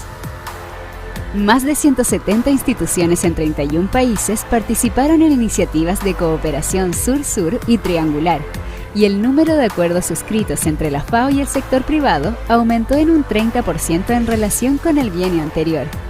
Para responder a la pandemia, la organización prestó apoyo a sus miembros para que mantuvieran sus sistemas agroalimentarios funcionando de manera eficiente. 26 países suscribieron una declaración ministerial comprometiéndose a asegurar el abastecimiento de alimentos. Y los ministros y secretarios de Agricultura de 34 países sostuvieron 3 reuniones hemisféricas para coordinar sus acciones. La FAO proporcionó estadísticas y análisis sobre las acciones de mitigación relativas al COVID-19 en la región y organizó 27 webinars sobre esta materia, que alcanzaron a 150.000 personas. 20 países aplicaron la metodología de la FAO para realizar evaluaciones del impacto de la pandemia en la producción agrícola. 4 países elaboraron planes de recuperación de la COVID-19. Y 9 países del Caribe prepararon planes nacionales para abordar riesgos potenciales para la seguridad alimentaria y la nutrición. La estrategia conjunta para reforzar programas sostenibles de alimentación escolar entregó implementos de higiene y conservación de alimentos a 600 escuelas en 11 países. Los miembros identificaron sus prioridades nacionales para la Cumbre de las Naciones Unidas sobre los sistemas alimentarios, luego de realizar 120 diálogos con múltiples partes interesadas convocados por 16 gobiernos. 10 países mejoraron sus censos agrícolas nacionales y 13 países utilizaron la escala de experiencia de inseguridad alimentaria de la FAO. Los miembros elaboraron planes para abordar la resistencia a los antimicrobianos. 11 países perfeccionaron sus sistemas de control alimentario. 23 crearon un plan de acción regional contra una enfermedad letal para los bananos. Y la FAO proporcionó apoyo y capacitación para enfrentar el brote de peste porcina africana. 40 mercados mayoristas de 13 países ofrecieron alimentos a precios accesibles mediante el comercio electrónico y las plataformas de consultas de precios. La Plataforma Técnica Regional sobre Agricultura Familiar fue lanzada para que la agricultura familiar incorpore nuevos conocimientos, ciencia y tecnología en sus sistemas productivos. Y 9 países promovieron el comercio electrónico digital de la agricultura familiar. Como parte del diseño de las Naciones Unidas de la Agricultura Familiar, 5 países comenzaron a implementar planes nacionales. La Comunidad Andina definió una agenda conjunta y América Central y República Dominicana iniciaron la elaboración de un plan subregional. 6 países participaron en la iniciativa Mano de la Mano e identificaron carteras de inversión para sectores prioritarios, mientras que la iniciativa 1000 Aldeas Digitales apoyó a 48 experiencias de turismo rural en 13 países. 8 países definieron un plan de acción para implementar soluciones tecnológicas para la administración de tierras, y la FAO reforzó las capacidades de los miembros para la gobernanza equitativa de la tierra. Más de 5.000 jóvenes participaron en el primer Festival Latinoamericano de la Juventud Rural, y los mensajes del informe Los pueblos indígenas y tribales y la gobernanza de los bosques llegaron a 1.600.000 personas en todo el mundo. 5 países implementaron prácticas y tecnologías ganaderas que redujeron las emisiones de gases de efecto invernadero y generaron múltiples beneficios, y 6 países promovieron la pesca sostenible. 9 países fortalecieron su preparación ante amenazas y peligros que impactan a los medios de vida de la agricultura, mientras que 3 países del corredor seco comenzaron a utilizar pronósticos de sequías y sistemas de captación y almacenamiento de agua. 6 países fortalecieron sus mecanismos para la adaptación al cambio climático y la gestión de riesgos de desastres, mientras que países del Caribe utilizaron el modelamiento digital de los riesgos y crearon equipos especializados en drones para uso en la agricultura. So we have a number of countries that are listed here to speak. As a matter of fact, 9 countries have already registered to speak on this topic. We'll give the floor to the first group of ministers and high authorities to make presentation on the innovation developed in their countries. Let us stick to the time of 6 minutes so that we can have as much participation as possible. I now give the floor to Bahamas. Bahamas, you have the floor. Thank you, Chair. Good morning to delegates and ministers. The Bahamas is an archipelagic nation comprising of 700 islands and keys of diverse flora, fauna, and topographies, which creates a unique dynamic for its agri-food systems. Where there are cooler temperatures in the northern islands closest to the United States, a variety of crops, such as berries and citrus fruits, can thrive. In comparison to the southeastern islands near the Tropic of Cancer, due to extreme heat and droughts, crop variation is limited. Therefore, livestock production and fisheries are more prevalent in the agri-food chain. As diverse as each island's flora and fauna are, so is each island's culture and communities. This unique trait of the Bahamian Islands has led to the influx of tourist visitations for decades. The government of the Bahamas has set out in its new mandate to ensure that each island's rural communities can experience economic growth by recognizing and capitalizing on its distinct characteristics to reduce rural poverty and gender youth inequalities. In support of this mandate, the Ministry of Agriculture, Marine Resources, and Family Island Affairs will be implementing an agri-tourism initiative called Agri-Island Food Links. The objectives of this initiative are to implement an agri-tourism policy to outline the priorities, regulations, and standards of the sector, identifying sustainable agricultural and hospitality practices, provide governance for market entry, operations, and incentivize development through ministerial support. We must also build capacities of producer groups to enter the agri-tourism market and provide training on agri-tourism business management for farmers to be able to access their current agribusiness, determine the gaps, and develop solutions in accordance to the agri-tourism policy and standards. This initiative highlights the special offerings of each island that has not only attracted tourists, but fed and provided economic stability to rural communities over the years. For instance, the island of Eleuthera is known for pineapples, where the sugarloaf variety can be branded as a geographic indicator. The island of Long Island has a rich history of herding small ruminants, and the island of Acklins is known for its cascarilla trees. These islands have the potential to also become designed as globally important agricultural heritage systems to boost agritourism. The main benefits of this initiative includes training opportunities for small agribusinesses, the inclusion of women and youth in new decent rural employment, avenues for global branding of local foods and produce, the preservation of community culture through the agri-food systems, which in turn allows for sustainability, to increase incentives for rural development and to reduce youth migration to urban areas, and to strengthen the linkages between the Bahamian family islands and encourage domestic travels. Unlike the vast natural resources that reside in the Bahamas, there is a lack of human resources to assist with scaling up of this initiative. To build the capacities of each rural community on each island, there is a great need to have experts and technical assistance to assess capabilities, train on new practices, monitor progress, and evaluate the impact.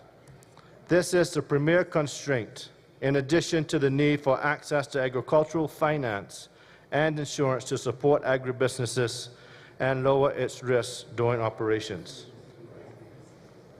FAO can help address the constraints through increased technical assistance and financing for resource mobilization, has been done in the past.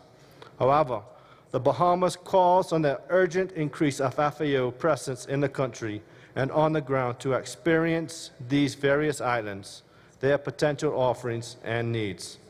The Bahamas has been pacified over the years and with its offerings, with these short missions to the rural islands for assessments and reports, but little impact with the farmers and fisher folks unless it is a response to a disaster. We trust through the upcoming FAO work program that the Bahamas can benefit from a greater involvement of FAO at the territorial level. Thank you. Thank you very much, Bahamas. I now give the floor to Chile. Chile, you have the floor.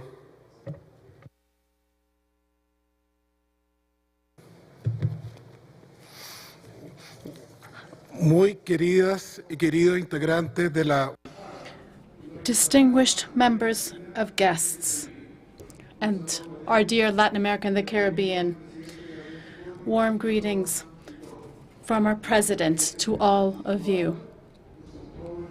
Our President is a young man from Punta Arenas, right at the end of the world. Chile is looking to transform through more equality, gender equality. 14 of our 24 ministers are women, and our entire agriculture minister and the 13 services it provides have achieved gender equality. We're also seeking to achieve sustainability, as many of you have also mentioned, and decentralization through rural development, bridging the rural-city gap. Our agriculture will be greener, more diverse and inclusive. That is our commitment. As fruit exporters, I come from a region where in 1890 we already exported to the rest of the continent. We wish to achieve greater production. We're covering our dairy and grain production, which declined. We will also build strong territorial networks through public procurement programs like other countries and as Dr. Girardi mentioned yesterday in the conference, who also advocated for food labeling programs to promote healthy food. We are seeking to overcome rural poverty. We do not want successful silvo-agricultural systems without rural development. We have many rural and forest regions in our country. We will seek to develop in a holistic fashion. We admire the convergence funds for rural development, which is one of Europe's main expenditures, which will allow us to overcome the connectivity, health, education, rural tourism, and innovation gaps, among others. We also admire Mercosur's endeavors, but it's difficult to align everyone's initiatives in this very diverse and often oligarchic region. We are strengthening the role of smaller actors through this model. Rural family farming, agroecology, native and indigenous peoples, women, cooperatives, artisanal beekeeping, and small-scale companies. Yesterday with the Minister of Bolivia, we were talking about providing a statute for temporary workers, including migrants, trade unions, and collective negotiations. Our agriculture, which is truly suffering, should also explore these elements of modernity and equality. We're looking for broad-based agreements with all actors in a non-discriminatory fashion. We wish to achieve collaborative governance, not just technical innovation in the realm of water as a public environmental good.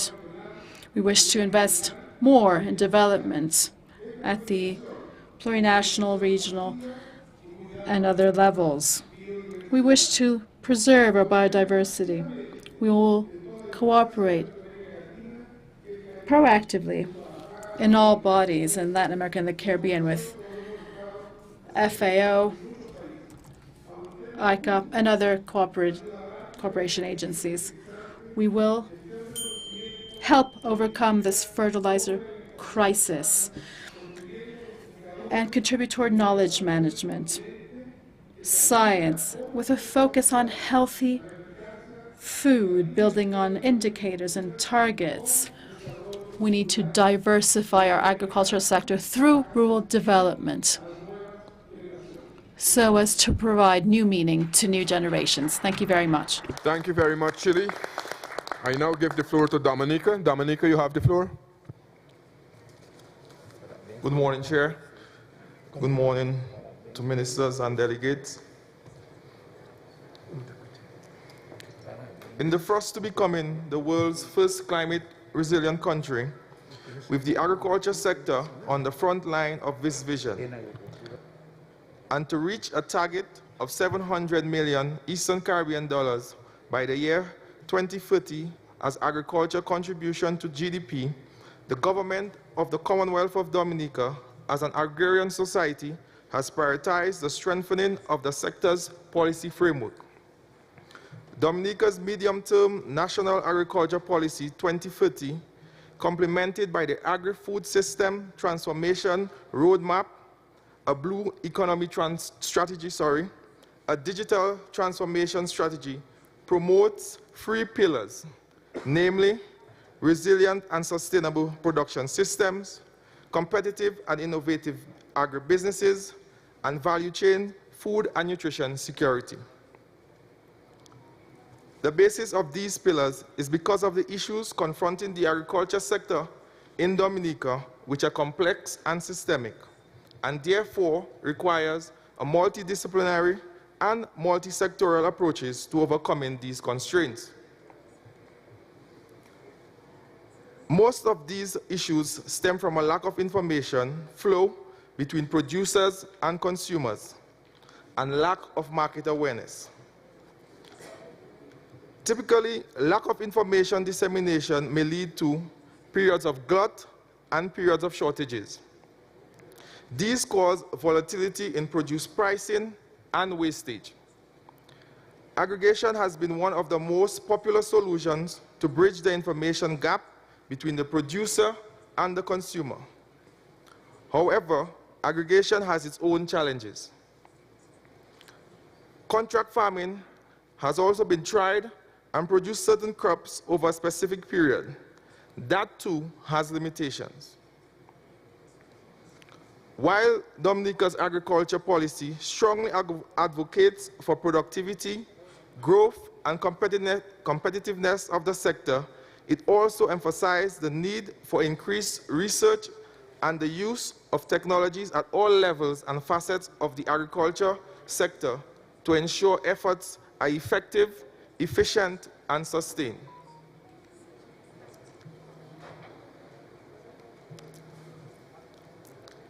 Innovation is already taking place through the complete rehauling of our agri-information management systems that involves the introduction of ICT in extension services, including mobile computers and drone technology for improved data collection and the dissemination of early warning information, as well as the development of e-tools in partnership with the private sector stakeholders. The policy thrust has no doubt prompted the creation of knowledge intermediaries such as Complete Farm and farmer re-registration, data banks, and apps. Among other apps that are being developed, including those directly related to the blue economy, allow me to show what is demonstrated by one of the apps. Ceres, a mobile application developed by two young men, is available in a few months both on iPhone and Android devices, which provides an array of useful e-commerce features allowing buyers and producers to conduct sale of agricultural produce. Data is collected from each sale and is used to generate up-to-date and custom market analysis. The mobile application also provides for crop information system allowing buyers and producers to access to useful facts about different variants of crops sold through the system. The app developers are currently working on two forecasting systems.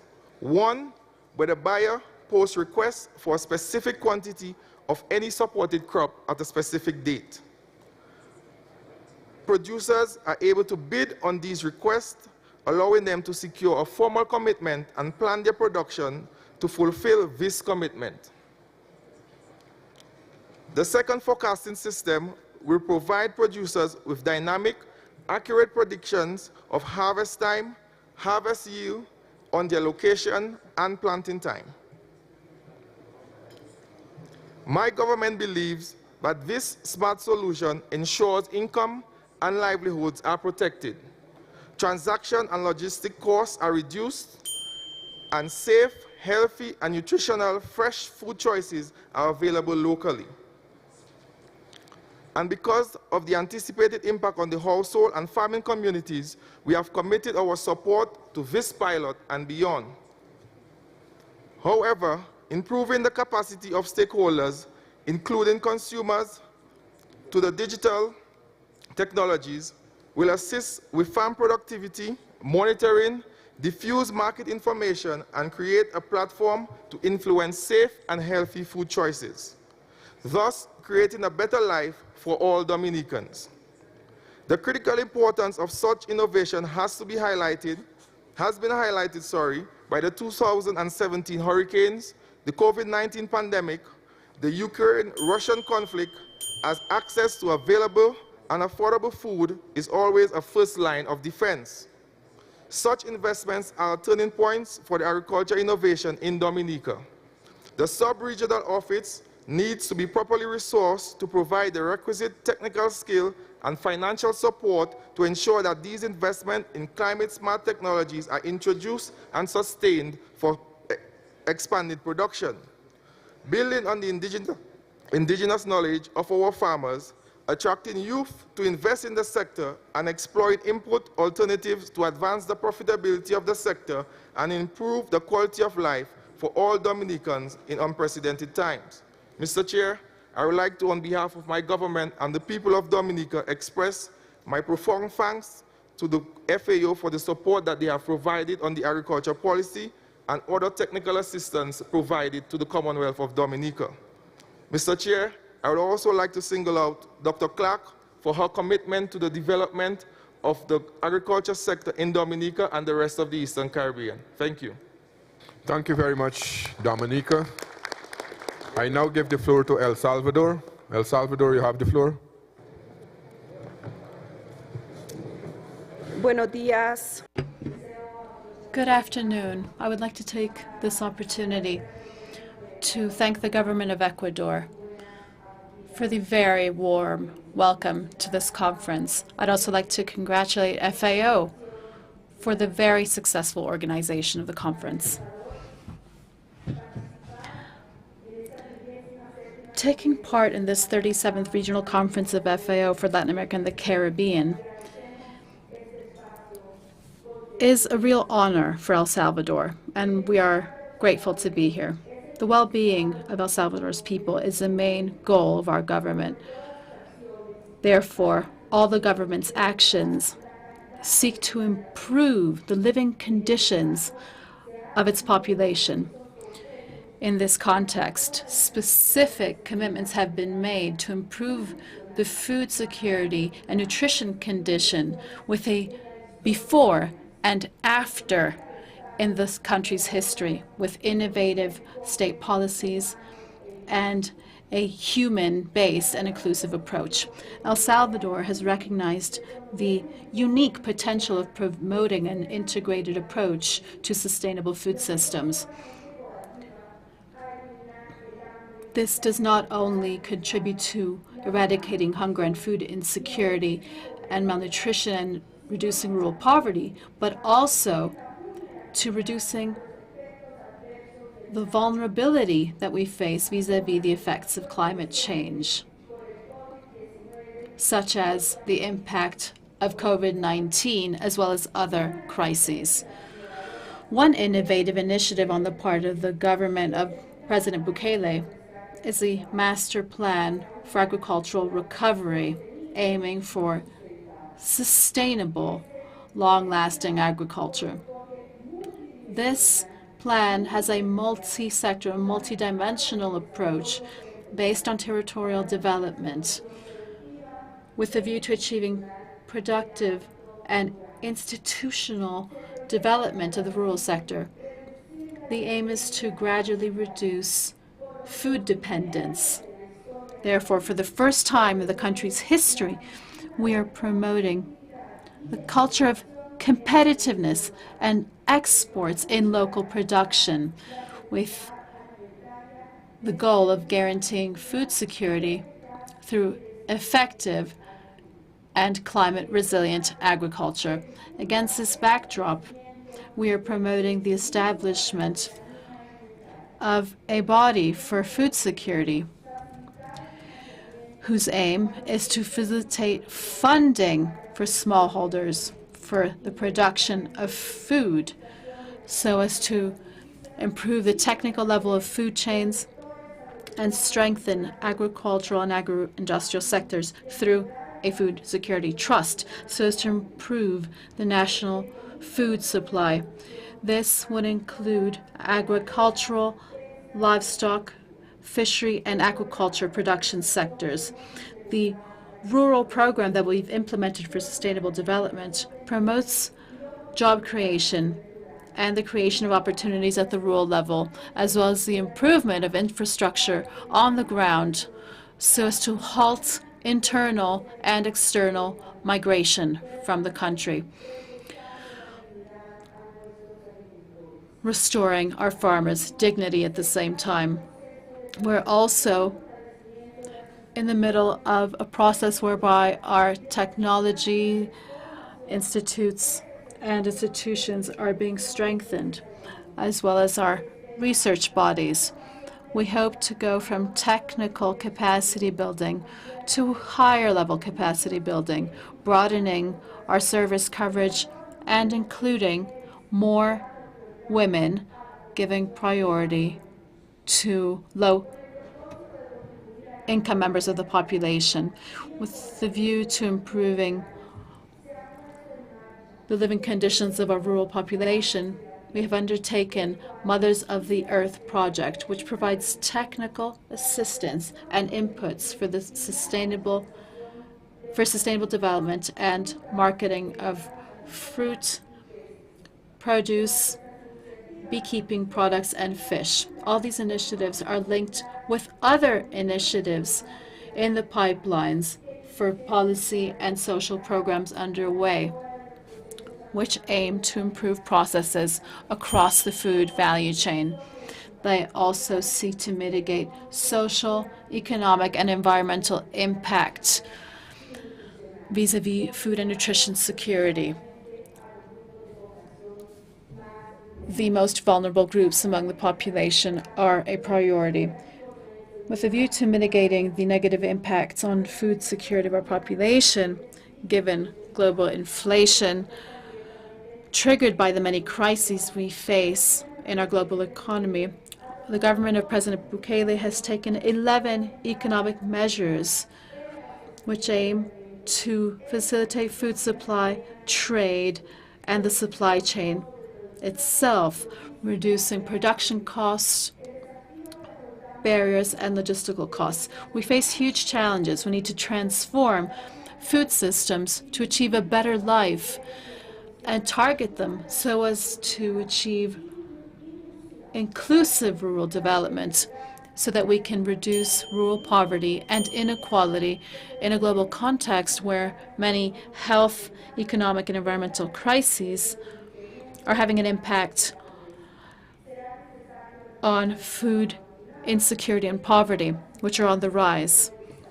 We will have to link these initiatives with all state and regional bodies, with the support of international cooperation bodies. That is how the government of El Salvador will continue to work and bank on the well-being of our people. Thank you very much, Chairman. Thank you very much, El Salvador. I now give the floor to Grenada. Grenada, you have the floor. Thank you, Mr. Chair. Ministers, Excellencies, FAO officials, representatives of regional and international organizations, ladies and gentlemen. I would like to express Grenada's appreciation to the government and people of Ecuador for the excellent arrangements for this conference in these trying times, and to the FAO for the support given to Grenada and the region. I want to particularly thank Dr. Renata Clark for her support throughout this difficult period. We appreciate your continued commitment to the region and the FAO's support to us. Chair, thank you for the opportunity to present on the Better Life innovations to promote inclusive rural transformation and to reduce rural poverty and inequalities. I will share with you some of Grenada's actions and recommendations to help us address the issue of better life. The impacts of climate change of lives and livelihoods in our vulnerable small island developing states has been severe. Without risk mitigation mechanisms, we can't build resilience and ensure a better life for sector stakeholders. The COVID-19 pandemic and the ongoing Russia-Ukraine conflict reinforces the need for countries within the Latin American and Caribbean region to redouble their efforts in strengthening food and nutrition security by increasing investments in the agro-food sectors. The threats to a better life of our peoples is more acute now than ever before. This is why Grenada, with the support of the FAO, is seeking to implement an innovative response to ensure that our people enjoy a better life. The frequency and intensity of the climate impacts has had a very negative impact on livelihoods in our region.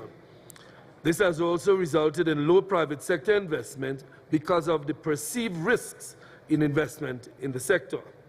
Ultimately, this has put a strain on governments' already limited resources, having to reprogram national budgets.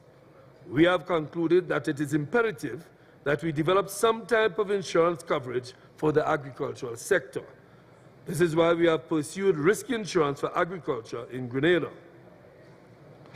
The genesis of the project dates back to September, August 2004 and 2005, following the passage of Hurricanes Ivan and Emily that destroyed 99% of nutmeg and cocoa plantations on the island of Grenada.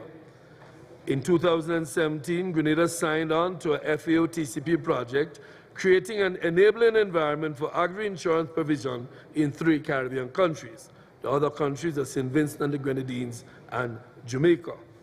The implementation of the project began in earnest in 2019 after preliminary fact-finding and research work in 2018.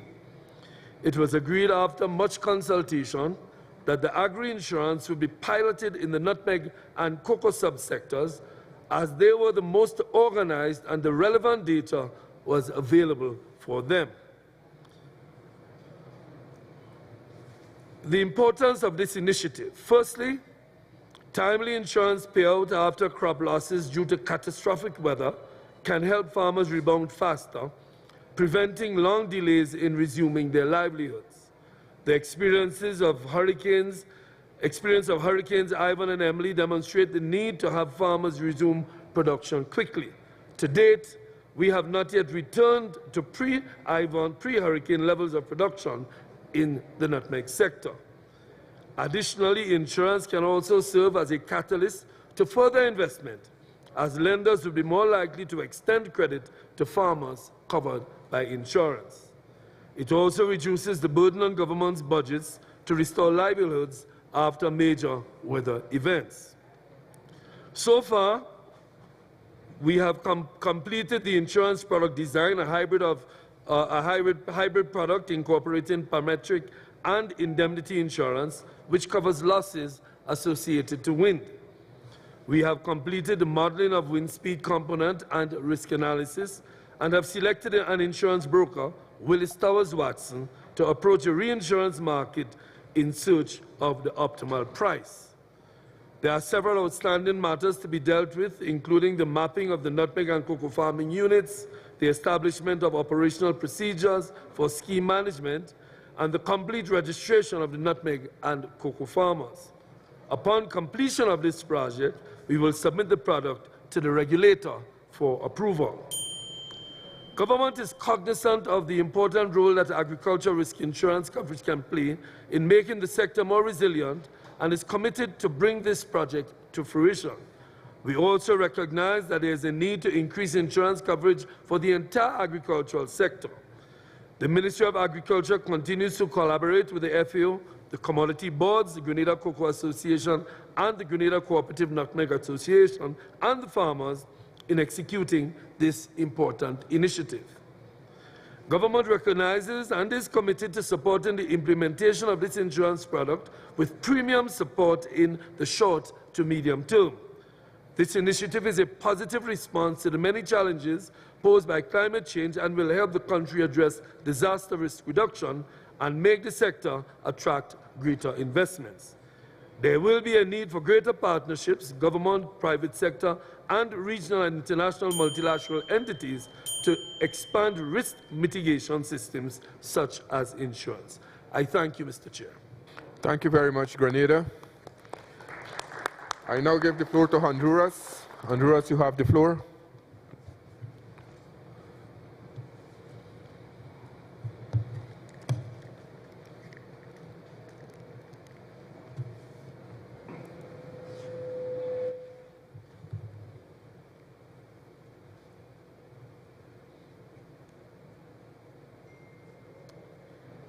Buenos días a todos.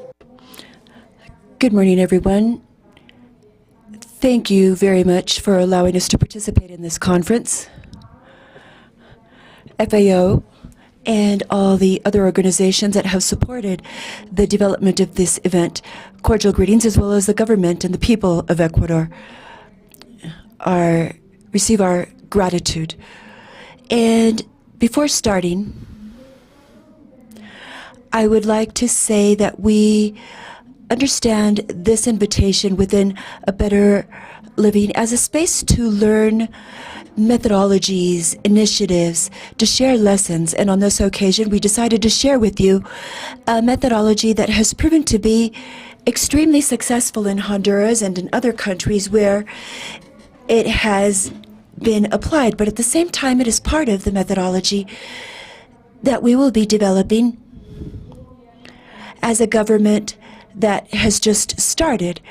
It's only been in office for 2 months. My name is Laura Suazo, and I'm the Minister of Agriculture, and I'm accompanied by Engineer Roy Lasso, who's the Vice Minister.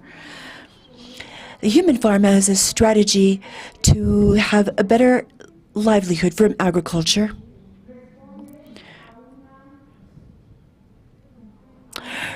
Response to a reality in which, as a priority from our government, one of the first priorities is food security, the second, food sovereignty, followed by mechanisms that help us improve our economic indices in the country from agriculture. If we look at these three elements, we see that they are great challenges. But in this presentation, I'm going to focus on food security.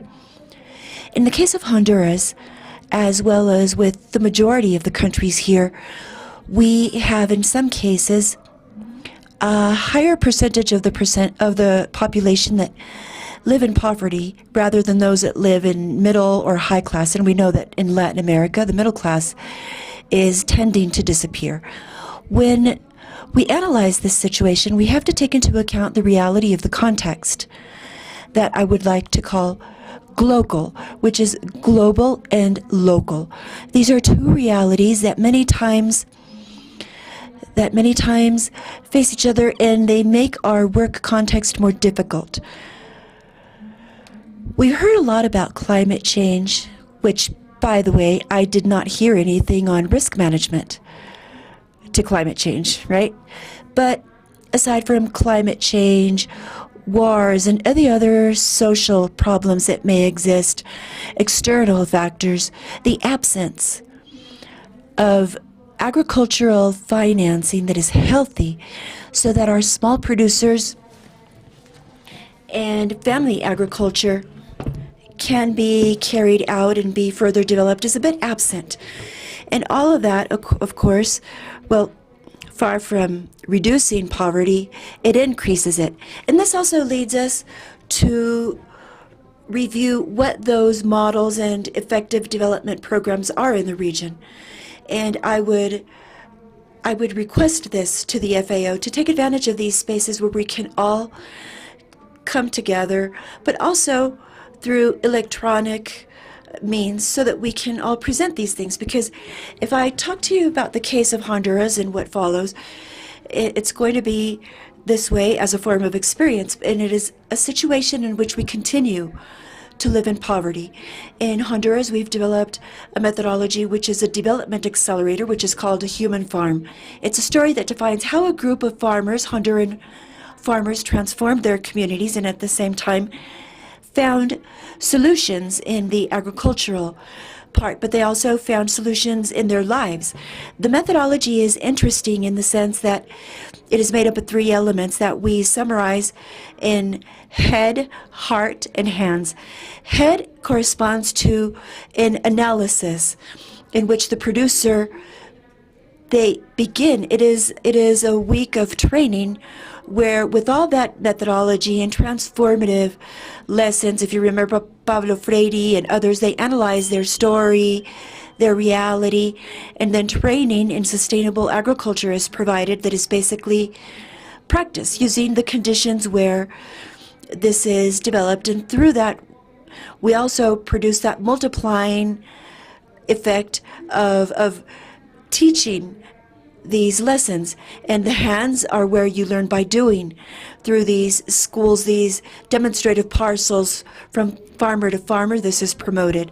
As a result of this experience, we find that many times we want to have changes that occur in the parcel, in the land lot, immediately. For example, an improvement in yield, different varieties of species, better coverage. But in this experience, aside from the changes in the physical parcel, we also see a report from the human farm that has to do with that recovery of self-esteem and motivation of a family that is living in poverty, and also an improvement in the relationship, the intra-family relationship, the management of money and socialization.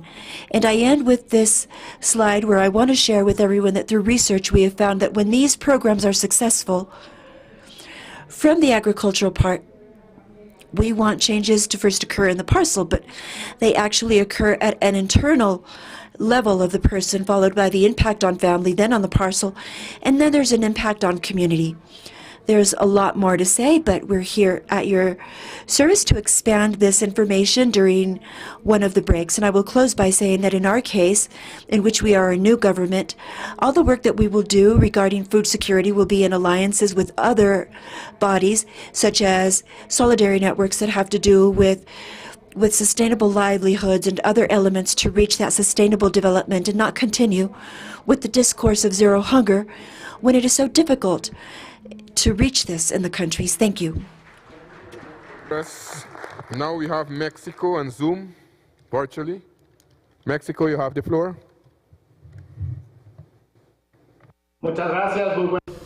Thank you very much.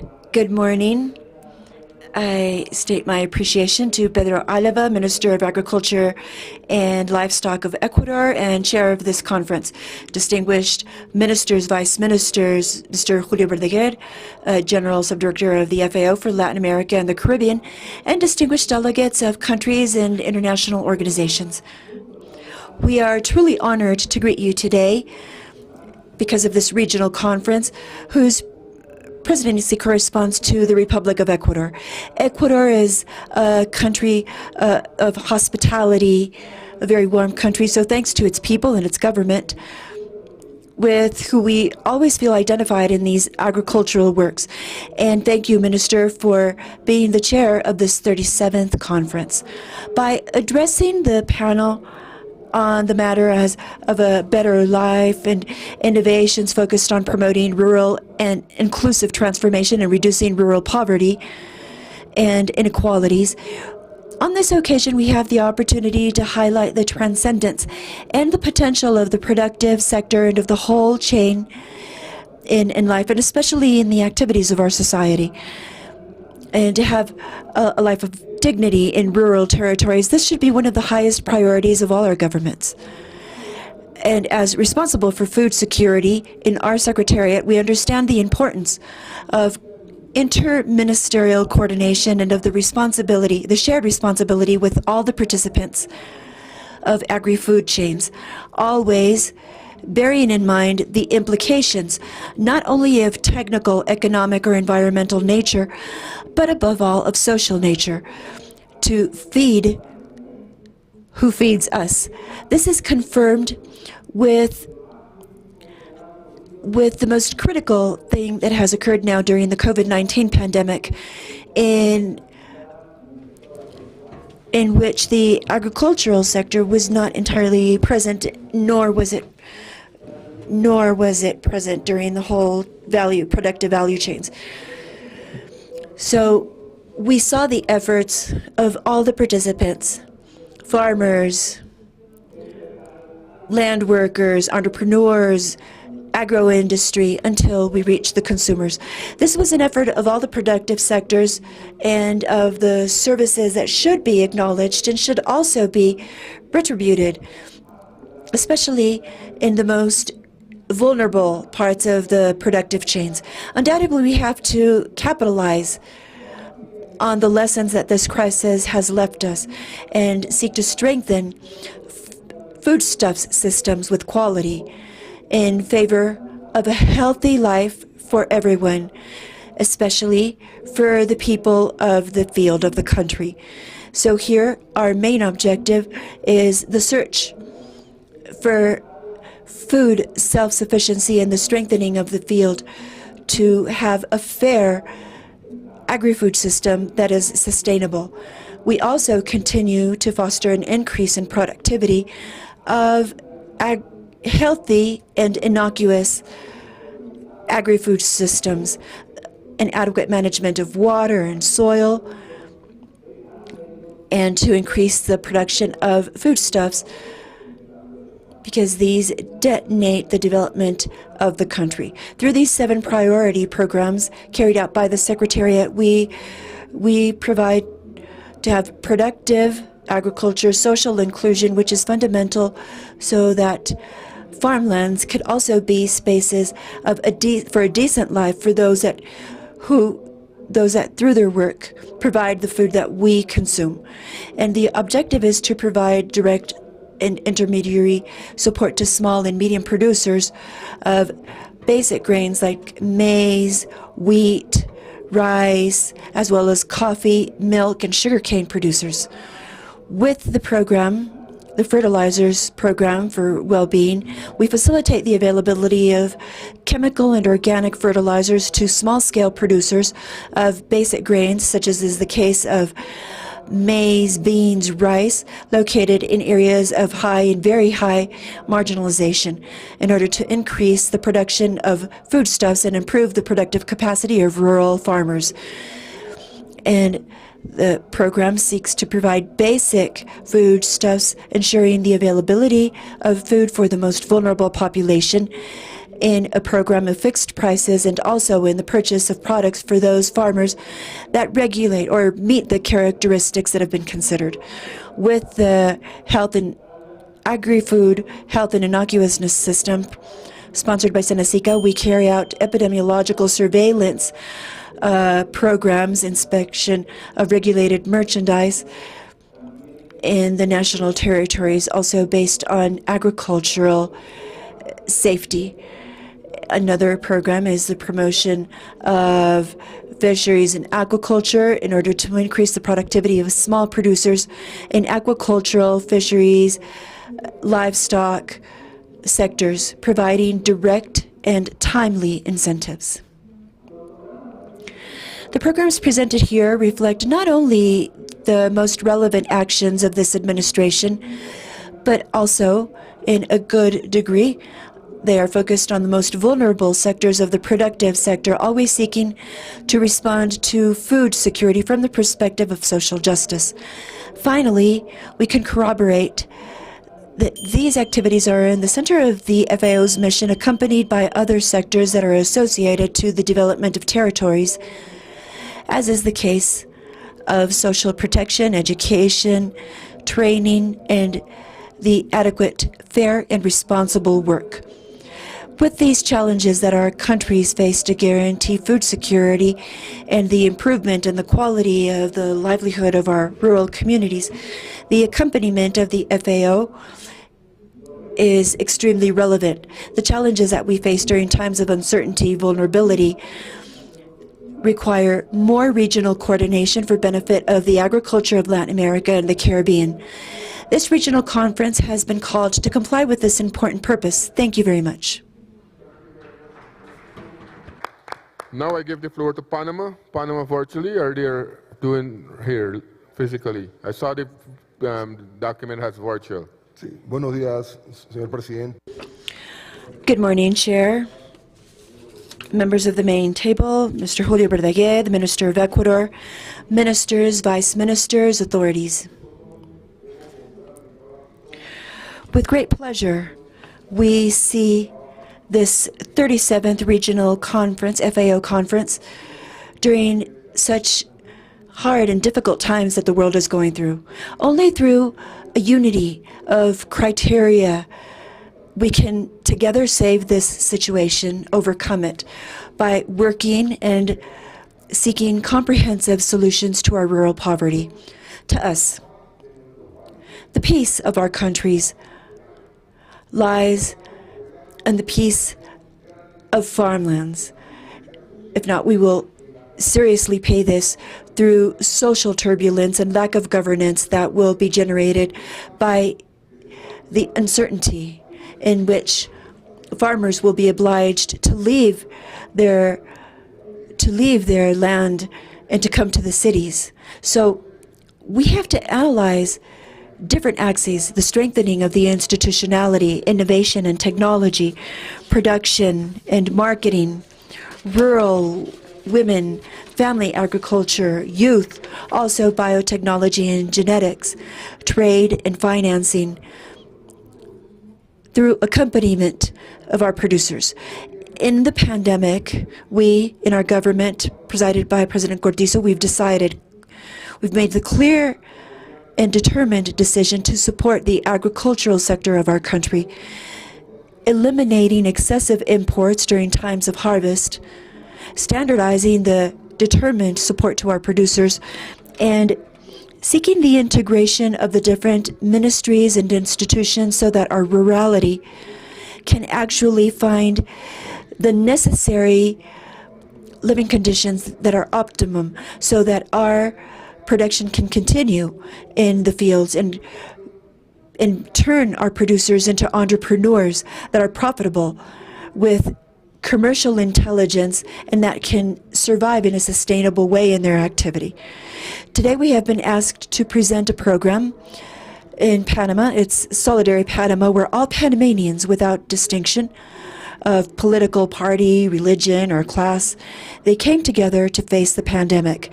It was that unity of thousands and thousands of Panamanians together, producers, merchants, entrepreneurs, we were able to maintain peace and social stability. In that program, Solidarity Panama, we invested over 300 million balboas to take food to the most humble population, those that were in lockdown and quarantine, and to purchase products from producers that could not sell them. We very especially salute you all, and hopefully we will come out of here united, strengthened, and as Winston Churchill said, if we don't take advantage of the crisis, we will miss out on the opportunity to make the changes that are necessary. We will show you a video where you can see the program, Panamá Solidario, Solidarity Panama. Thank you.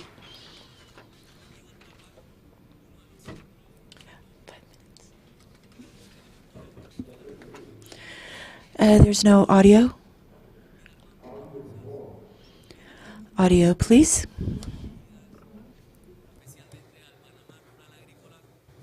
Audio, por favor. Audio, please.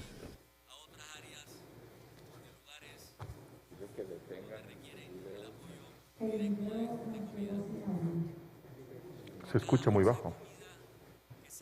Se escucha muy bajo. Sí tiene audio, pero se escucha muy bajo. Well, it does have audio, but we can barely hear it. The sound is much too low. If you can please stop the video, raise the volume, because we cannot hear it.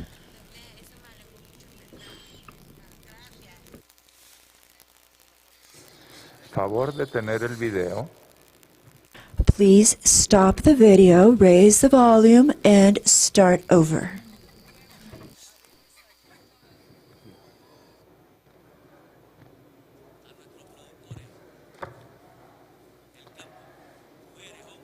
Sol Ruiz, por favor, pueden detener el video. Sol Ruiz, can you please stop the video, raise the volume, and play it again from the beginning? Thank you.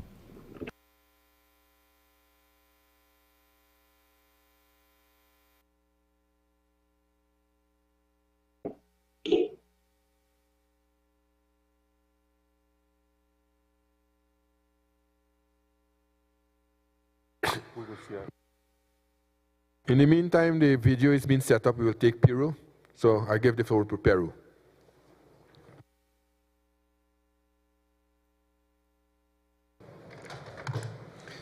Muy buenos días.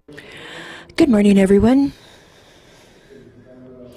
And I congratulate the FAO in the presence of all the ministers and delegations and the press as well.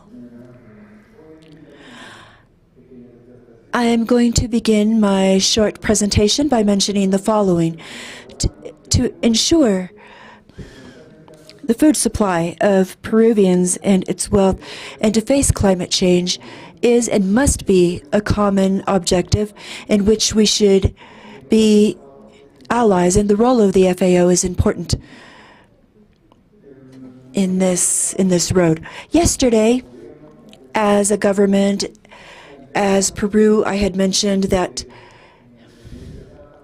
in this phase we have proposed a second agricultural reform, basically in 3 important aspects to improve life, especially of a 90% of family agriculture that has not had the emphasis of a public policy, and in the past 30 years it needs to be reformed. The first emphasis on water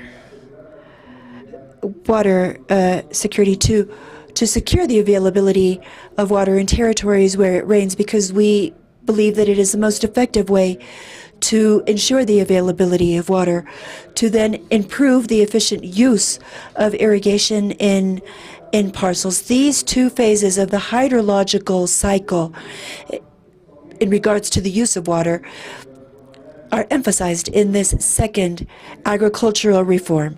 Then, to ensure the productivity, the yield, the performance using technology, and that's where we have to place emphasis on improving this technology, especially in small-scale agriculture, that in the past 30 years has been a bit left behind. However, the agro-exporting sector has had an extremely important advance in my country, and I think that there's a window of opportunity for articulation of the whole agricultural society as responsible for ensuring food supply and wealth, especially for farmers. And the next emphasis is on the market, especially the development of local markets, as a strategy to bring producers and consumers closer together, because middlemen have made up to 700% more expensive the agricultural products.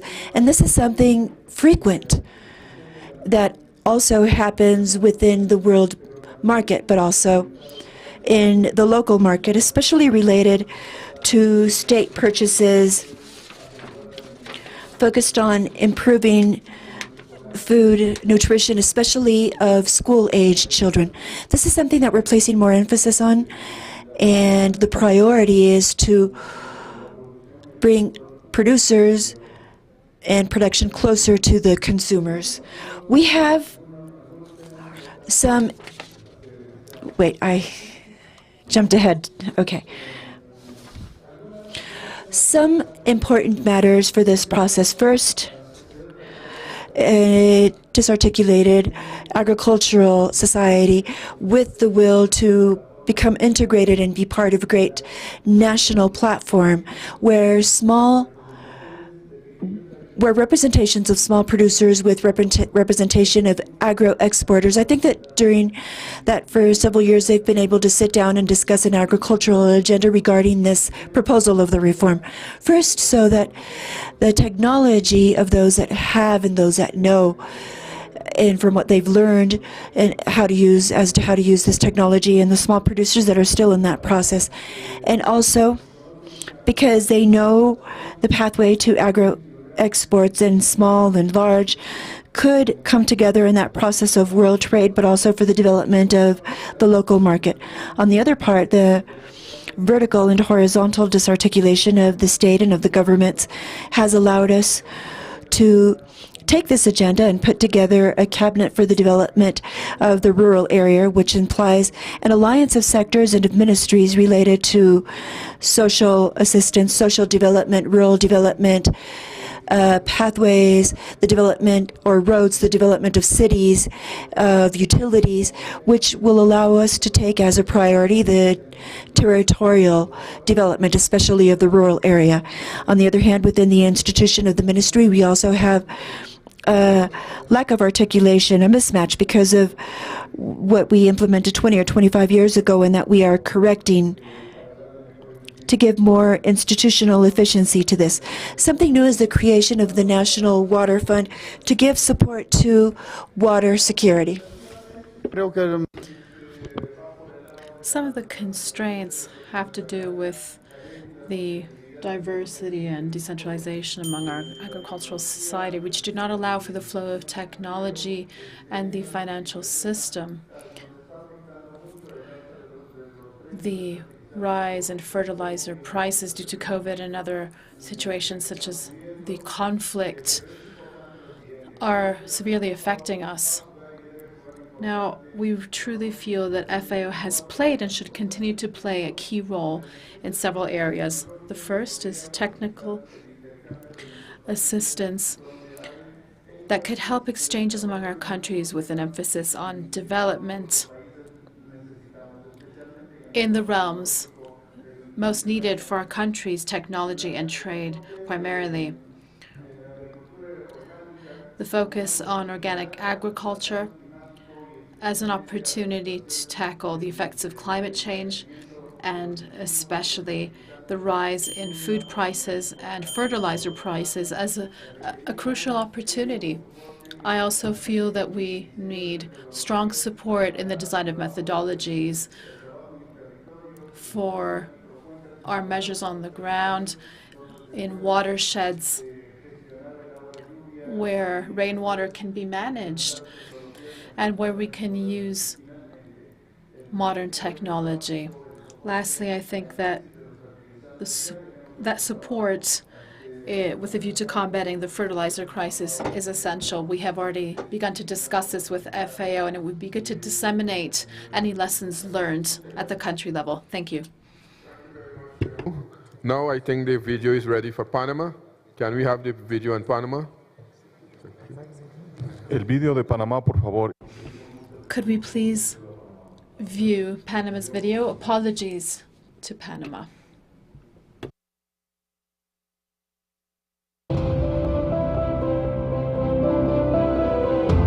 Aquí en Atrapa, uno de los... Here in Atrapa, a supply center that we have in the Republic of Panama, we fill bags of food that will especially be distributed to rural farmers in Panama, as well as other districts and areas that need direct food support. Every bag of food that leaves here comes from the very heart of the patriotic volunteers who are providing support at this difficult time in the world.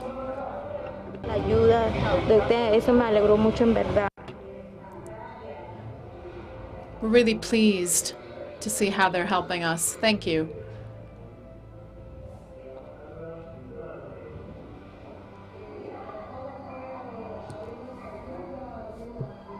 We really welcome all the help they've provided us with.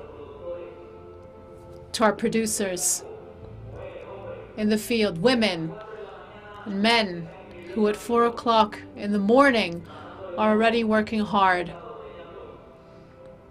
milking their cows. We all stand together with the producers across the country. We're really grateful to you. We would have really struggled without this. We need to keep producing food. It's becoming increasingly difficult due to the pandemic. At the beginning of 2020, we sold through the Solidarity Plan. This has been really successful. If they hadn't bought what we sell, we would have really had a problem. We didn't stop due to the pandemic. In fact, production per hectare increased at the national level.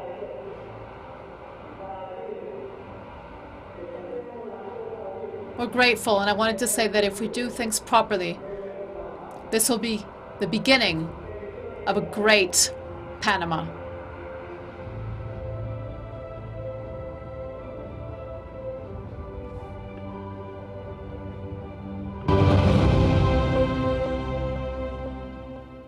Thank you very much, Panama. I think it was a very interesting video.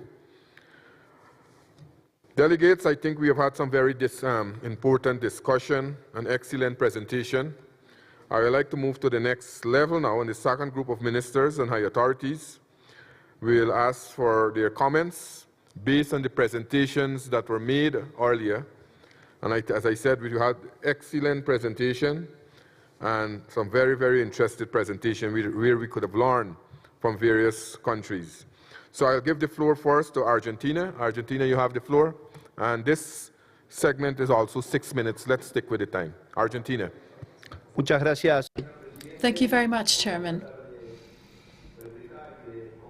Let's try to draw some conclusions and reflect upon these very interesting presentations. As you said, it'll be difficult to summarize all of those experiences in just a few minutes. But starting with a few common aspects. The need to feed our people. As Minister Villalobos of Mexico said, we agree with that concept, and I think that was raised several times in the statements made by those before us. There's a strong recognition on the part of our country, but also at the regional level, for producers who are the key players in contributing to food security during COVID, who kept our economies running, and who kept our tables stocked, as well as the tables of the region and the world itself. It would appear that they have not had adequate recognition, sometimes due to access to credit or a lack of adequate remuneration. This is part of what the ministers were saying about financial tools. We need better insurance tools, better infrastructure, and that's where biotechnology comes into it, offsetting their vulnerability in all this turmoil due to COVID and now the war. On top of climate change, we really need structural responses to these structural problems. We were just talking to other ministers recently and wondering what would happen if this region started having production problems. That would be a problem for the world at large. And ADG Julio Verdeguer was saying that our region feeds 1 in 6 people across the world. We were also listening closely to our brothers from the Bahamas here, who spoke about addressing the specificities of our production sector and avoiding migration. We have a targeted program in Argentina where the population isn't distributed uniformly, and that's a problem when it comes to generating infrastructure. That's a problem that affects most of our countries in terms of rural roots. How can we ensure that our producers want to continue producing and stay on our farms and do what they want to do? Also, Chile was saying that the 20% decrease in grain production, livestock and dairy production was one of the impacts they were most struck by. And at the same time, they link rural roots to social inequality, saying that they need reform that addresses all the different dimensions of sustainability and provides long-term support. We wanted to say to our brothers in El Salvador, referring to the program for rural women and their Earth Mothers program, we have a program in Argentina called Our Hands, which our minister supported strongly and had a great deal of funding. It supports women by providing them with jobs, given that they are vulnerable players within our production system. We are truly convinced, as Honduras was saying, that these are for learning, where we can exchange our lessons learned. Of course, our country, as others, suffers from restrictions to do with the funding cycle. Sometimes we don't have the means to invest as we should to help out our farmers. Also, Mexico addressed the importance of maintaining soil and water quality. Panama discussed the involvement of rural women and youth. And one thing they said that we thought was key had to do with support for our rural sectors and how that needs to involve peace. Our region rests on the peace generated by our farmers. What would happen if we didn't provide them with the support they need to generate that food? And what would happen if we couldn't generate the financial tools to support them? Children and women are among the most vulnerable in our rural areas. We are really pleased to have taken part in this forum for exchange and truly welcome everyone's input. Thank you very much for giving us the floor. Thank you very much, Argentina. Before I call on the next speaker, I will ask the Secretary to take the floor. He has some short announcement. Perdón para los colegas. Apologies to those of you who are taking part through Zoom and wish to take the floor. I just wanted to say that in this thematic session, like others, we have taken pre-registrations to take the floor. And we had 9 countries registered to take the floor on better life. Currently, other ministers and authorities are making comments on the innovations we've had presentations on. We just started with Argentina, and after these remarks, we will open the floor to the plenary for comments from observers, NGOs, or spokespersons, but we cannot interrupt the delegation's list of speakers as they pre-registered for this. He's listed here as virtually. Belize. Good morning, everyone. Good morning. Thank you, Mr. Chair. On behalf of the Ministry of Agriculture, Food Security and Enterprise in Belize, I recognize the Caribbean and the countries of Latin America for their innovative ways to promote the exclusivity of activities and programs which intend to transform rural communities by providing them with economic opportunities. And likewise, congratulate FAO and all participating countries for a successful 37 FAO Regional Conference for Latin America and the Caribbean. Belize, like other countries, states have been active in seeking support in the implementation of programs to support women, youth, and the development of rural communities. One such program which we are implementing is the RRB, Resilient Rural Belize, a $20 million program funded through the Green Climate Fund and the government of Belize. The program will directly impact 23 rural communities, 6,000 households, plus 30,000 household members, of which 40% are women and 20% are youth. The main purpose of the program is to build, rehabilitate, and maintain climate-resilient rural infrastructure and foster smallholder farmer capacities to employ market-driven climate change, adaptive farming practices, and technology. This program will support the fight against poverty and support the sustainable development of the most vulnerable communities. Another program we are about to commence is the CRESAP Climate Resilient Sustainable Agriculture Program, a $25 million project funded by the World Bank and the government of Belize. This program will directly benefit 8,820 farmers located throughout the country of Belize and support farmers through financing, capacity building through the integration of sustainable agricultural practices, and adaptation to climate change. This program will mitigate the risk of production, increase production, sustain food security in areas, and provide to their livelihoods. Recently, the government of Belize is working along with the government of Mexico to implement the Sembrando Vida program. This program will target 2,000 small and medium farmers, the objective to support farmers in improving their production capacities through technical training and the introduction of new technologies. We also take this opportunity to thank the government of Mexico for inviting Belize to be part of this program, which will benefit indirectly over 10,000 household members and support the socioeconomic development of Belize.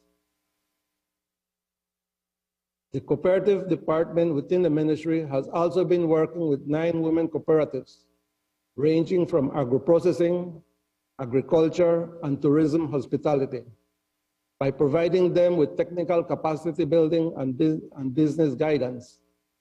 The ministry is taking active action in promoting more women cooperatives in the country. The department spearhead farmers visits to share experiences among farmer cooperatives to stimulate know-how technologies and create synergies among them. Seeking to improve a better life, improving the profits of farmers, that they have a sustainable source of income is a priority of our country. The indigenous communities and women cooperatives and groups have immense potential for value addition and agro-processing at the cottage level, where the potential exists for the communities' products to be linked to the tourism sector as a niche product. Specialists in food technology and processing, however, are limited locally. Even training for the marketing of these commodities are limited. To this end, the ministry requests FAO support in this area. Thank you all. Thank you very much, Belize. I'll now give the floor to Costa Rica. Costa Rica, you have the floor. Gracias. Thank you. We've heard about the concerns of our countries over the implementation of the measures we're taking with a view to guaranteeing a better life for our producers. I have a friend sitting here in front of me who said that without money, there's no way we can develop our agriculture sector. That's a reality as countries. We've heard about the need for transformation, implementing technology, and making our agriculture sector more efficient, more effective, more productive. But at the end of the day, it all boils down to one thing. How exactly can we ensure that our family farmers get the necessary resources to enact that transformation? And that won't happen unless we ensure that they can access funding, that our banks are willing to fund them. That is why we need all sorts of risk mitigation measures, such as insurance, that we can have, because agriculture is very risky indeed. Climate risks, biological risks, technological risks, they're all involved in this sector. There are more risks than we could possibly think of. The other issue is that we cannot control our prices. We all have to accept the prices that others set on the markets. And that's a major weakness that we need to resolve. We need to resolve the issue of markets, of fair remuneration and prices for our farmers, so that we can truly see the development of agricultural activities and family farming in our countries. If we don't put that on the table and start discussing it at length, then all the efforts that we make to transform our agriculture sector will be in vain, because our farmers cannot control their own prices. We need to work on distribution chains, on improving market conditions, on bringing our producers closer to consumers so that they can truly value the products that we sell as producers and pay a fair price for them. Nowadays, intermediaries stand to gain from agricultural production. They're the ones who benefit from it. Supermarket chains earn on the back of the producers who break their backs on our fields, and we need to condemn that. We need to ensure that this issue is addressed. Otherwise, we will be condemning our people to hunger. And This comes from someone who worked in the farming sector for more than 40 years with family farmers who fight on a daily basis to make it, to survive. And we've discussed this many times for years, but we haven't resolved it. All the pandemic and the war in Ukraine have done is highlight what's happening, what has been happening for many years and that we haven't been able to resolve. Trade among our countries to guarantee a fair price for our producers is an issue that needs to be discussed.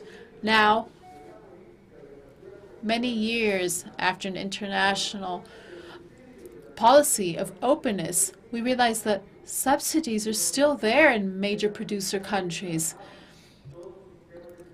And our countries have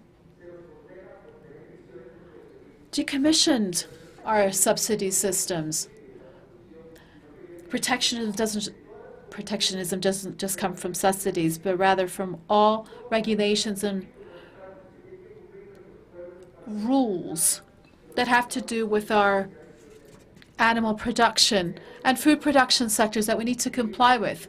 We need to achieve transformation in our agricultural development policies to make them more efficient through investment. But that won't be enough if there is no fair exchange between the commodities of producer countries and major consumers in the world.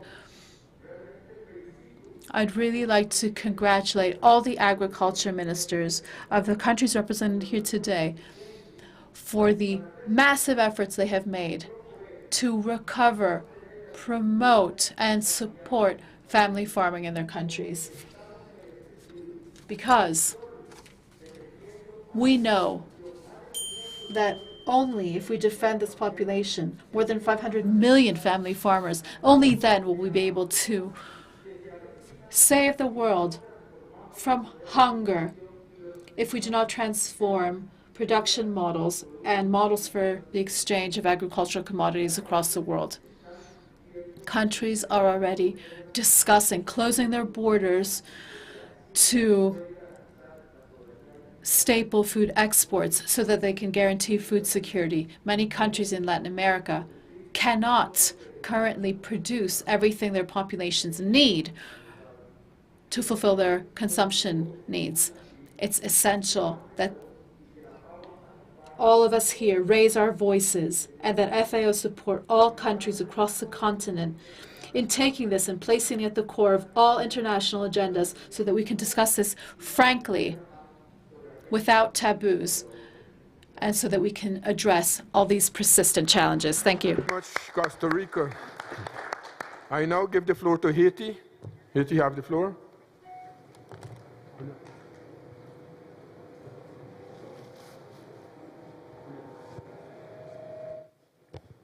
Merci, Monsieur le Président. Thank you, Chair.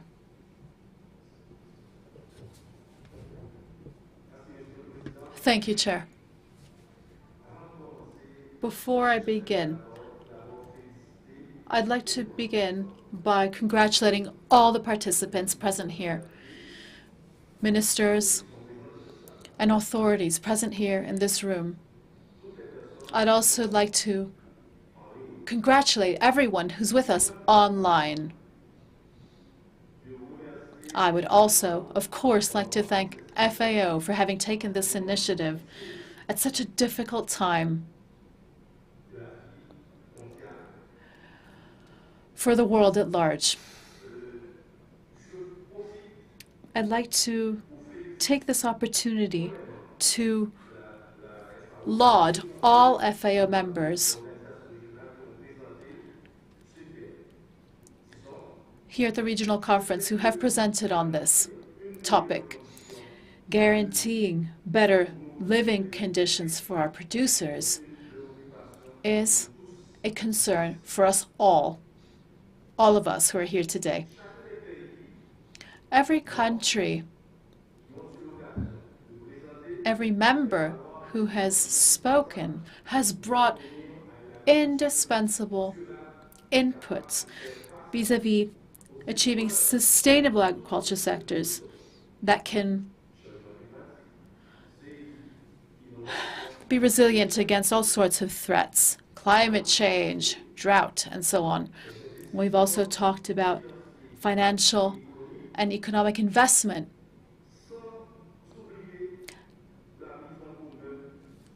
And, of course, pooling human capacity. One thing is for sure.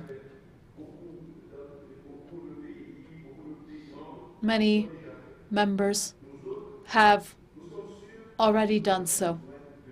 We know that we need to pool our capacities and our resources.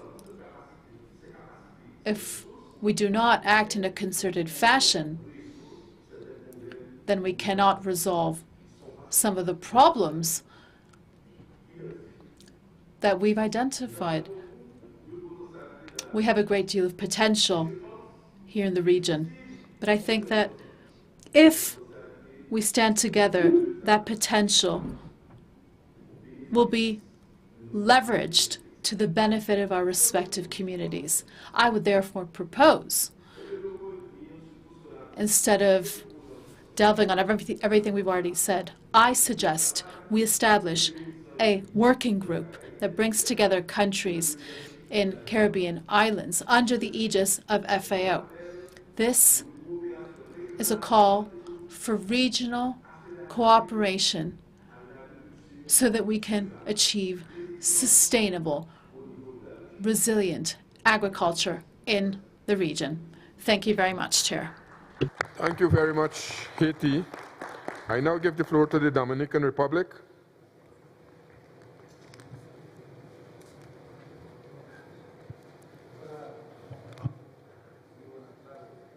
¿Se oye? Sí, buenas tardes. Can you hear me? Okay. Good afternoon. Thank you very much for allowing me to once again address you. And on this opportunity, I would like to share experiences that we have already had in our country. We assumed the government during the worst situation of the COVID-19 pandemic in Dominican Republic. That situation obliged us to have to overcome the situation, and some ideas, the government came up with certain ideas of 7 axes, in which maybe the most important one was financing. Yesterday I spoke about the importance of resources, because everything that we want to do is done with resources. If you want to import 1 quintal of compost or fertilizer that you bought at 10 yesterday, today it costs 50, and everything in technology has increased, and it's important. So we see the importance of financing and combined financing at a 0 rate and at very soft rates for farmers. But also we provide the preparation of land free of cost, the drilling of wells that made the farmers once again think about feeling love for the land. And lately, in our country, that combination of factors and ideas has taken us to have in our country record harvests in different segments. Rice, for example, we had a surplus of 1,400,000 quintals. In tomatoes, record harvests because of the financing, because of the free preparation of land, because of the series of factors that we've included in our decisions. But I want to place emphasis on the fact that almost all of our countries have the agricultural reform as their platform. And we have focused the distribution of land, but we've also focused on seeking titles for the lands of small farmers. The government of Dominican Republic has placed great emphasis on this because sometimes you have the land, but you don't have the way to find financing. And in that sense, we have made great efforts to double and triple title holding of land in Dominican Republic. Also creating the conditions. This obviously allows you to go to a bank with the title and you can obtain financing at 0 rate and at soft rates, as I explained before. But an important thing so that people, and especially the generational transfer, can be maintained in the field is to create the conditions so that youth and women don't migrate to the cities. When conditions do not exist, and when I speak of conditions, I mean having schools, having health centers, having fresh water in the field, to take fresh water to the fields, which is also an effort that our government is making, and to create the conditions to avoid that appetite of the farmers to go to generate these areas of poverty in the cities. So this is very important, and it has allowed us as a government to maintain interest in the field in our country. It is of essence for all of us to think about this, and I want to conclude by saying the following.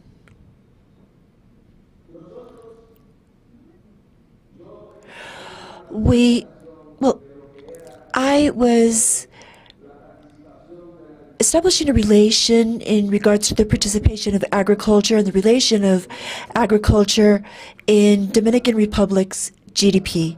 30 years ago, or maybe even more, it was at around 12 or 14% of what was invested in agriculture with regards to the GDP. I know that in many countries this happens. Establish that relationship. 30 or 40 years ago, you also had similar percentages. Today, the percentages that are at around 2%. Maybe a little bit more, a little bit less, but they are at around 2 or 3%. And I want to place emphasis on this because without resources for agriculture, it is very difficult for us to overcome the situation of war conflicts, of the pandemic, of climate change, and of the problems that we face on a daily basis. The increase in the price of commodities, of grains and oil, containers. It is very difficult for us to overcome these things if we do not have resources. And all of us that can hear say, I always value, and I repeat, it has been an excellent initiative of the FAO in that sense, but we have to concentrate on investing more resources in the country, in the field, to overcome the situation that we are going to have to face soon, because no one can predict how long this is going to last. Thank you very much, and may God bless you. Give the floor to St. Kitts and Nevis now. You have the floor.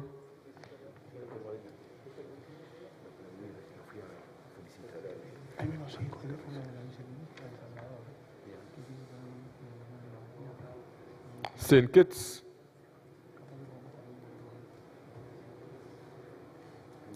This is not here. Let's go to St. Vincent. St. Vincent here, they ready? All right, Suriname, you ready?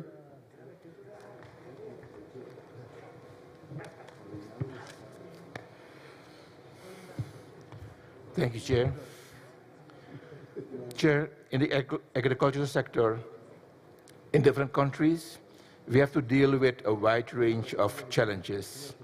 One big challenge which we are dealing with is the role of different middlemen that was brought forward in one of the presentations, by which the prices of food and inputs are rising drastically.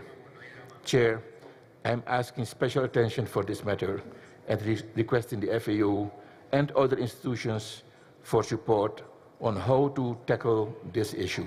Thank you, Chair.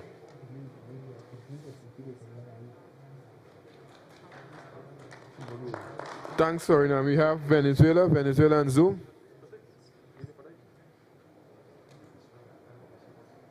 Thank you very much, Mr. Chair.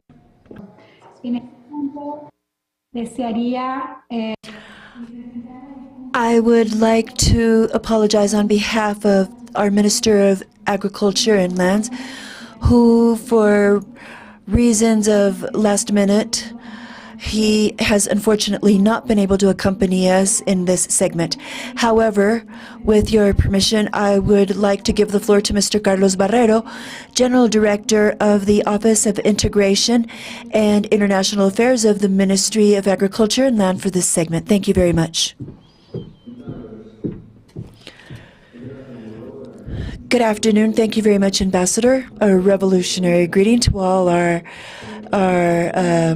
brethren countries in this regional conference. Minister Wilmer Castro Subendo has defined the lines for comments regarding the participation of the countries, our brothers and sisters.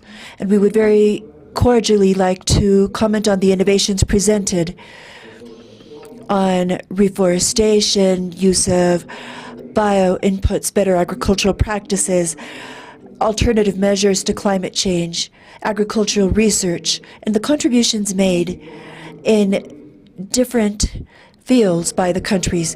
We want to congratulate the FAO for choosing this thematic axis of a better life, because undoubtedly all of these actions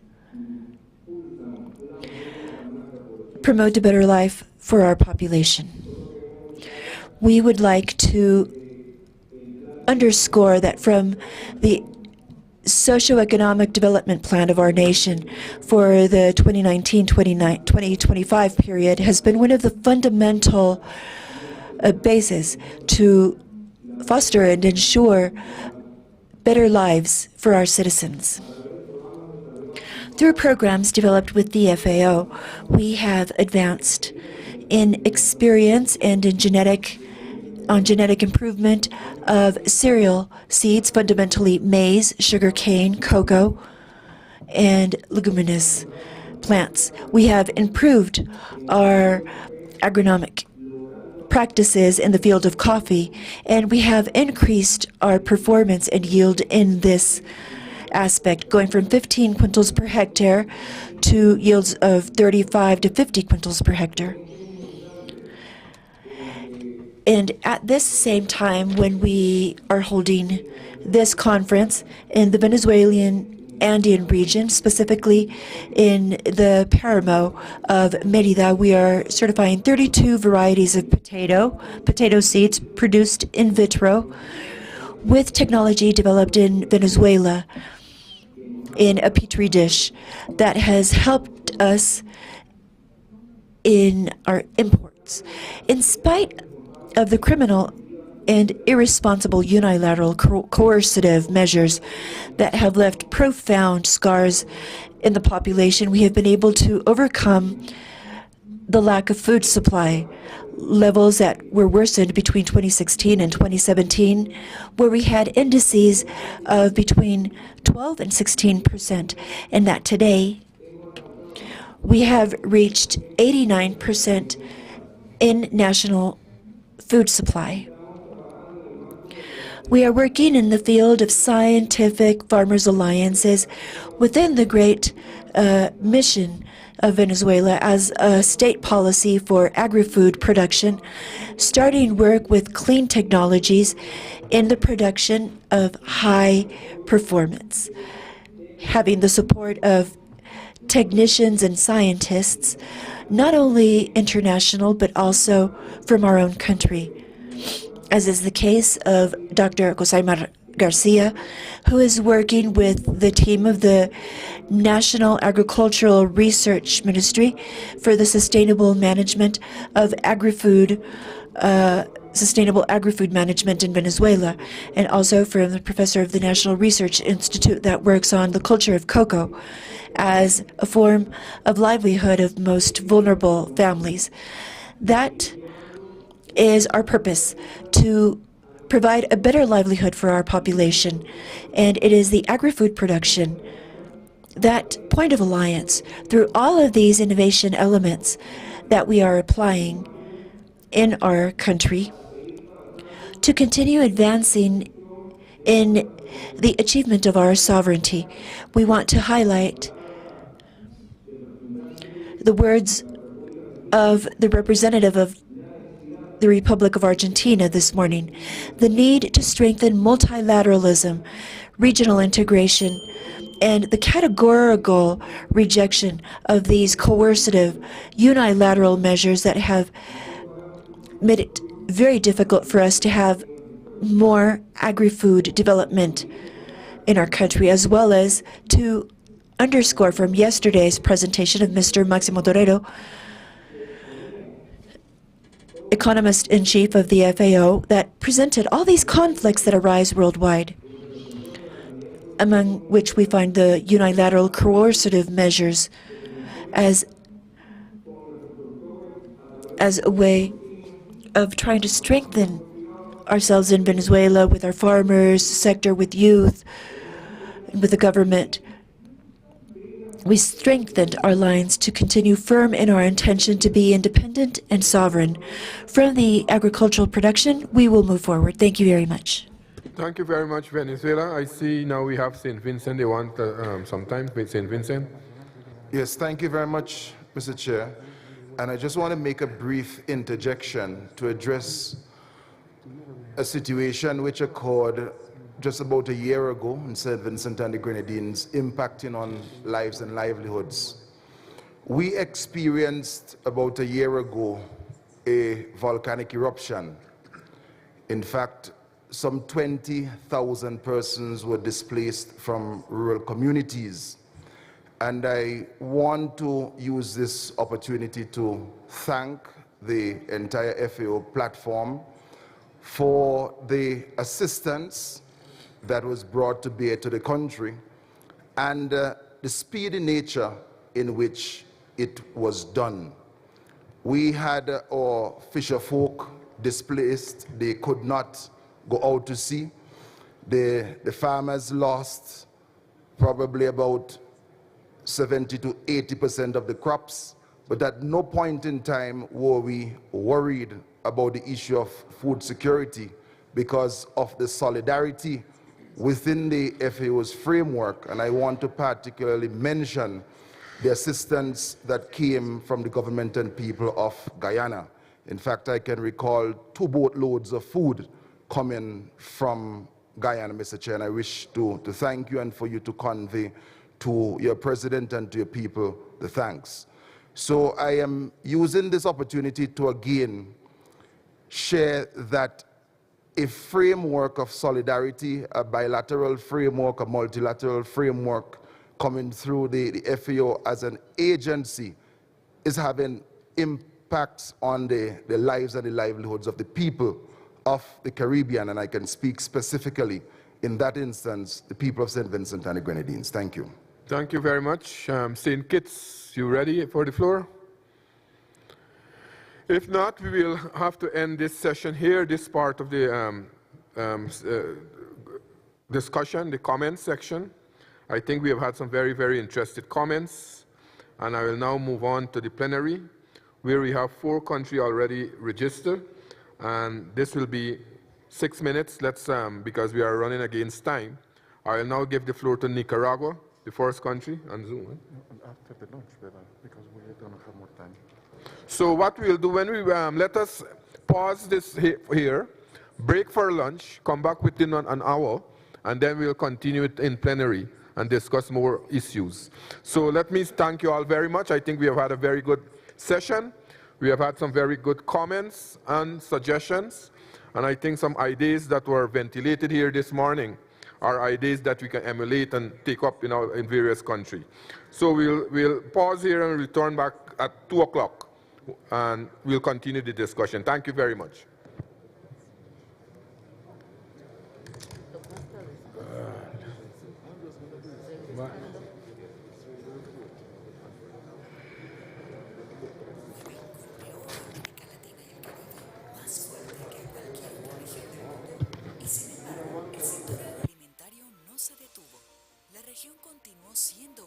De la seguridad alimentaria global, garantizando el abastecimiento local y la exportación de alimentos durante toda la pandemia.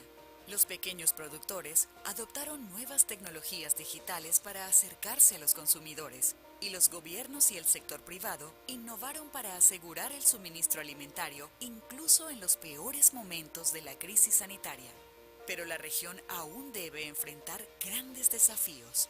El hambre se encuentra en su punto más alto de los últimos 20 años. Y millones de personas han perdido sus empleos y sus medios de vida, teniendo que optar por alimentos menos saludables. América Latina y el Caribe debe fortalecer su sector agroalimentario para responder a una población global creciente y para proveer alimentos nutritivos a precios asequibles a todos sus habitantes mediante una producción sostenible que preserve los recursos naturales. Por todas estas razones, la próxima Conferencia Regional de la Organización de las Naciones Unidas para la Alimentación y la Agricultura es más urgente y necesaria que nunca. Es una oportunidad única para que los países unan sus esfuerzos, porque la pandemia alteró todos los aspectos de nuestra vida, pero también un espacio de cambio. La pandemia de COVID-19 golpeó a América Latina y el Caribe más fuerte que a cualquier otra región del mundo. Y sin embargo, el sector agroalimentario no se detuvo. Y prioridades. Un espacio para La pandemia de COVID-19 golpeó a América Latina y el Caribe más fuerte que a cualquier otra región del mundo. Y sin embargo, el sector agroalimentario no se detuvo. La región continuó siendo un pilar de la seguridad alimentaria global, garantizando el abastecimiento local y la exportación de alimentos durante toda la pandemia. Los pequeños productores adoptaron nuevas tecnologías digitales para acercarse a los consumidores, y los gobiernos y el sector privado innovaron para asegurar el suministro alimentario incluso en los peores momentos de la crisis sanitaria. Pero la región aún debe enfrentar grandes desafíos. El hambre se encuentra en su punto más alto de los últimos 20 años, y millones de personas han perdido sus empleos y sus medios de vida, teniendo que optar por alimentos menos saludables. América Latina y el Caribe debe fortalecer su sector agroalimentario para responder a una población global creciente y para proveer alimentos nutritivos a precios asequibles a todos sus habitantes mediante una producción sostenible que preserve los recursos naturales. Por todas estas razones, la próxima Conferencia Regional de la Organización de las Naciones Unidas para la Alimentación y la Agricultura es más urgente y necesaria que nunca. Es una oportunidad única para que los países unan sus esfuerzos, porque la pandemia alteró todos los aspectos de nuestra vida, pero también abrió un gran espacio de cambio. Un espacio para que cada país transforme sus sistemas agroalimentarios para volverlos más eficientes, inclusivos, resilientes y sostenibles según sus condiciones y prioridades. Un espacio para transitar hacia una mejor producción, una mejor nutrición, un mejor medio ambiente y una vida mejor sin dejar a nadie atrás. Del 28 de marzo al 1 de abril de 2022, en Quito, Ecuador, la Conferencia Regional de la FAO será la ocasión de todas estas razones, la próxima de cambio. Es más urgente y necesaria que nunca. Es una oportunidad única para que los países... Durante el bienio 2020-2021, los países de América Latina y el Caribe lograron resultados de gran escala y avanzaron hacia sistemas agroalimentarios más eficientes, inclusivos, resilientes y sostenibles. Más de 170 instituciones en 31 países participaron en iniciativas de cooperación sur-sur y triangular, y el número de acuerdos suscritos entre la FAO y el sector privado aumentó en un 30% en relación con el bienio anterior. Para responder a la pandemia, la organización prestó apoyo a sus miembros para que mantuvieran sus sistemas agroalimentarios funcionando de manera eficiente. 26 países suscribieron una declaración ministerial comprometiéndose a asegurar el abastecimiento de alimentos. Y los ministros y secretarios de Agricultura de 34 países sostuvieron 3 reuniones hemisféricas para coordinar sus acciones. La FAO proporcionó estadísticas y análisis sobre las acciones de mitigación relativas al COVID-19 en la región y organizó 27 webinars sobre esta materia, que alcanzaron a 150.000 personas. 20 países aplicaron la metodología de la FAO para realizar evaluaciones del impacto de la pandemia en la producción agrícola. 4 países elaboraron planes de recuperación de la COVID-19 y 9 países del Caribe prepararon planes nacionales para abordar riesgos potenciales para la seguridad alimentaria y la nutrición. La Estrategia Conjunta para Reforzar Programas Sostenibles de Alimentación Escolar entregó implementos de higiene y conservación de alimentos a 600 escuelas en 11 países.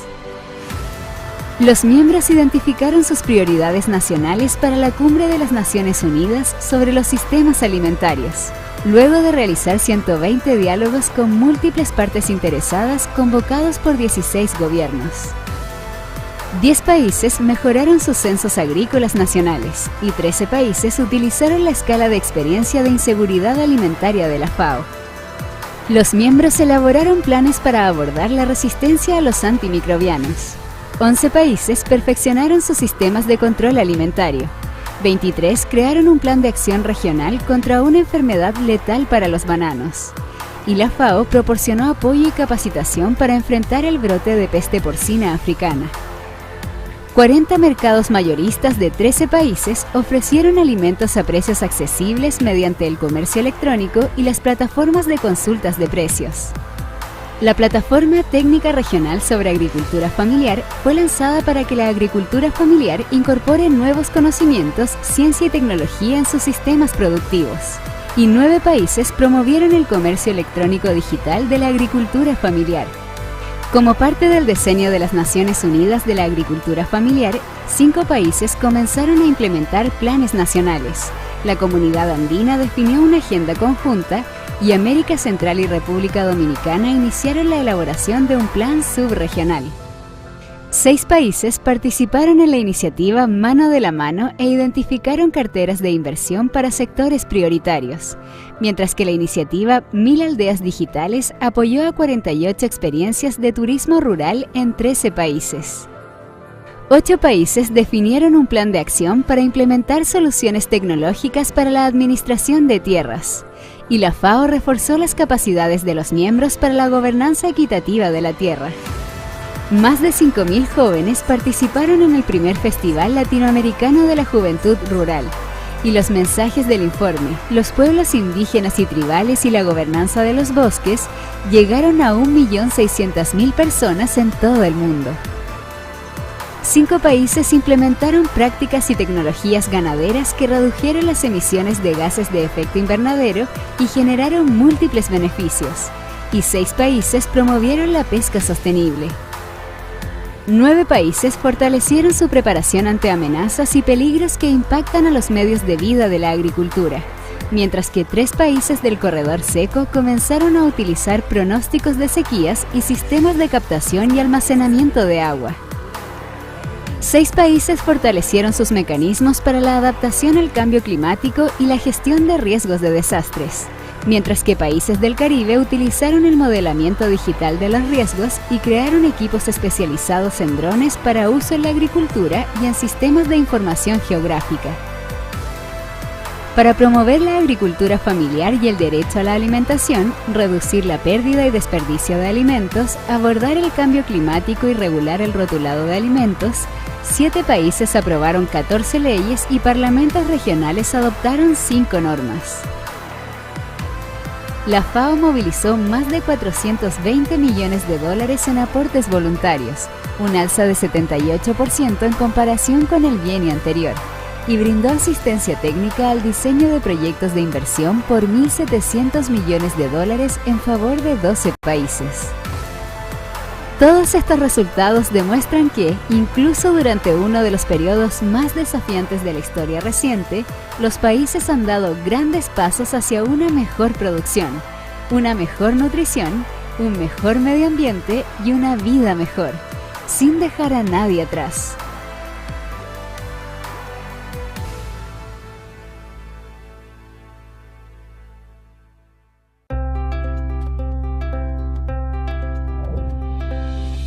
América Latina y el Caribe es una región única. Su patrimonio natural y la vitalidad de sus sistemas agroalimentarios la han convertido en un pilar de la alimentación y la biodiversidad mundial. Desde los hielos del sur hasta las islas del Caribe, la recorren cordilleras donde nacen ríos que se vierten en 2 de los océanos más productivos del planeta. luego de regar los campos, valles, bosques y selvas en los que múltiples pueblos y etnias cultivan una enorme variedad de alimentos. Esta gran producción es fruto de pequeños, medianos y grandes emprendimientos, de la agricultura familiar y de la pesca y la acuicultura, y de quienes cuidan el ganado y los bosques. Es labor de miles de mujeres y hombres, de empresas, cooperativas y agroindustrias que se nutren del saber de universidades, ONGs e institutos de investigación e innovación. Para hacer crecer esta riqueza, la Organización de las Naciones Unidas para la Alimentación y la Agricultura celebra su 37ª Conferencia Regional en Quito, Ecuador. En este país, el cual es un verdadero microcosmos de América Latina y el Caribe, con 18 pueblos originarios, selvas amazónicas, majestuosas montañas, playas hermosas y valles verdes, sumaremos voluntades para transformar los sistemas agroalimentarios y volverlos más eficientes, inclusivos, resilientes y sostenibles. Aquí, en uno de los lugares más biodiversos del mundo, rodeados de la riqueza multicultural de Ecuador e inspirados por su patrimonio natural y agroalimentario, los países podrán compartir sus innovaciones para avanzar hacia una mejor producción, una mejor nutrición, un mejor medio ambiente y una vida mejor, sin dejar a nadie atrás.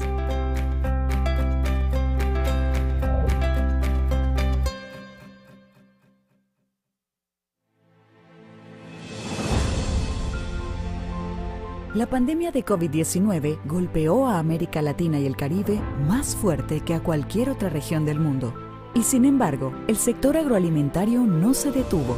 La región continuó siendo un pilar de la seguridad alimentaria global, garantizando el abastecimiento local y la exportación de alimentos durante toda la pandemia. Los pequeños productores adoptaron nuevas tecnologías digitales para acercarse a los consumidores, y los gobiernos y el sector privado innovaron para asegurar el suministro alimentario incluso en los peores momentos de la crisis sanitaria. Pero la región aún debe enfrentar grandes desafíos. El hambre se encuentra en su punto más alto de los últimos 20 años. Y millones de personas han perdido sus empleos y sus medios de vida, teniendo que optar por alimentos menos saludables. América Latina y el Caribe debe fortalecer su sector agroalimentario para responder a una población global creciente y para proveer alimentos nutritivos a precios asequibles a todos sus habitantes mediante una producción sostenible que preserve los recursos naturales. Por todas estas razones, la próxima Conferencia Regional de la Organización de las Naciones Unidas para la Alimentación y la Agricultura es más urgente y necesaria que nunca. Es una oportunidad única para que los países unan sus esfuerzos, porque la pandemia alteró todos los aspectos de nuestra vida, pero también abrió un gran espacio de cambio. Un espacio para que cada país transforme sus sistemas agroalimentarios para volverlos más eficientes, inclusivos, resilientes y sostenibles según sus condiciones y prioridades. Un espacio para transitar hacia una mejor producción, una mejor nutrición, un mejor medio ambiente y una vida mejor sin dejar a nadie atrás. Del 28 de marzo al 1 de abril de 2022, en Quito, Ecuador, la Conferencia Regional de la FAO será la ocasión de aprovechar esta oportunidad de cambio.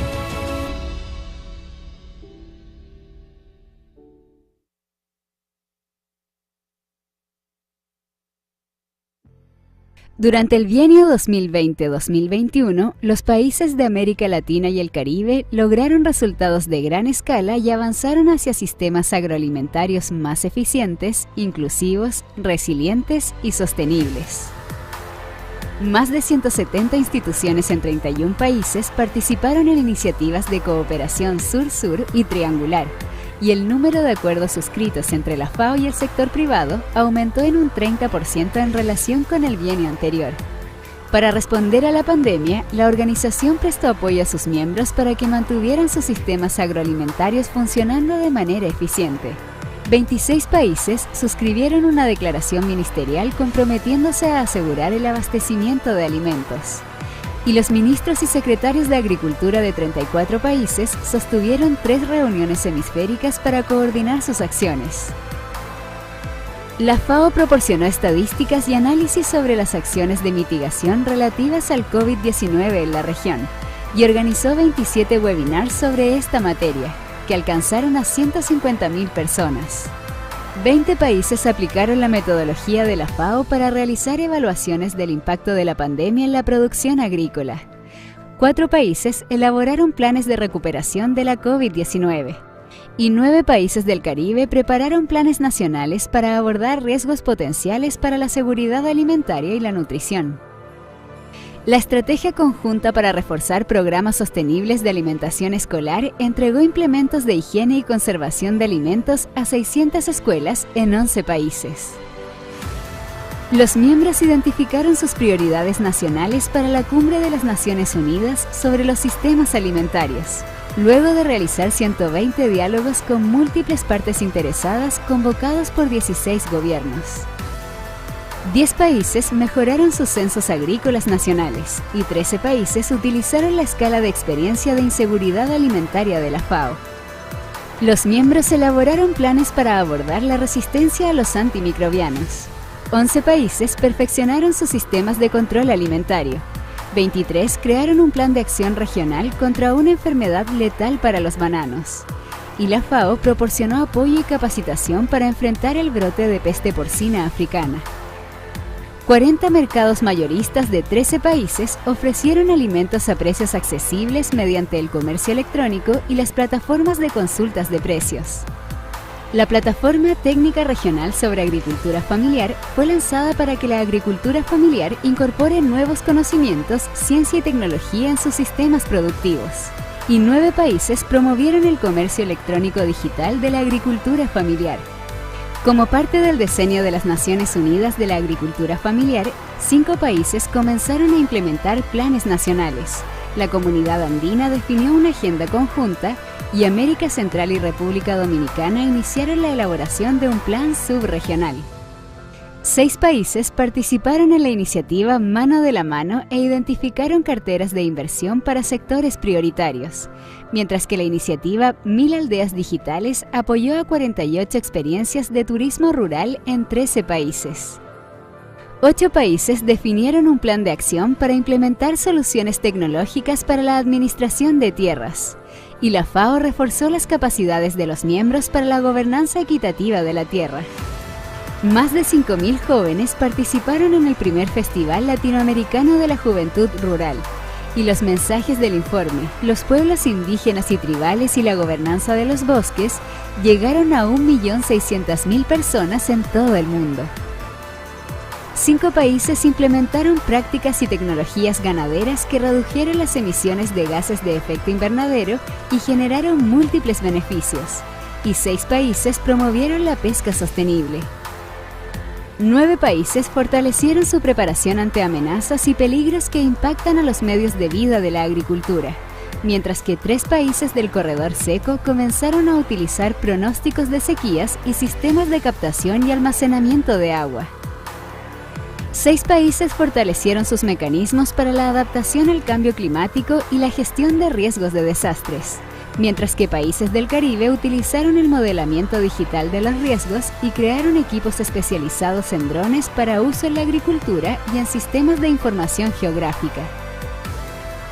Para promover la agricultura familiar y el derecho a la alimentación, reducir la pérdida y desperdicio de alimentos, abordar el cambio climático y regular el rotulado de alimentos, 7 países aprobaron 14 leyes y parlamentos regionales adoptaron 5 normas. La FAO movilizó más de 420 millones de dólares en aportes voluntarios, un alza de 78% en comparación con el bienio anterior, y brindó asistencia técnica al diseño de proyectos de inversión por 1.700 millones de dólares en favor de 12 países. Todos estos resultados demuestran que, incluso durante uno de los periodos más desafiantes de la historia reciente, los países han dado grandes pasos hacia una mejor producción, una mejor nutrición, un mejor medio ambiente y una vida mejor, sin dejar a nadie atrás.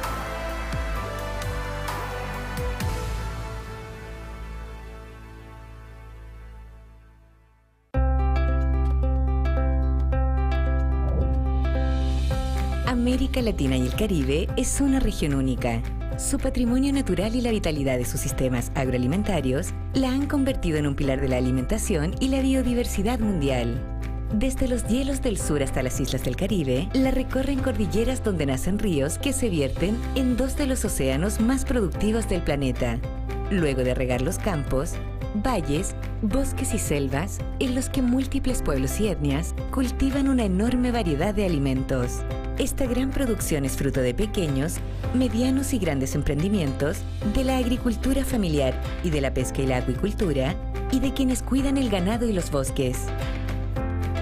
Es labor de miles de mujeres y hombres, de empresas, cooperativas y agroindustrias que se nutren del saber de universidades, ONGs e institutos de investigación e innovación. Para hacer crecer esta riqueza, la Organización de las Naciones Unidas para la Alimentación y la Agricultura celebra su 37ª Conferencia Regional en Quito, Ecuador. En este país, el cual es un verdadero microcosmos de América Latina y el Caribe, con 18 pueblos originarios, selvas amazónicas, majestuosas montañas, playas hermosas y valles verdes, sumaremos voluntades para transformar los sistemas agroalimentarios y volverlos más eficientes, inclusivos, resilientes y sostenibles. Aquí, en uno de los lugares más biodiversos del mundo, rodeados de la riqueza multicultural de Ecuador e inspirados por su patrimonio natural y agroalimentario, los países podrán compartir sus innovaciones para avanzar hacia una mejor producción, una mejor nutrición, un mejor medio ambiente y una vida mejor, sin dejar a nadie atrás.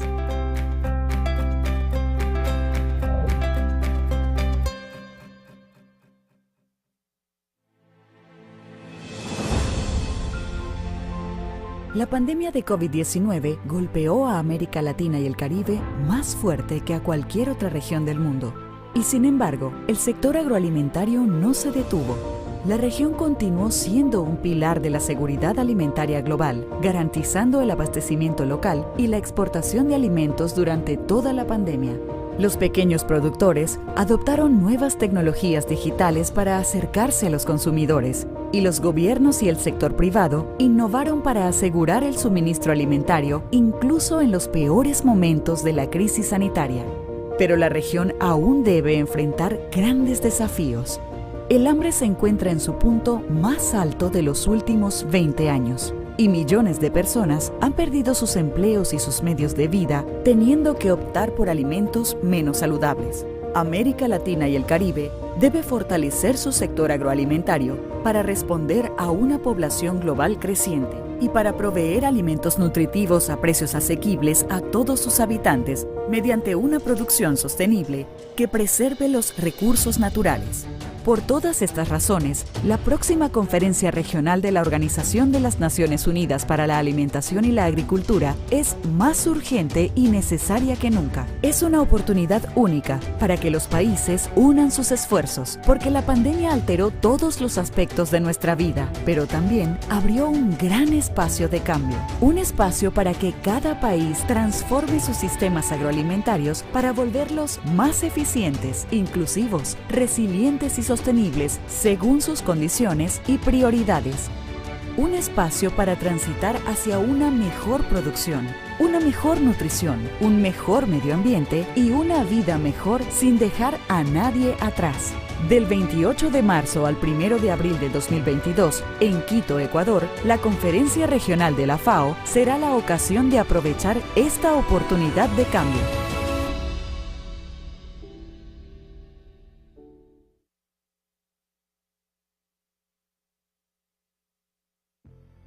Durante el bienio 2020-2021, los países de América Latina y el Caribe lograron resultados de gran escala y avanzaron hacia sistemas agroalimentarios más eficientes, inclusivos, resilientes y sostenibles.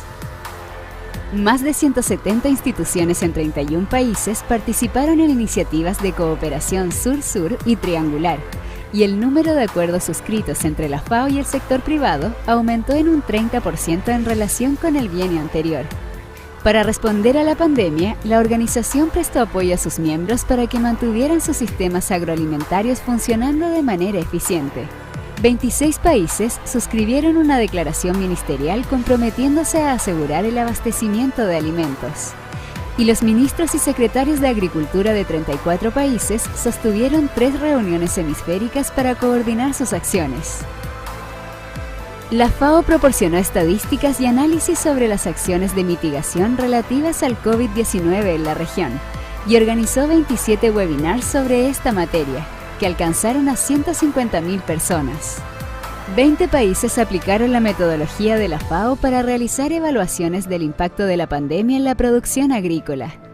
4 países elaboraron planes de recuperación de la COVID-19.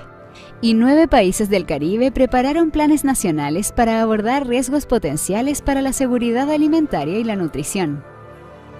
La estrategia conjunta para reforzar programas sostenibles de alimentación escolar entregó implementos de higiene y conservación de alimentos a 600 escuelas en 11 países. Los miembros identificaron sus prioridades nacionales para la Cumbre de las Naciones Unidas sobre los sistemas alimentarios, luego de realizar 120 diálogos con múltiples partes interesadas convocados por 16 gobiernos. 10 países mejoraron sus censos agrícolas nacionales y 13 países utilizaron la escala de experiencia de inseguridad alimentaria de la FAO. Los miembros elaboraron planes para abordar la resistencia a los antimicrobianos. 11 países perfeccionaron sus sistemas de control alimentario. 23 crearon un plan de acción regional contra una enfermedad letal para los bananos. Y la FAO proporcionó apoyo y capacitación para enfrentar el brote de peste porcina africana. 40 mercados mayoristas de 13 países ofrecieron alimentos a precios accesibles mediante el comercio electrónico y las plataformas de consultas de precios. La Plataforma Técnica Regional sobre Agricultura Familiar fue lanzada para que la agricultura familiar incorpore nuevos conocimientos, ciencia y tecnología en sus sistemas productivos. Y 9 países promovieron el comercio electrónico digital de la agricultura familiar. Como parte del diseño de las Naciones Unidas de la Agricultura Familiar, 5 países comenzaron a implementar planes nacionales. La Comunidad Andina definió una agenda conjunta y América Central y República Dominicana iniciaron la elaboración de un plan subregional. 6 países participaron en la iniciativa Mano de la Mano e identificaron carteras de inversión para sectores prioritarios, mientras que la iniciativa 1000 Aldeas Digitales apoyó a 48 experiencias de turismo rural en 13 países. 8 países definieron un plan de acción para implementar soluciones tecnológicas para la administración de tierras, y la FAO reforzó las capacidades de los miembros para la gobernanza equitativa de la tierra. Más de 5.000 jóvenes participaron en el primer Festival Latinoamericano de la Juventud Rural, y los mensajes del informe, los pueblos indígenas y tribales y la gobernanza de los bosques, llegaron a 1.600.000 personas en todo el mundo. 5 países implementaron prácticas y tecnologías ganaderas que redujeron las emisiones de gases de efecto invernadero y generaron múltiples beneficios, y 6 países promovieron la pesca sostenible.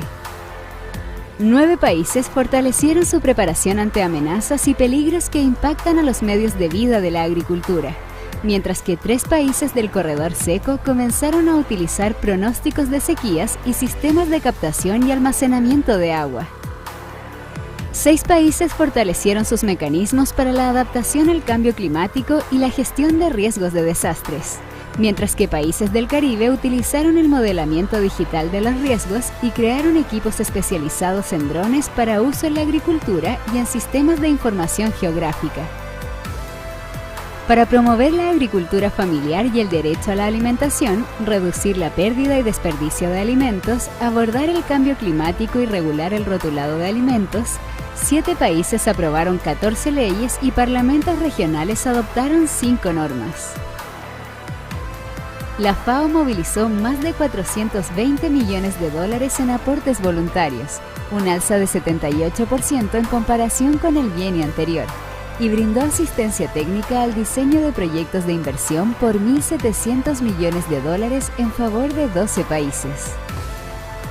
Todos estos resultados demuestran que, incluso durante uno de los periodos más desafiantes de la historia reciente, los países han dado grandes pasos hacia una mejor producción, una mejor nutrición, un mejor medio ambiente y una vida mejor, sin dejar a nadie atrás.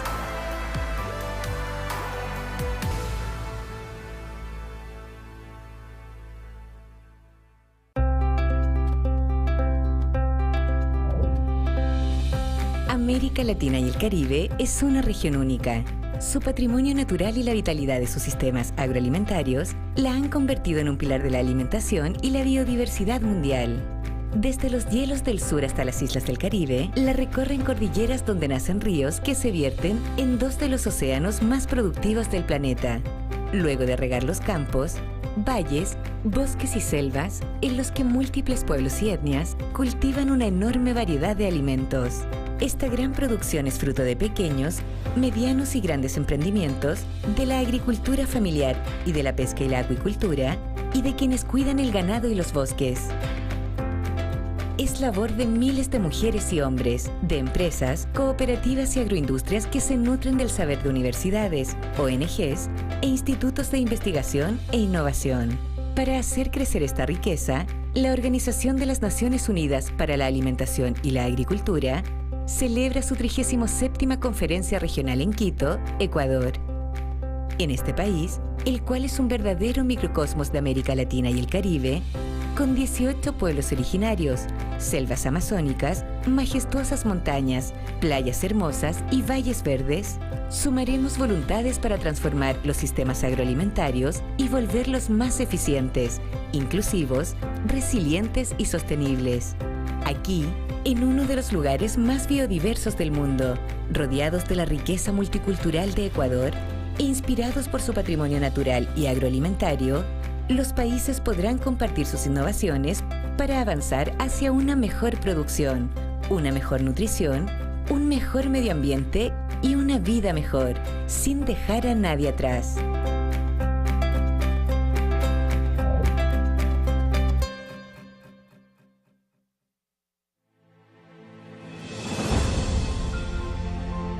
La pandemia de COVID-19 golpeó a América Latina y el Caribe más fuerte que a cualquier otra región del mundo. Y sin embargo, el sector agroalimentario no se detuvo. La región continuó siendo un pilar de la seguridad alimentaria global, garantizando el abastecimiento local y la exportación de alimentos durante toda la pandemia. Los pequeños productores adoptaron nuevas tecnologías digitales para acercarse a los consumidores, y los gobiernos y el sector privado innovaron para asegurar el suministro alimentario incluso en los peores momentos de la crisis sanitaria. Pero la región aún debe enfrentar grandes desafíos. El hambre se encuentra en su punto más alto de los últimos 20 años. Y millones de personas han perdido sus empleos y sus medios de vida, teniendo que optar por alimentos menos saludables. América Latina y el Caribe debe fortalecer su sector agroalimentario para responder a una población global creciente y para proveer alimentos nutritivos a precios asequibles a todos sus habitantes mediante una producción sostenible que preserve los recursos naturales. Por todas estas razones, la próxima Conferencia Regional de la Organización de las Naciones Unidas para la Alimentación y la Agricultura es más urgente y necesaria que nunca. Es una oportunidad única para que los países unan sus esfuerzos, porque la pandemia alteró todos los aspectos de nuestra vida, pero también abrió un gran espacio de cambio. Un espacio para que cada país transforme sus sistemas agroalimentarios para volverlos más eficientes, inclusivos, resilientes y sostenibles según sus condiciones y prioridades. Un espacio para transitar hacia una mejor producción, una mejor nutrición, un mejor medio ambiente y una vida mejor sin dejar a nadie atrás. Del 28 de marzo al 1 de abril de 2022, en Quito, Ecuador, la Conferencia Regional de la FAO será la ocasión de aprovechar esta oportunidad de cambio.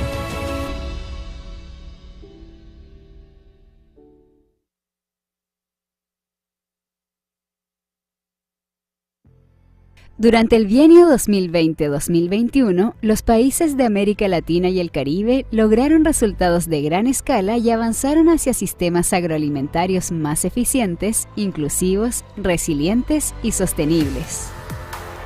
Más de 170 instituciones en 31 países participaron en iniciativas de cooperación sur-sur y triangular, y el número de acuerdos suscritos entre la FAO y el sector privado aumentó en un 30% en relación con el bienio anterior. Para responder a la pandemia, la organización prestó apoyo a sus miembros para que mantuvieran sus sistemas agroalimentarios funcionando de manera eficiente. 26 países suscribieron una declaración ministerial comprometiéndose a asegurar el abastecimiento de alimentos. Y los ministros y secretarios de Agricultura de 34 países sostuvieron 3 reuniones hemisféricas para coordinar sus acciones. La FAO proporcionó estadísticas y análisis sobre las acciones de mitigación relativas al COVID-19 en la región y organizó 27 webinars sobre esta materia, que alcanzaron a 150.000 personas. 20 países aplicaron la metodología de la FAO para realizar evaluaciones del impacto de la pandemia en la producción agrícola. 4 países elaboraron planes de recuperación de la COVID-19. Y 9 países del Caribe prepararon planes nacionales para abordar riesgos potenciales para la seguridad alimentaria y la nutrición. La estrategia conjunta para reforzar programas sostenibles de alimentación escolar entregó implementos de higiene y conservación de alimentos a 600 escuelas en 11 países. Los miembros identificaron sus prioridades nacionales para la Cumbre de las Naciones Unidas sobre los sistemas alimentarios, luego de realizar 120 diálogos con múltiples partes interesadas convocados por 16 gobiernos. 10 países mejoraron sus censos agrícolas nacionales y 13 países utilizaron la escala de experiencia de inseguridad alimentaria de la FAO. Los miembros elaboraron planes para abordar la resistencia a los antimicrobianos. 11 países perfeccionaron sus sistemas de control alimentario. 23 crearon un plan de acción regional contra una enfermedad letal para los bananos. Y la FAO proporcionó apoyo y capacitación para enfrentar el brote de peste porcina africana. 40 mercados mayoristas de 13 países ofrecieron alimentos a precios accesibles mediante el comercio electrónico y las plataformas de consultas de precios. La Plataforma Técnica Regional sobre Agricultura Familiar fue lanzada para que la agricultura familiar incorpore nuevos conocimientos, ciencia y tecnología en sus sistemas productivos. Y 9 países promovieron el comercio electrónico digital de la agricultura familiar. Como parte del diseño de las Naciones Unidas de la Agricultura Familiar, 5 países comenzaron a implementar planes nacionales. La Comunidad Andina definió una agenda conjunta y América Central y República Dominicana iniciaron la elaboración de un plan subregional. 6 países participaron en la iniciativa Mano de la Mano e identificaron carteras de inversión para sectores prioritarios, mientras que la iniciativa 1000 Aldeas Digitales apoyó a 48 experiencias de turismo rural en 13 países. 8 países definieron un plan de acción para implementar soluciones tecnológicas para la administración de tierras, y la FAO reforzó las capacidades de los miembros para la gobernanza equitativa de la tierra. Más de 5.000 jóvenes participaron en el primer Festival Latinoamericano de la Juventud Rural, y los mensajes del informe, los pueblos indígenas y tribales y la gobernanza de los bosques, llegaron a 1.600.000 personas en todo el mundo. 5 países implementaron prácticas y tecnologías ganaderas que redujeron las emisiones de gases de efecto invernadero y generaron múltiples beneficios, y 6 países promovieron la pesca sostenible. 9 países fortalecieron su preparación ante amenazas y peligros que impactan a los medios de vida de la agricultura, mientras que 3 países del corredor seco comenzaron a utilizar pronósticos de sequías y sistemas de captación y almacenamiento de agua. 6 países fortalecieron sus mecanismos para la adaptación al cambio climático y la gestión de riesgos de desastres, mientras que países del Caribe utilizaron el modelamiento digital de los riesgos y crearon equipos especializados en drones para uso en la agricultura y en sistemas de información geográfica. Para promover la agricultura familiar y el derecho a la alimentación, reducir la pérdida y desperdicio de alimentos, abordar el cambio climático y regular el rotulado de alimentos, 7 países aprobaron 14 leyes y parlamentos regionales adoptaron 5 normas. La FAO movilizó más de $420 millones en aportes voluntarios, un alza de 78% en comparación con el bienio anterior, y brindó asistencia técnica al diseño de proyectos de inversión por $1.700 millones en favor de 12 países. Todos estos resultados demuestran que, incluso durante uno de los periodos más desafiantes de la historia reciente, los países han dado grandes pasos hacia una mejor producción, una mejor nutrición un mejor medio ambiente y una vida mejor, sin dejar a nadie atrás.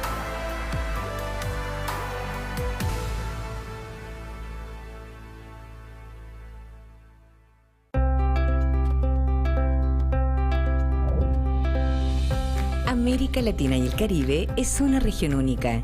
Su patrimonio natural y la vitalidad de sus sistemas agroalimentarios la han convertido en un pilar de la alimentación y la biodiversidad mundial. Desde los hielos del sur hasta las islas del Caribe, la recorren cordilleras donde nacen ríos que se vierten en dos de los océanos más productivos del planeta. Luego de regar los campos, valles, bosques y selvas, en los que múltiples pueblos y etnias cultivan una enorme variedad de alimentos. Esta gran producción es fruto de pequeños, medianos y grandes emprendimientos, de la agricultura familiar y de la pesca y la acuicultura, y de quienes cuidan el ganado y los bosques. Es labor de miles de mujeres y hombres, de empresas, cooperativas y agroindustrias que se nutren del saber de universidades, ONGs e institutos de investigación e innovación. Para hacer crecer esta riqueza, la Organización de las Naciones Unidas para la Alimentación y la Agricultura celebra su 37ª Conferencia Regional en Quito, Ecuador. En este país, el cual es un verdadero microcosmos de América Latina y el Caribe, con 18 pueblos originarios, selvas amazónicas, majestuosas montañas, playas hermosas y valles verdes, sumaremos voluntades para transformar los sistemas agroalimentarios y volverlos más eficientes, inclusivos, resilientes y sostenibles. Aquí, en uno de los lugares más biodiversos del mundo, rodeados de la riqueza multicultural de Ecuador e inspirados por su patrimonio natural y agroalimentario, los países podrán compartir sus innovaciones para avanzar hacia una mejor producción, una mejor nutrición, un mejor medio ambiente y una vida mejor, sin dejar a nadie atrás.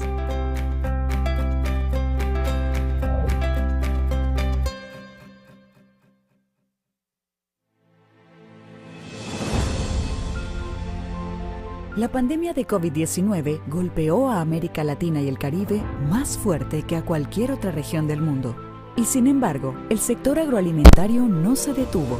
La región continuó siendo un pilar de la seguridad alimentaria global, garantizando el abastecimiento local y la exportación de alimentos durante toda la pandemia. Los pequeños productores adoptaron nuevas tecnologías digitales para acercarse a los consumidores, y los gobiernos y el sector privado innovaron para asegurar el suministro alimentario incluso en los peores momentos de la crisis sanitaria. Pero la región aún debe enfrentar grandes desafíos. El hambre se encuentra en su punto más alto de los últimos 20 años. Y millones de personas han perdido sus empleos y sus medios de vida, teniendo que optar por alimentos menos saludables. América Latina y el Caribe debe fortalecer su sector agroalimentario para responder a una población global creciente y para proveer alimentos nutritivos a precios asequibles a todos sus habitantes mediante una producción sostenible que preserve los recursos naturales. Por todas estas razones, la próxima Conferencia Regional de la Organización de las Naciones Unidas para la Alimentación y la Agricultura es más urgente y necesaria que nunca. Es una oportunidad única para que los países unan sus esfuerzos, porque la pandemia alteró todos los aspectos de nuestra vida, pero también abrió un gran espacio de cambio. Un espacio para que cada país transforme sus sistemas agroalimentarios para volverlos más eficientes, inclusivos, resilientes y sostenibles según sus condiciones y prioridades. Un espacio para transitar hacia una mejor producción, una mejor nutrición, un mejor medio ambiente y una vida mejor sin dejar a nadie atrás.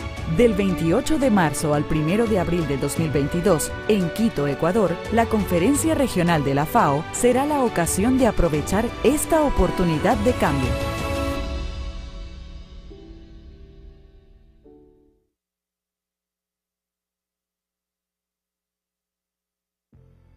Durante el bienio 2020-2021, los países de América Latina y el Caribe lograron resultados de gran escala y avanzaron hacia sistemas agroalimentarios más eficientes, inclusivos, resilientes y sostenibles. Más de 170 instituciones en 31 países participaron en iniciativas de cooperación sur-sur y triangular, y el número de acuerdos suscritos entre la FAO y el sector privado aumentó en un 30% en relación con el bienio anterior. Para responder a la pandemia, la organización prestó apoyo a sus miembros para que mantuvieran sus sistemas agroalimentarios funcionando de manera eficiente. 26 países suscribieron una declaración ministerial comprometiéndose a asegurar el abastecimiento de alimentos. Y los ministros y secretarios de Agricultura de 34 países sostuvieron 3 reuniones hemisféricas para coordinar sus acciones. La FAO proporcionó estadísticas y análisis sobre las acciones de mitigación relativas al COVID-19 en la región y organizó 27 webinars sobre esta materia, que alcanzaron a 150.000 personas.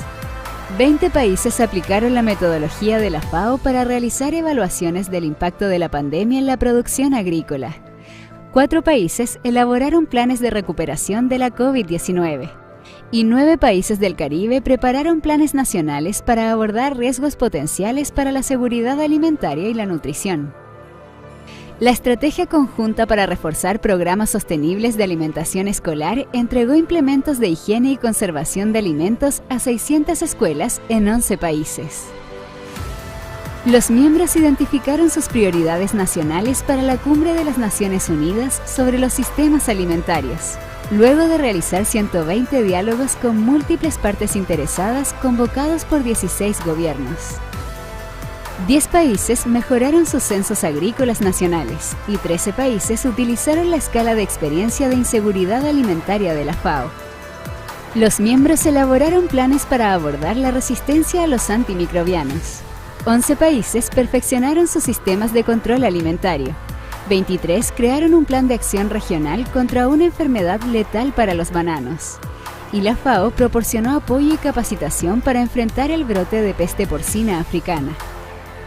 40 mercados mayoristas de 13 países ofrecieron alimentos a precios accesibles mediante el comercio electrónico y las plataformas de consultas de precios.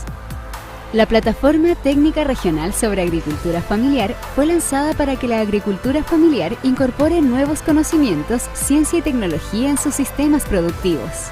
Y 9 países promovieron el comercio electrónico digital de la agricultura familiar. Como parte del diseño de las Naciones Unidas de la Agricultura Familiar, 5 países comenzaron a implementar planes nacionales. La Comunidad Andina definió una agenda conjunta y América Central y República Dominicana iniciaron la elaboración de un plan subregional. 6 países participaron en la iniciativa Mano de la Mano e identificaron carteras de inversión para sectores prioritarios, mientras que la iniciativa 1000 Aldeas Digitales apoyó a 48 experiencias de turismo rural en 13 países. 8 países definieron un plan de acción para implementar soluciones tecnológicas para la administración de tierras, y la FAO reforzó las capacidades de los miembros para la gobernanza equitativa de la tierra. Más de 5.000 jóvenes participaron en el primer Festival Latinoamericano de la Juventud Rural, y los mensajes del informe, los pueblos indígenas y tribales y la gobernanza de los bosques, llegaron a 1.600.000 personas en todo el mundo. 5 países implementaron prácticas y tecnologías ganaderas que redujeron las emisiones de gases de efecto invernadero y generaron múltiples beneficios, y 6 países promovieron la pesca sostenible. 9 países fortalecieron su preparación ante amenazas y peligros que impactan a los medios de vida de la agricultura, mientras que 3 países del corredor seco comenzaron a utilizar pronósticos de sequías y sistemas de captación y almacenamiento de agua.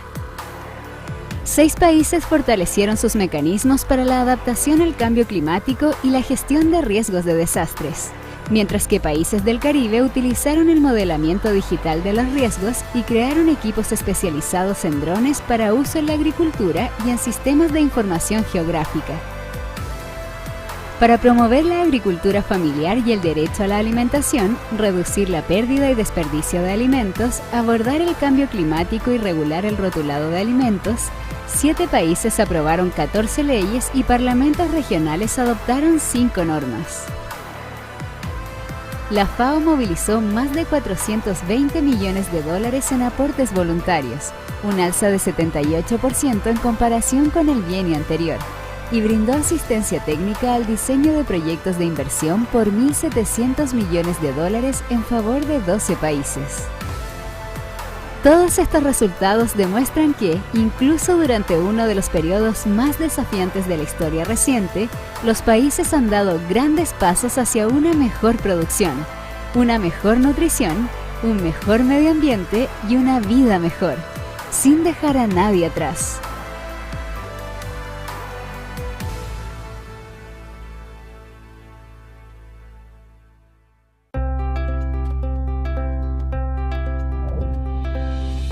América Latina y el Caribe es una región única. Su patrimonio natural y la vitalidad de sus sistemas agroalimentarios la han convertido en un pilar de la alimentación y la biodiversidad mundial.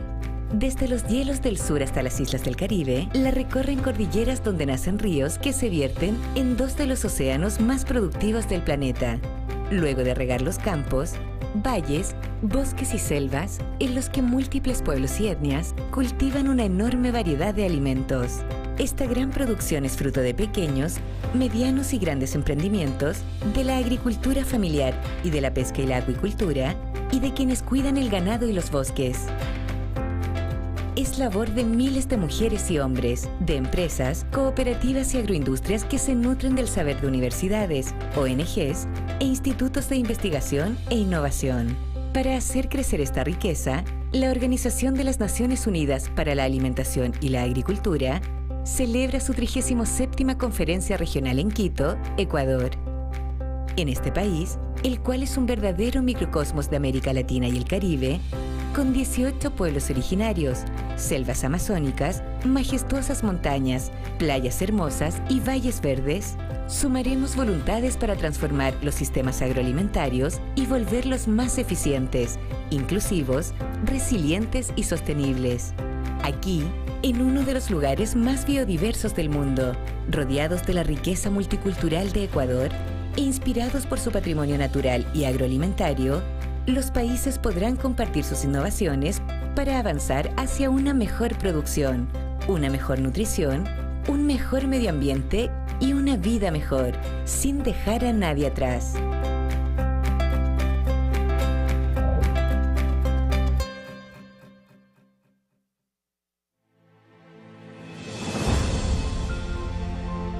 La pandemia de COVID-19 golpeó a América Latina y el Caribe más fuerte que a cualquier otra región del mundo. Y sin embargo, el sector agroalimentario no se detuvo. La región continuó siendo un pilar de la seguridad alimentaria global, garantizando el abastecimiento local y la exportación de alimentos durante toda la pandemia. Los pequeños productores adoptaron nuevas tecnologías digitales para acercarse a los consumidores, y los gobiernos y el sector privado innovaron para asegurar el suministro alimentario incluso en los peores momentos de la crisis sanitaria. Pero la región aún debe enfrentar grandes desafíos. El hambre se encuentra en su punto más alto de los últimos 20 años. Y millones de personas han perdido sus empleos y sus medios de vida, teniendo que optar por alimentos menos saludables. América Latina y el Caribe debe fortalecer su sector agroalimentario para responder a una población global creciente y para proveer alimentos nutritivos a precios asequibles a todos sus habitantes mediante una producción sostenible que preserve los recursos naturales.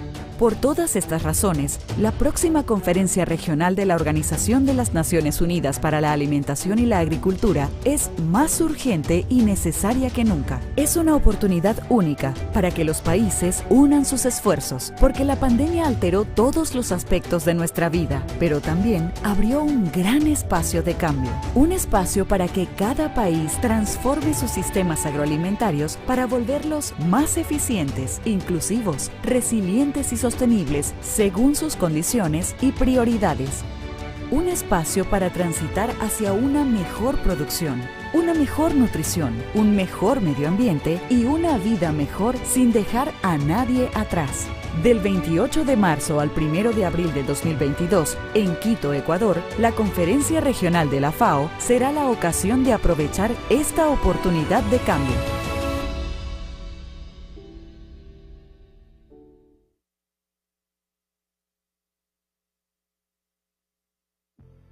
Durante el bienio 2020-2021, los países de América Latina y el Caribe lograron resultados de gran escala y avanzaron hacia sistemas agroalimentarios más eficientes, inclusivos, resilientes y sostenibles.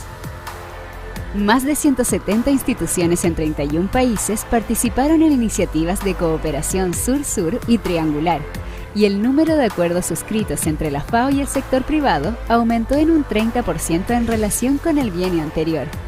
Para responder a la pandemia, la organización prestó apoyo a sus miembros para que mantuvieran sus sistemas agroalimentarios funcionando de manera eficiente. 26 países suscribieron una declaración ministerial comprometiéndose a asegurar el abastecimiento de alimentos. Y los ministros y secretarios de Agricultura de 34 países sostuvieron 3 reuniones hemisféricas para coordinar sus acciones. La FAO proporcionó estadísticas y análisis sobre las acciones de mitigación relativas al COVID-19 en la región y organizó 27 webinars sobre esta materia, que alcanzaron a 150.000 personas. 20 países aplicaron la metodología de la FAO para realizar evaluaciones del impacto de la pandemia en la producción agrícola. 4 países elaboraron planes de recuperación de la COVID-19. Y 9 países del Caribe prepararon planes nacionales para abordar riesgos potenciales para la seguridad alimentaria y la nutrición. La Estrategia Conjunta para Reforzar Programas Sostenibles de Alimentación Escolar entregó implementos de higiene y conservación de alimentos a 600 escuelas en 11 países. Los miembros identificaron sus prioridades nacionales para la Cumbre de las Naciones Unidas sobre los sistemas alimentarios, luego de realizar 120 diálogos con múltiples partes interesadas convocados por 16 gobiernos. 10 países mejoraron sus censos agrícolas nacionales y 13 países utilizaron la escala de experiencia de inseguridad alimentaria de la FAO. Los miembros elaboraron planes para abordar la resistencia a los antimicrobianos. 11 países perfeccionaron sus sistemas de control alimentario. 23 crearon un plan de acción regional contra una enfermedad letal para los bananos. Y la FAO proporcionó apoyo y capacitación para enfrentar el brote de peste porcina africana. 40 mercados mayoristas de 13 países ofrecieron alimentos a precios accesibles mediante el comercio electrónico y las plataformas de consultas de precios. La Plataforma Técnica Regional sobre Agricultura Familiar fue lanzada para que la agricultura familiar incorpore nuevos conocimientos, ciencia y tecnología en sus sistemas productivos. Y 9 países promovieron el comercio electrónico digital de la agricultura familiar. Como parte del diseño de las Naciones Unidas de la Agricultura Familiar, 5 países comenzaron a implementar planes nacionales. La Comunidad Andina definió una agenda conjunta y América Central y República Dominicana iniciaron la elaboración de un plan subregional. 6 países participaron en la iniciativa Mano de la Mano e identificaron carteras de inversión para sectores prioritarios, mientras que la iniciativa 1000 Aldeas Digitales apoyó a 48 experiencias de turismo rural en 13 países. 8 países definieron un plan de acción para implementar soluciones tecnológicas para la administración de tierras, y la FAO reforzó las capacidades de los miembros para la gobernanza equitativa de la tierra. Más de 5.000 jóvenes participaron en el primer Festival Latinoamericano de la Juventud Rural, y los mensajes del informe, los pueblos indígenas y tribales y la gobernanza de los bosques, llegaron a 1.600.000 personas en todo el mundo. 5 países implementaron prácticas y tecnologías ganaderas que redujeron las emisiones de gases de efecto invernadero y generaron múltiples beneficios, y 6 países promovieron la pesca sostenible. 9 países fortalecieron su preparación ante amenazas y peligros que impactan a los medios de vida de la agricultura, mientras que 3 países del corredor seco comenzaron a utilizar pronósticos de sequías y sistemas de captación y almacenamiento de agua. 6 países fortalecieron sus mecanismos para la adaptación al cambio climático y la gestión de riesgos de desastres, mientras que países del Caribe utilizaron el modelamiento digital de los riesgos y crearon equipos especializados en drones para uso en la agricultura y en sistemas de información geográfica. Para promover la agricultura familiar y el derecho a la alimentación, reducir la pérdida y desperdicio de alimentos, abordar el cambio climático y regular el rotulado de alimentos, 7 países aprobaron 14 leyes y parlamentos regionales adoptaron 5 normas.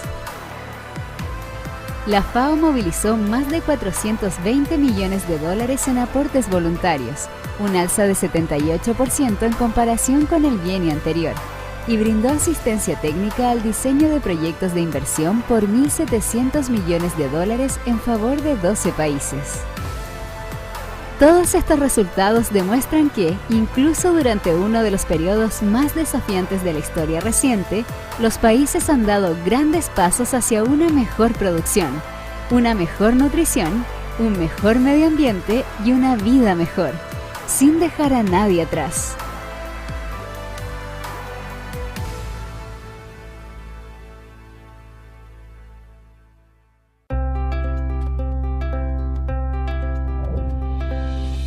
América Latina y el Caribe es una región única. Su patrimonio natural y la vitalidad de sus sistemas agroalimentarios la han convertido en un pilar de la alimentación y la biodiversidad mundial. Desde los hielos del sur hasta las islas del Caribe, la recorren cordilleras donde nacen ríos que se vierten en 2 de los océanos más productivos del planeta. Luego de regar los campos, valles, bosques y selvas, en los que múltiples pueblos y etnias cultivan una enorme variedad de alimentos. Esta gran producción es fruto de pequeños, medianos y grandes emprendimientos, de la agricultura familiar y de la pesca y la acuicultura, y de quienes cuidan el ganado y los bosques. Es labor de miles de mujeres y hombres, de empresas, cooperativas y agroindustrias que se nutren del saber de universidades, ONGs e institutos de investigación e innovación. Para hacer crecer esta riqueza, la Organización de las Naciones Unidas para la Alimentación y la Agricultura celebra su 37ª Conferencia Regional en Quito, Ecuador. En este país, el cual es un verdadero microcosmos de América Latina y el Caribe, con 18 pueblos originarios, selvas amazónicas, majestuosas montañas, playas hermosas y valles verdes, sumaremos voluntades para transformar los sistemas agroalimentarios y volverlos más eficientes, inclusivos, resilientes y sostenibles. Aquí, en uno de los lugares más biodiversos del mundo, rodeados de la riqueza multicultural de Ecuador e inspirados por su patrimonio natural y agroalimentario, los países podrán compartir sus innovaciones para avanzar hacia una mejor producción, una mejor nutrición, un mejor medio ambiente y una vida mejor, sin dejar a nadie atrás.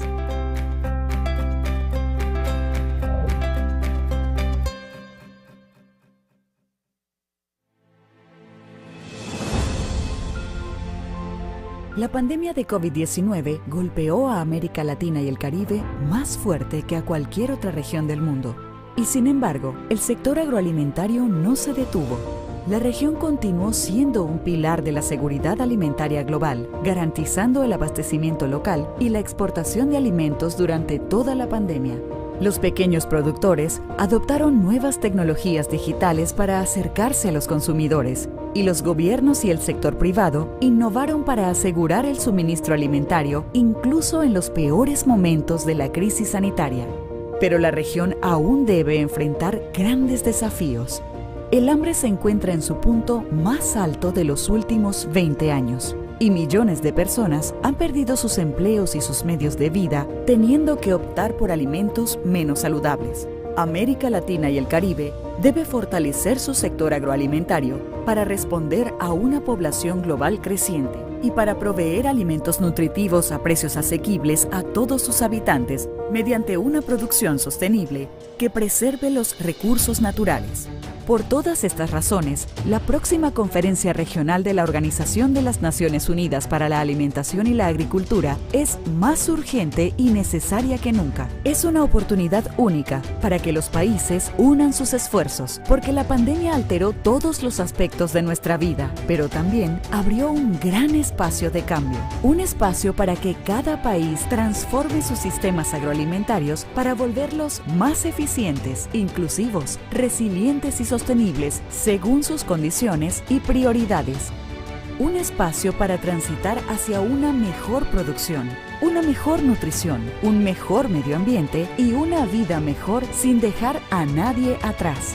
Del 28 de marzo al 1 de abril del 2022, en Quito, Ecuador, la Conferencia Regional de la FAO será la ocasión de aprovechar esta oportunidad de cambio.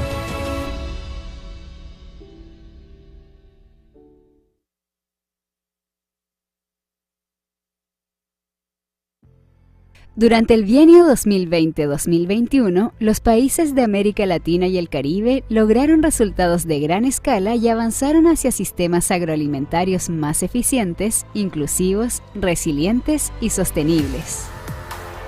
Más de 170 instituciones en 31 países participaron en iniciativas de cooperación sur-sur y triangular, y el número de acuerdos suscritos entre la FAO y el sector privado aumentó en un 30% en relación con el bienio anterior. Para responder a la pandemia, la organización prestó apoyo a sus miembros para que mantuvieran sus sistemas agroalimentarios funcionando de manera eficiente. 26 países suscribieron una declaración ministerial comprometiéndose a asegurar el abastecimiento de alimentos. Y los ministros y secretarios de Agricultura de 34 países sostuvieron 3 reuniones hemisféricas para coordinar sus acciones. La FAO proporcionó estadísticas y análisis sobre las acciones de mitigación relativas al COVID-19 en la región y organizó 27 webinars sobre esta materia, que alcanzaron a 150.000 personas. 20 países aplicaron la metodología de la FAO para realizar evaluaciones del impacto de la pandemia en la producción agrícola. 4 países elaboraron planes de recuperación de la COVID-19 y 9 países del Caribe prepararon planes nacionales para abordar riesgos potenciales para la seguridad alimentaria y la nutrición. La estrategia conjunta para reforzar programas sostenibles de alimentación escolar entregó implementos de higiene y conservación de alimentos a 600 escuelas en 11 países.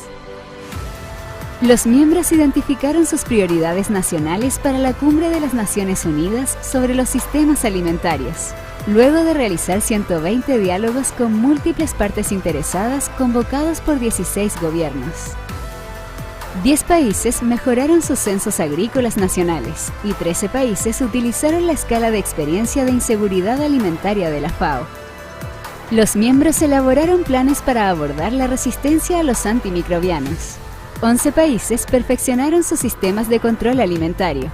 23 crearon un plan de acción regional contra una enfermedad letal para los bananos.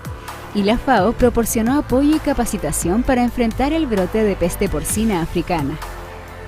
40 mercados mayoristas de 13 países ofrecieron alimentos a precios accesibles mediante el comercio electrónico y las plataformas de consultas de precios. La Plataforma Técnica Regional sobre Agricultura Familiar fue lanzada para que la agricultura familiar incorpore nuevos conocimientos, ciencia y tecnología en sus sistemas productivos. Y 9 países promovieron el comercio electrónico digital de la agricultura familiar. Como parte del diseño de las Naciones Unidas de la Agricultura Familiar, 5 países comenzaron a implementar planes nacionales. La Comunidad Andina definió una agenda conjunta y América Central y República Dominicana iniciaron la elaboración de un plan subregional. 6 países participaron en la iniciativa Mano de la Mano e identificaron carteras de inversión para sectores prioritarios, mientras que la iniciativa 1000 Aldeas Digitales apoyó a 48 experiencias de turismo rural en 13 países.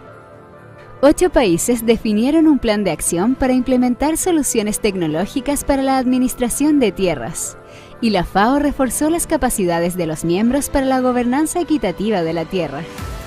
Más de 5.000 jóvenes participaron en el primer Festival Latinoamericano de la Juventud Rural, y los mensajes del informe Los pueblos indígenas y tribales y la gobernanza de los bosques llegaron a 1.600.000 personas en todo el mundo. 5 países implementaron prácticas y tecnologías ganaderas que redujeron las emisiones de gases de efecto invernadero y generaron múltiples beneficios, y 6 países promovieron la pesca sostenible. 9 países fortalecieron su preparación ante amenazas y peligros que impactan a los medios de vida de la agricultura, mientras que 3 países del corredor seco comenzaron a utilizar pronósticos de sequías y sistemas de captación y almacenamiento de agua. 6 países fortalecieron sus mecanismos para la adaptación al cambio climático y la gestión de riesgos de desastres, mientras que países del Caribe utilizaron el modelamiento digital de los riesgos y crearon equipos especializados en drones para uso en la agricultura y en sistemas de información geográfica. Para promover la agricultura familiar y el derecho a la alimentación, reducir la pérdida y desperdicio de alimentos, abordar el cambio climático y regular el rotulado de alimentos, 7 países aprobaron 14 leyes y parlamentos regionales adoptaron 5 normas. La FAO movilizó más de 420 millones de dólares en aportes voluntarios, un alza de 78% en comparación con el bienio anterior, y brindó asistencia técnica al diseño de proyectos de inversión por 1.700 millones de dólares en favor de 12 países.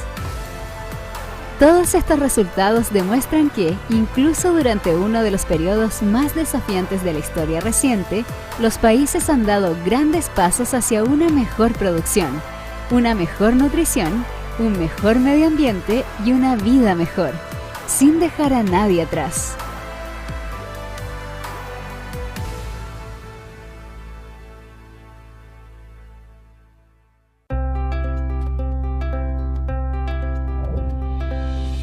América Latina y el Caribe es una región única. Su patrimonio natural y la vitalidad de sus sistemas agroalimentarios la han convertido en un pilar de la alimentación y la biodiversidad mundial. Desde los hielos del sur hasta las islas del Caribe, la recorren cordilleras donde nacen ríos que se vierten en 2 de los océanos más productivos del planeta. Luego de regar los campos, valles, bosques y selvas, en los que múltiples pueblos y etnias cultivan una enorme variedad de alimentos. Esta gran producción es fruto de pequeños, medianos y grandes emprendimientos, de la agricultura familiar y de la pesca y la acuicultura, y de quienes cuidan el ganado y los bosques. Es labor de miles de mujeres y hombres, de empresas, cooperativas y agroindustrias que se nutren del saber de universidades, ONGs e institutos de investigación e innovación. Para hacer crecer esta riqueza, la Organización de las Naciones Unidas para la Alimentación y la Agricultura celebra su 37ª Conferencia Regional en Quito, Ecuador. En este país, el cual es un verdadero microcosmos de América Latina y el Caribe, con 18 pueblos originarios, selvas amazónicas, majestuosas montañas, playas hermosas y valles verdes, sumaremos voluntades para transformar los sistemas agroalimentarios y volverlos más eficientes, inclusivos, resilientes y sostenibles. Aquí, en uno de los lugares más biodiversos del mundo, rodeados de la riqueza multicultural de Ecuador e inspirados por su patrimonio natural y agroalimentario, los países podrán compartir sus innovaciones para avanzar hacia una mejor producción, una mejor nutrición, un mejor medio ambiente y una vida mejor, sin dejar a nadie atrás.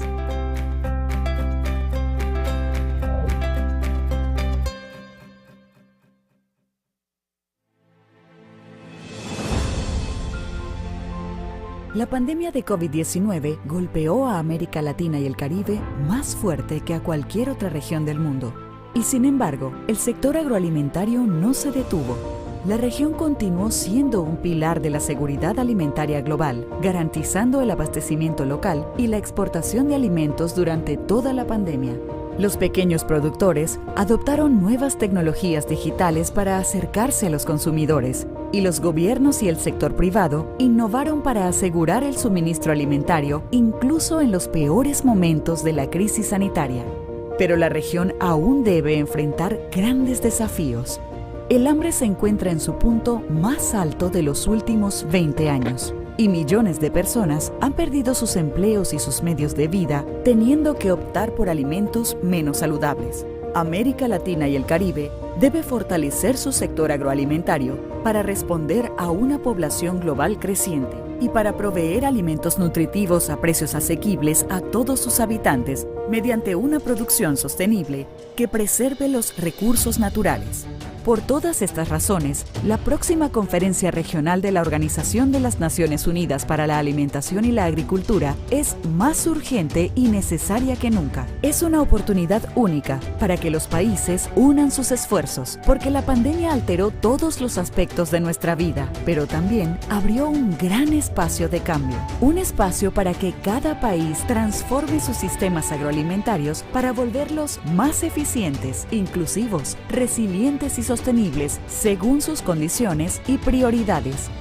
Un espacio para transitar hacia una mejor producción, una mejor nutrición, un mejor medio ambiente y una vida mejor sin dejar a nadie atrás. Del 28 de marzo al 1 de abril de 2022, en Quito, Ecuador, la Conferencia Regional de la FAO será la ocasión de aprovechar esta oportunidad de cambio.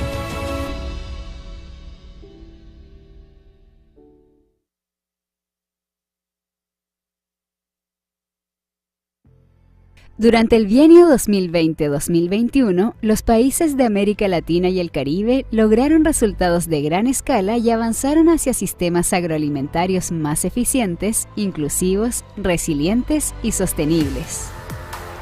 Más de 170 instituciones en 31 países participaron en iniciativas de cooperación sur-sur y triangular, y el número de acuerdos suscritos entre la FAO y el sector privado aumentó en un 30% en relación con el bienio anterior. Para responder a la pandemia, la organización prestó apoyo a sus miembros para que mantuvieran sus sistemas agroalimentarios funcionando de manera eficiente. 26 países suscribieron una declaración ministerial comprometiéndose a asegurar el abastecimiento de alimentos. Y los ministros y secretarios de Agricultura de 34 países sostuvieron 3 reuniones hemisféricas para coordinar sus acciones. La FAO proporcionó estadísticas y análisis sobre las acciones de mitigación relativas al COVID-19 en la región y organizó 27 webinars sobre esta materia, que alcanzaron a 150.000 personas.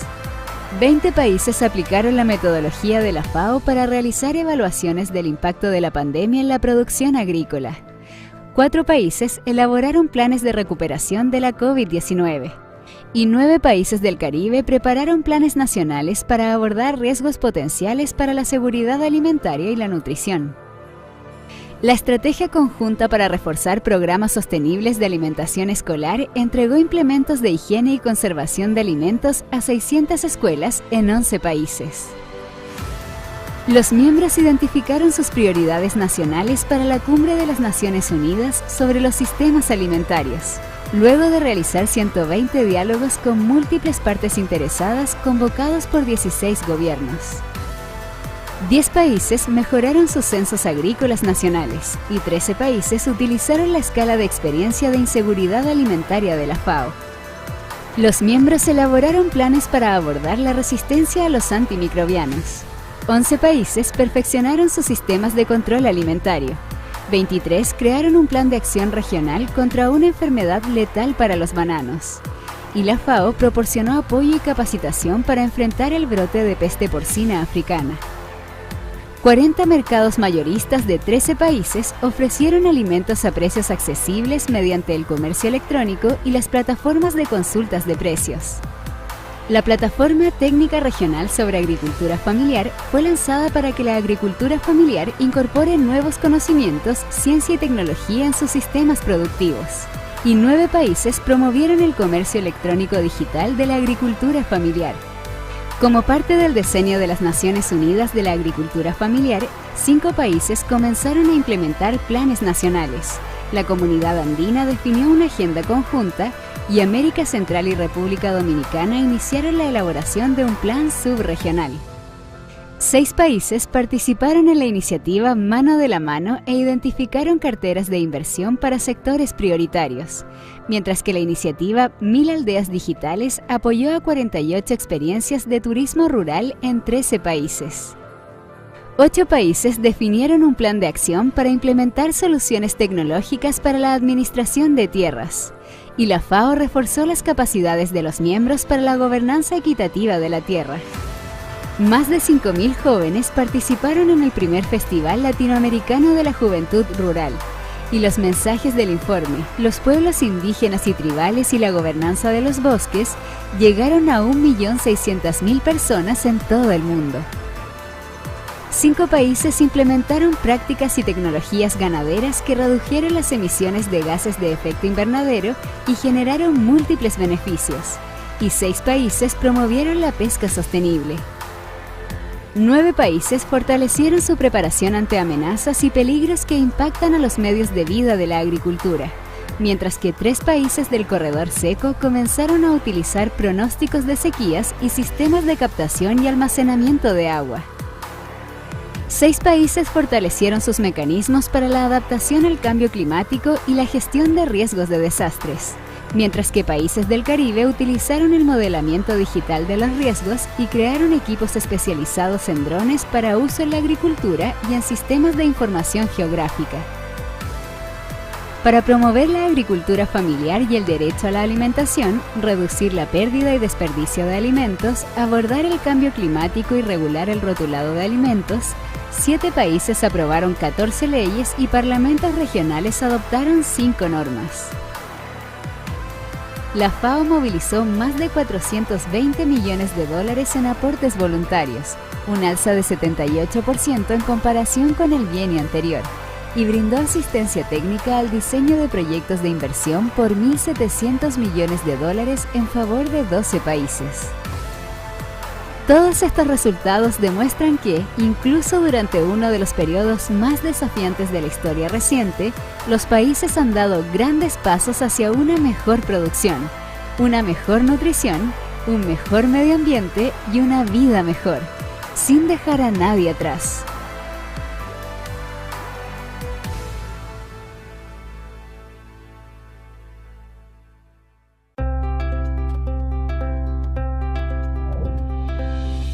América Latina y el Caribe es una región única. Su patrimonio natural y la vitalidad de sus sistemas agroalimentarios la han convertido en un pilar de la alimentación y la biodiversidad mundial.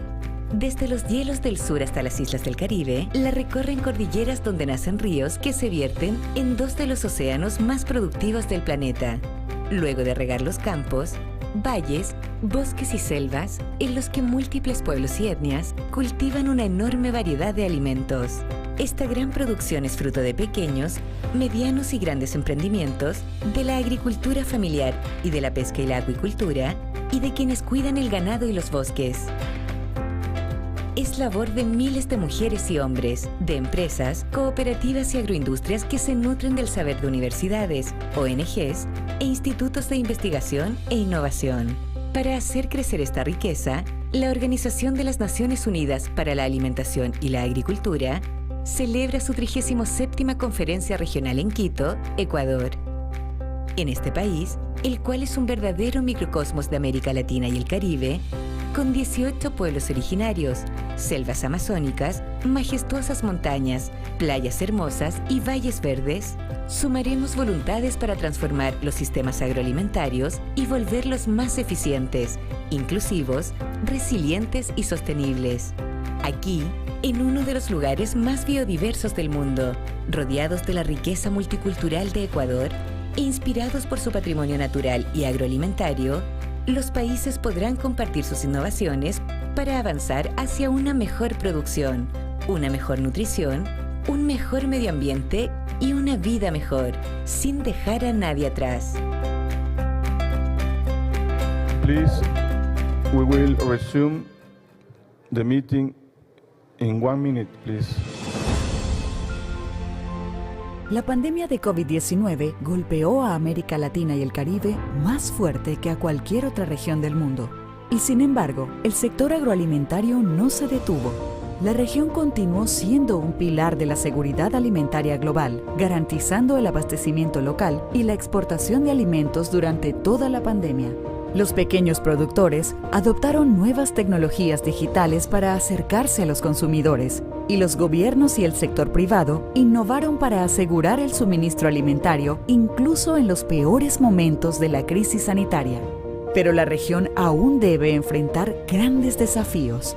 El hambre se encuentra en su punto más alto de los últimos 20 años. y millones de personas han perdido sus empleos y sus medios de vida, teniendo que optar por alimentos menos saludables. América Latina y el Caribe debe fortalecer su sector agroalimentario para responder a una población global creciente y para proveer alimentos nutritivos a precios asequibles a todos sus habitantes mediante una producción sostenible que preserve los recursos naturales. Por todas estas razones, la próxima Conferencia Regional de la Organización de las Naciones Unidas para la Alimentación y la Agricultura es más urgente y necesaria que nunca. Es una oportunidad única. When we resume, we'll be going into plenary, and we have 4 countries that have indicated their intention of speaking. We have Nicaragua, Brazil, El Salvador, Ecuador. So at this point in time, I will give the floor to Nicaragua. Nicaragua first will have the floor. Nicaragua.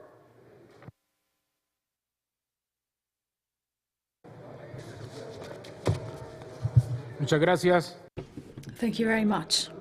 We would like to reiterate our greetings to this 37th Regional Conference of FAO and the greetings of the President of Nicaragua, Colonel Ortega.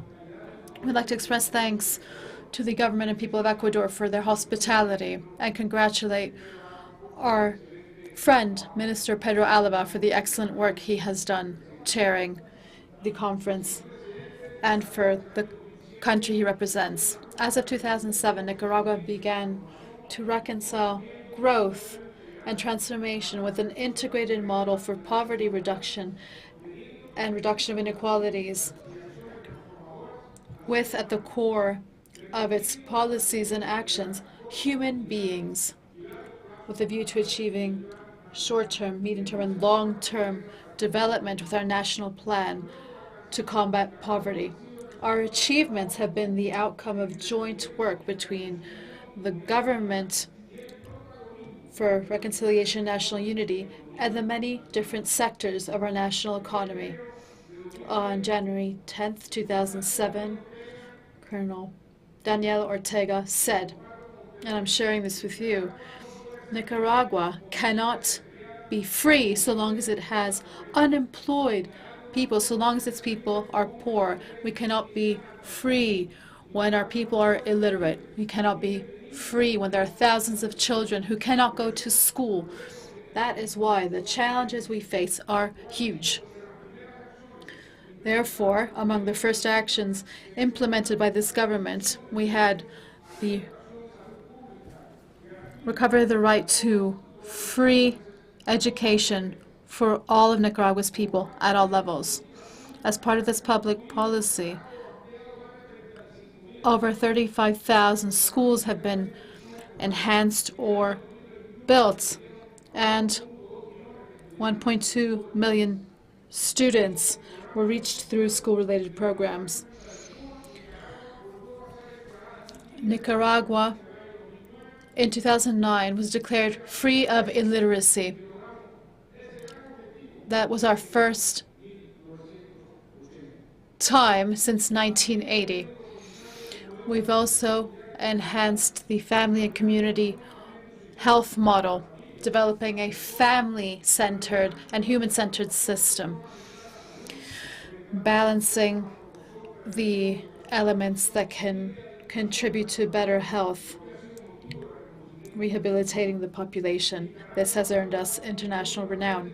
We have managed to build a network of infrastructure with public health systems, with 24 new hospitals and the rehabilitation of 46 other hospitals. The construction and rehabilitation of thousands of healthcare jobs, hundreds of health centers and maternity centers, and dozens of mobile clinics. We also implemented a gender equality policy, increasing women's participation in decision-making in alignment with international tools and the Constitution. According to the Gender Gap Index 2021, Nicaragua closed the gender gap by over 80%. Our country is now first in gender equality in the region and is among the top countries in the world. The government and people of Nicaragua have also contributed to legal measures on land tenure, and over 5,000 land titles were given to hundreds of families, families with scarce resources, producer families from native communities across the country. Nicaragua has also been recognized for its Global Competitiveness Index, thanks to its infrastructure. And over 22,000 kilometers of roads and highways were built recently. This is key for production and marketing. Nicaragua boasts over 70% of renewable energy. In 2007, with the support of the sister republics of Venezuela and Cuba, in the framework of the Bolivarian Alliance for the Americas, we enhanced our energy generation capacity. In February 2022, the power grid reached over 99%. Most of the population has access to safe, reliable energy. The right to safe drinking water is a human right. Over 90% of families in cities have access to this vital liquid, and 55.5% of people in rural areas also do. The significant reduction of overall poverty, going from 48 to 24 in 2006, and extreme poverty from 17 to 6 in the same period of time, thanks to the productive programs that we have implemented, have meant that macroeconomic peace and stability have increased. More than 1.6 million Nicaraguans have been lifted out of poverty.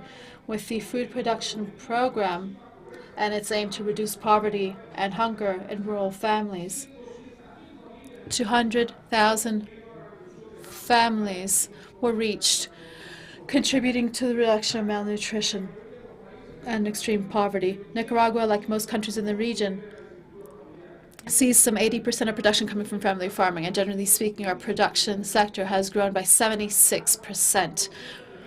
We feel that food production is a priority if we are to combat poverty and achieve human development. Nicaragua now produces 90% of the food that we consume, and not just that, it is affordable to all of Nicaragua's families. In 2015, we earned recognition by FAO for having achieved the target set in the World Food Summit 1996 of reducing by at least 50% the overall number of people suffering from undernutrition in the country. We are committed to promoting a production system which is in harmony with Mother Earth.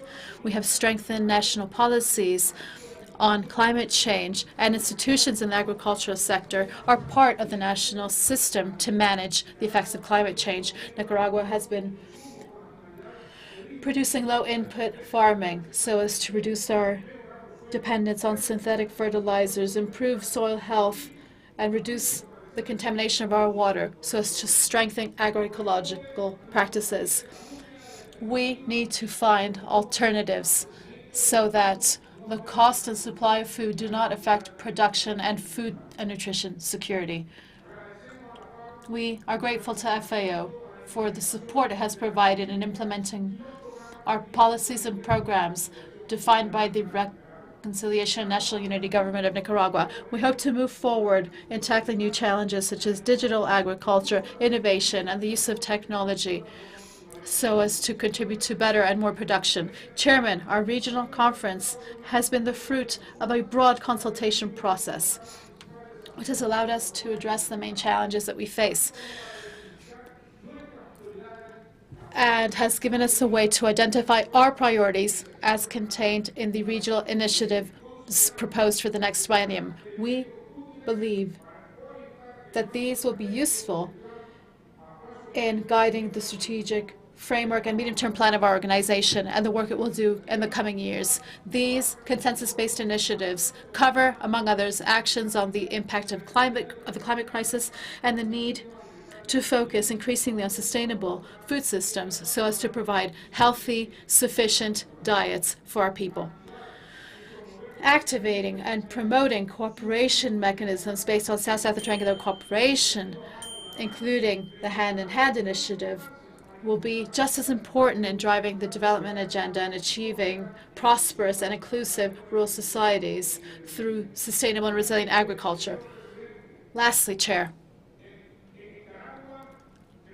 in Nicaragua, we strongly believe in brotherhood, respect, solidarity, and support among all people in the world.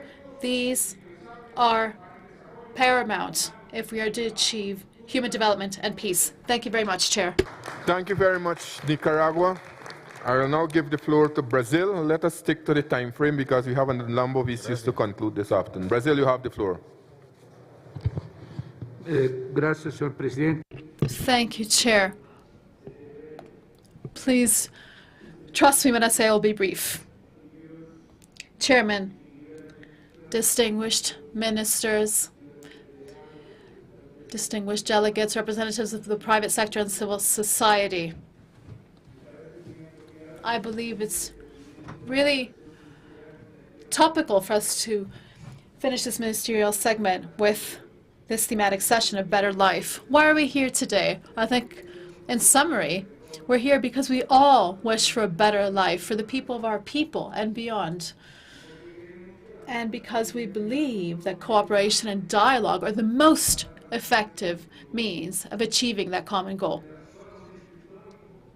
At this time in history, where we have the pandemic on the one hand and on the other the conflict in Europe, it's important to remember that through cooperation, we can and will walk together on a path toward a better life, leaving no one behind. That is why I'd like to take this opportunity, Chair, to highlight a few of Brazil's most relevant policies. Our policies in action toward better life go from the field to the fork in Brazil. We support smallholders with non-reimbursable resources, agricultural machinery, technical assistance, and rural credit at very affordable interest rates for production and dissemination. Through programs, we have established thousands of water capture and storage systems for human consumption in the semi-arid regions of the country. We use our public procurement purchasing power for the single health system to guarantee stable and reliable access to markets for smallholders. We use logistical means for the collection and distribution of commodities bought by family farmers for the state. These actions involve, among others, dozens of federal agencies, subnational bodies, banks, cooperatives, civil society organizations, working together in a coordinated fashion to transform life on our farms.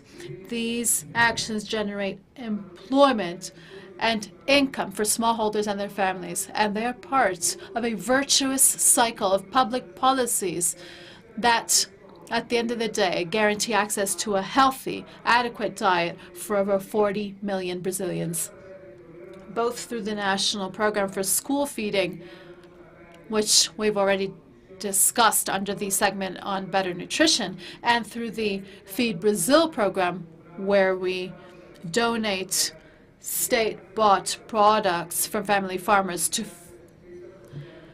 food banks and social assistance programs that help vulnerable families. The COVID-19 pandemic has faced us all with a major challenge in implementing public policies. We are working preemptively in Brazil to avoid a food supply and input crisis, and we have seen that our food system is very resilient. We have provided 68 100,000 Brazilians with aid. These Brazilians saw a strong decline in their income in both urban and rural areas, with over $77 billion transferred directly from the state to citizens so that they could, at a time of an unprecedented health and economic crisis, feed their families. The backdrop also highlighted the need to implement measures to reduce food loss and waste, which is dramatic in our region, Chair. We are making advances to that end as well.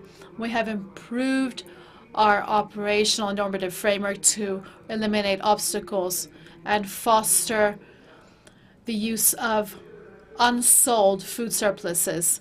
We aim to guarantee that all food produced fulfill their main function, that is, to feed, based on better production with a better environment, for better nutrition, and for a better life for all. As philosopher Ortega said, I am myself and my circumstances. The better life Brazil seeks is a better life for the entire region of Latin America and the Caribbean through ethical, fair, peaceful, and cooperative means based on science, on knowledge, and positive shared values developed within our society.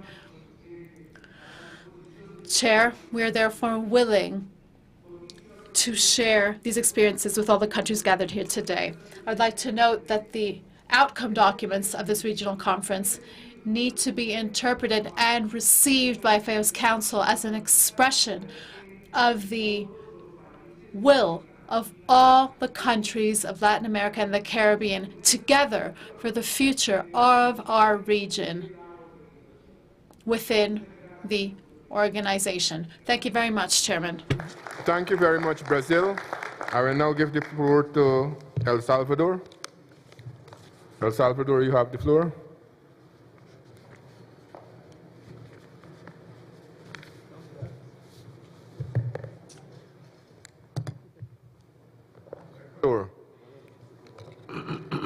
You have the floor.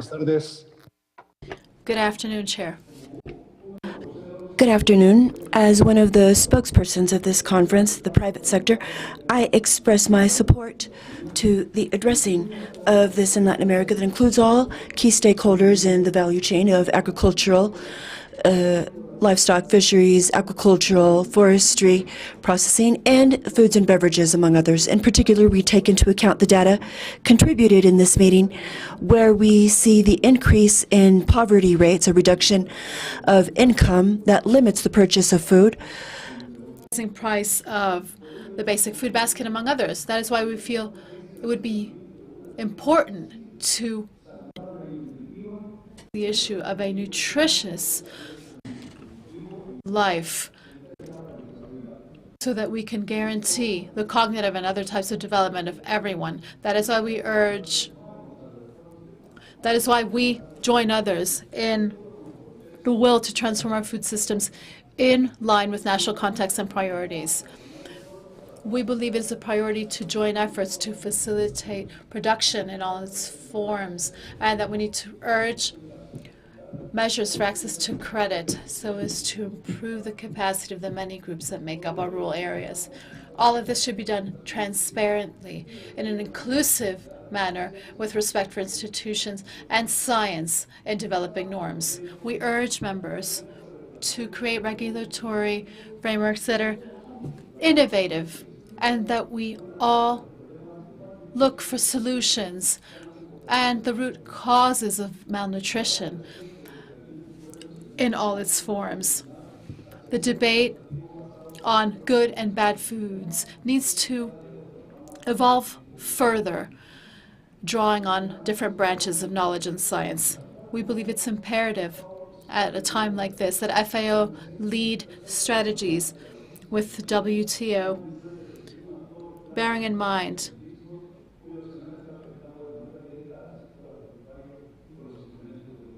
that the rise in input prices is severely affecting the sector. Lastly, the Latin America fishery industry, in dialogue with FAO and with a new approach based on an analysis of the sector in coordination with respective governments, has created an alliance with a focus on the region, with an emphasis on the sustainability of fishery resources and food security programs. Fishers and aquaculture farmers at the small scale have also come together at the Mesoamerican level, creating indigenous peoples groups, following the voluntary guidelines for small-scale fisheries led by FAO, which were developed and are now being implemented with fisherfolk leaders in the context of food security and the eradication of hunger. Thank you, and poverty. Thank you, Chairman. Thank you very much, El Salvador. I know.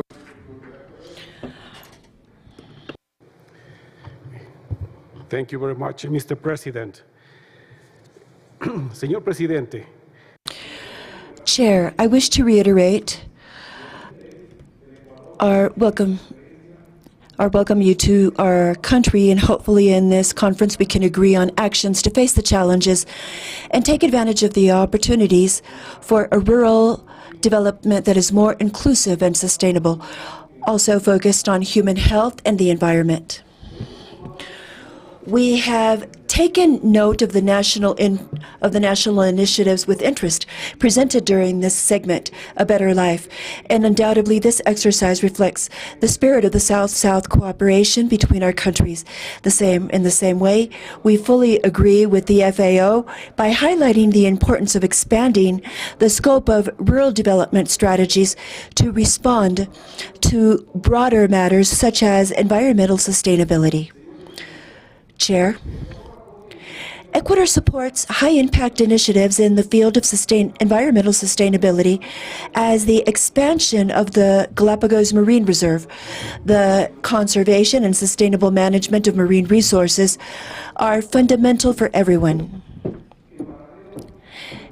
In parallel to the importance that we acknowledge in these legal and operational frameworks to deter, discourage illegal, undeclared, unregulated fishing, we urgently mention the need to face the challenge that contamination by plastics represents, especially in marine ecosystems. The fight against contamination in oceans is a characteristic of our international agenda, and that is why Ecuador supports an ambitious global response in the negotiation of an international agreement that is legally binding to address contamination by plastics. In this sense, we encourage our region to participate in a joint and coordinated manner in the Intergovernmental Negotiation Commission that seeks to reach an international agreement that is legally binding to fight contamination by plastics that was established by the Assembly of the United Nations for the Environment last March 2nd. Ecuador has also stated its interest in contributing and actively contributing in this process and to lead the Intergovernmental Committee. We consider that a multilateral approach is essential in which all the interested parties are present, including, of course, governments, as well as international organizations, civil society, the private sector, and representatives of the environmental community. This negotiation should include the whole life cycle of plastics. Thank you very much, Mr. President. Very much, Ecuador. And I think we have had some very good information and suggestions, proposal coming out from the speakers who spoke just now. I think it was excellent ideas that we have heard. I will want now to end this session, plenary session. As I said, that all those informations are helpful for us as countries so that we can pick up and also take the best practices back to our country. And at the end of this conference, I know all the ideas will be grouped together by FAO and we'll have a document to lead us for the next few years. At this point in time, I will call on the Secretary to proceed to read general summary of the main comments, conclusions, and recommendation made in plenary and to receive the comments, contribution, and suggestion of plenary. I think the paragraph will also be on screen so that we can follow there.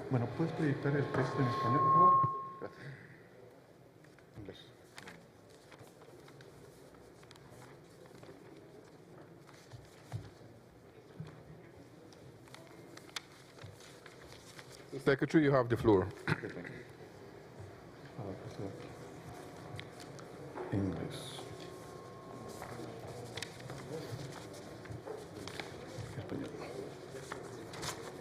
Ok, por favor proyectar el texto en español. Okay, can we please put up the text in Spanish?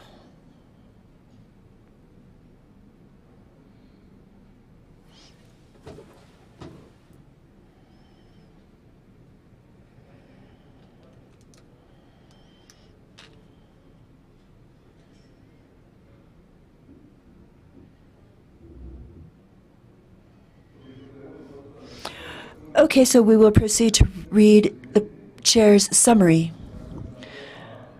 This summary is related to the 4 betters as a whole, the 2 that we saw yesterday and the 2 that we've seen today.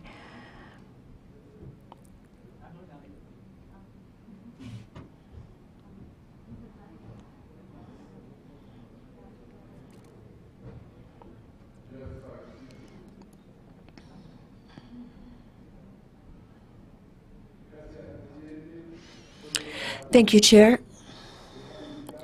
Just to indicate that we are going to propose,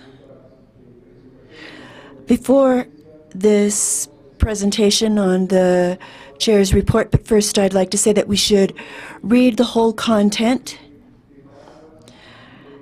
as a form of introductory umbrella in which everything that is said here that is extremely enriching and represents the position of each one of the countries and therefore doesn't necessarily reflect the common position of the members. But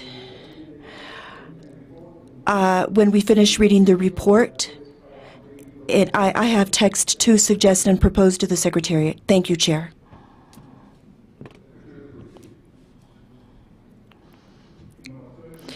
Innovations in the 4 betters: better production, better nutrition, better environment, and better life.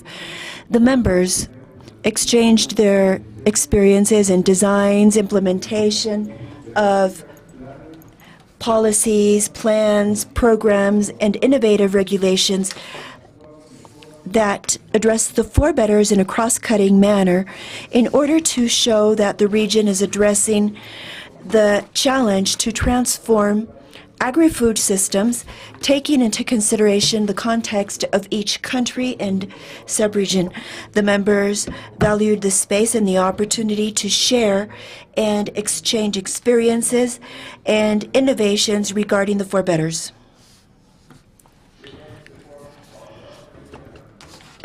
Suggestion to that? Any addition to that? Okay. If not, then we'll accept this and move on. Secretary will go to B. B. B. The innovations presented that correspond to different productive sectors, focuses, and types of interventions were developed in a complex and adverse context marked by the COVID-19 pandemic and its negative socioeconomic impacts, climate change, and the lack of water, and volatility and the increase in the prices of foodstuffs and agricultural inputs. Yes, Nicaragua. Gracias, Presidente. Thank you, Chair. In item B,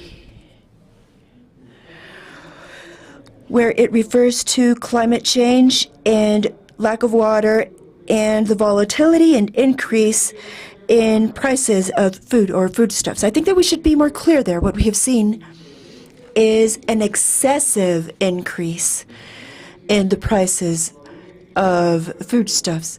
So I don't know if we still have time to review that but I think that we should be more clear in that wording. Thank you very much, Mr. Chair. Argentina. Gracias, presidente. Thank you, Chair. I would just like to say that I understand that this report by the Chair is not a report that in principle should be negotiated in the plenary. It's a report by the Chair on what the different members have stated. Therefore, it should be absolutely respected, Mr. Chair. But we should not have a negotiation here, because that would mean that we would all be endorsing everything that has been said by the members. And as I said at the beginning, we are going to have and suggest an introductory umbrella that will clearly show the respect for each one of the national positions, but they are positions of each one of the members and do not necessarily reflect a collective position, because naturally what has been underscored are the positions of each one of the members. So I actually understand that maybe any other suggestion is fine, but I don't think that it's a report that should be negotiated among the members. That is what I technically understand. Thank you, Chair. It's a report, yes, not to be negotiated among members, but then we have to put the report to show if the report is accurate. So, for example, we will have members here who would want to say that, look, this word should be added, and that is was my contention, that was my understanding of it. So we'll have to put it to the plenary and look to see that we have the report should be very accurate and reflection of the discussion that took place this morning. So the Secretary will go through, yes, again.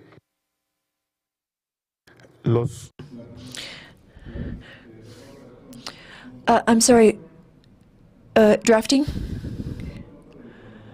Did you take note of Nicaragua's comment? I'm going to read it again.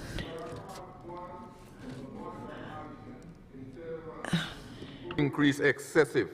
They are saying that we should have excessive increase to stress the importance of increases that cause problems in our region. Venezuela, por favor. Venezuela, please.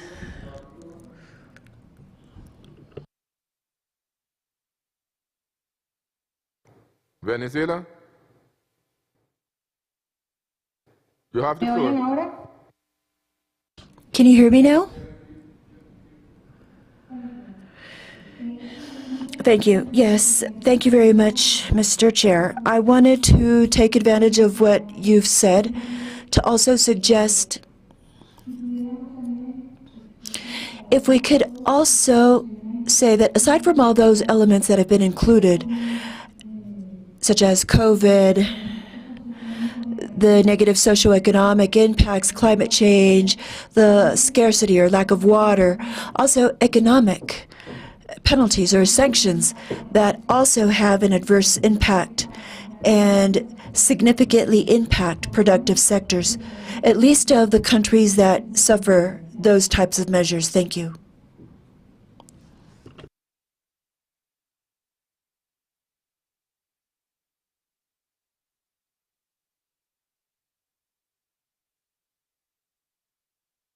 So we are trying to make a report that is reflective of the discussion that took place this morning. I don't think that we can add and subtract from it if it reflects the discussion that took place. Let me hear, yes, Argentina. Gracias. Thank you, Chair. Beyond having heard my colleague from Venezuela very clearly, it should be clear that the national positions of the members will be included in the website, if I'm not mistaken, of the FAO conference. So definitely everything that has been said by each one of the members has been clearly been reflected in the context of the conference, and that is why I insist that this is not a plenary to negotiate texts. This is a plenary where the chair will present his summary, and I insist that at the end I'm going to ask to include a chapeau type of umbrella to confirm this idea that each national position is absolutely respected, but that does not necessarily reflect the position of the collective group, but that their positions were somehow respected. Thank you. Argentina. So I'll ask the Secretary to continue. Let's go to C.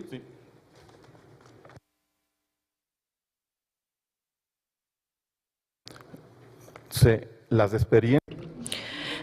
The shared experiences showed to be successful because they were based on the use of science and innovation and were benefited from international solidarity and cooperation, particularly through the South-South and triangular cooperation, and the articulated work and exchange among ministers and their regional and sub-regional organizations. Any addition, any clarification on this one? Instead of articulated work, I am saying that we should have Venezuela, you have the floor. But I was saying just before Venezuela comes on, instead of articulated work, we should say coordinated work amongst a state. Yeah, Venezuela, you have the floor, please.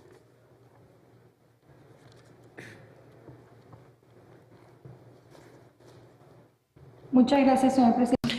Thank you very much, Chair. I had asked for the floor to refer to the previous paragraph, and I want to clarify that this is not just a matter of opening a debate, but simply appealing to what you mentioned to somehow try to show adequately the different things that were discussed.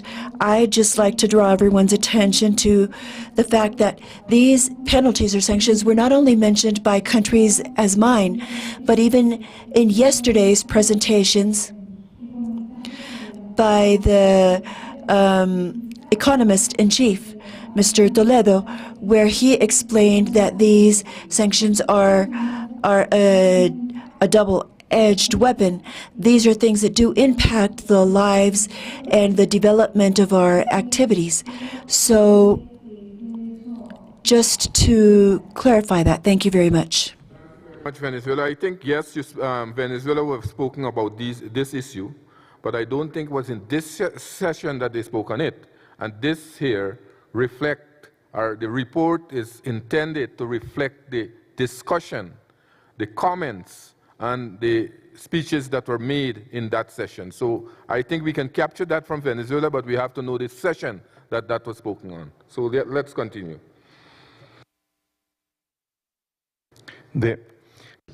D.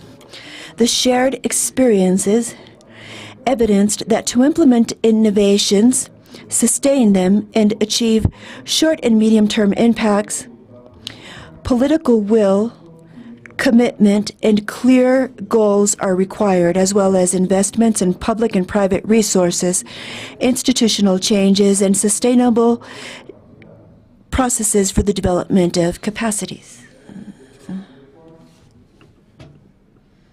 Any clarification? If not, we can proceed, Press Secretary.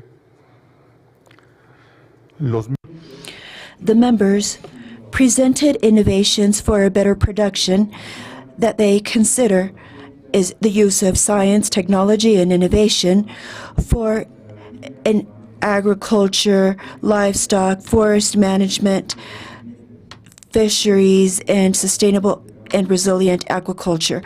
The use of approaches for the integrated management of lands, forests, and water, the management of pests and vegetation diseases such as fusarium, and animal diseases such as swine, African swine flu, the services of technical and financial assistance, credit, insurance, guarantees, efficient systems to face the water crisis that will assure the availability of water for production and community forest management, access to infrastructure, the development of value chains with a territorial focus that generate decent jobs, guided in particular towards family farmers, indigenous peoples, native peoples of African descent, youth, women, and the use of organic fertilizers, and to take into account the situation of volatility and increase. Discussion on this, Costa Rica.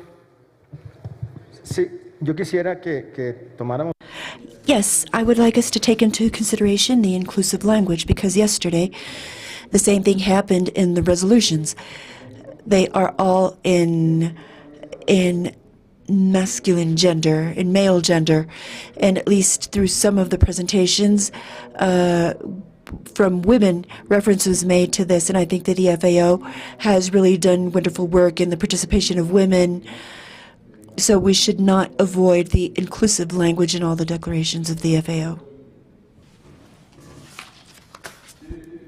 Drafting committee will look at that, but if you look at this paragraph, it's a long paragraph. It captures almost all the groups. It captures youth, women, Afro-descendant people, peasant, farmers, indigenous, native. So almost the entire group, so that we are referring to all the time, we're capturing this here. And I think this drafting committee will put it in perspective, but we have captured the main ideas coming out from this here. So any other? If not, I will ask the Secretary to continue. F.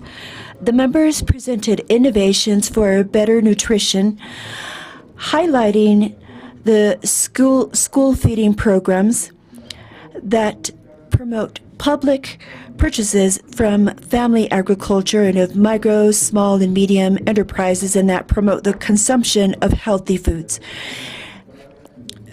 Food and nutritional education, the laws of frontal food earmarking, regulations for an offer or supply of healthier foods, information systems and surveillance on the innocuousness of foodstuffs, measures to promote markets, agro-food markets and trade, and an increase in physical and economic increase for healthy diets, etc.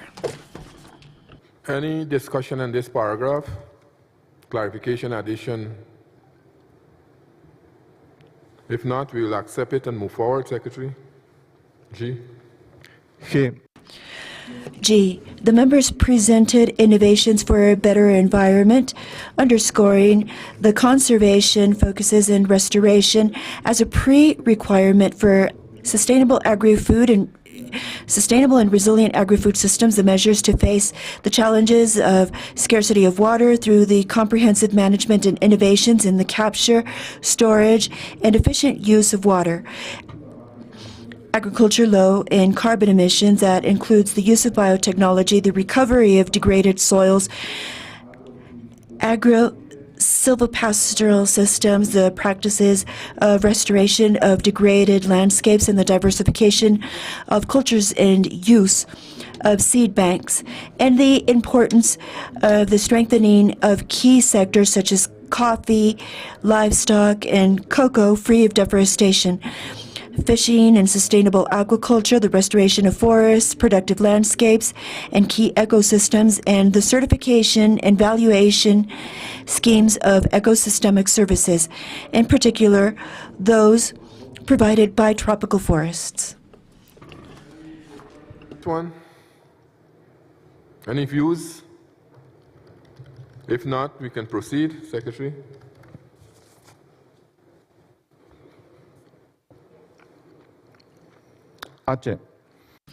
H. The members presented innovations for a better life that highlight the need for a holistic vision that identifies the challenges and opportunities for the inclusion and development of groups in a higher situation of vulnerability, as well as the reduction of inequalities and the eradication of poverty and hunger, expanding to every moment a transformative gender approach. The innovations presented represent the importance of the coherence, coordination, and multi-sectoral synergies at a territorial level, which allows us to enhance supplementary approaches to strengthen the agri-food sector, especially based on micro, small, and medium enterprises, tourism, fisheries, forest, the comprehensive management of landscapes and ecosystemic services, and social protection. The innovations for a better life require infrastructure, particularly connectivity, and of public and private services of quality that can be provided in a more effective and efficient way using the new communication and information technologies, as is the case of technical assistance services and financial services, and to include science, evidence, new technologies, and innovative institutional designs that support the development, resilience, contribute to manage disaster risks, and achieve sustained impacts for the well-being of the population. For your consideration, any views on this? If there is no views, then we'll accept and move forward. Aye. Aye. In the framework of the debate and the comments on the innovations presented by the members in the four betters, the pertinence of generating a systematizing and analysis of the innovations presented was highlighted, together with spaces of dialogue among the members for a fruitful exchange of knowledge, experiences, and good practices to be facilitated by the organization if the members so require it. The spaces of exchange that have been proposed could refer to matters such as the identification of mechanisms for the achievement of fair prices and full financial inclusion for family farmers, effective measures to face the current situation of volatility and increase in the prices of fertilizers, and the transfer of knowledge on effective innovations in matters related to the four betters.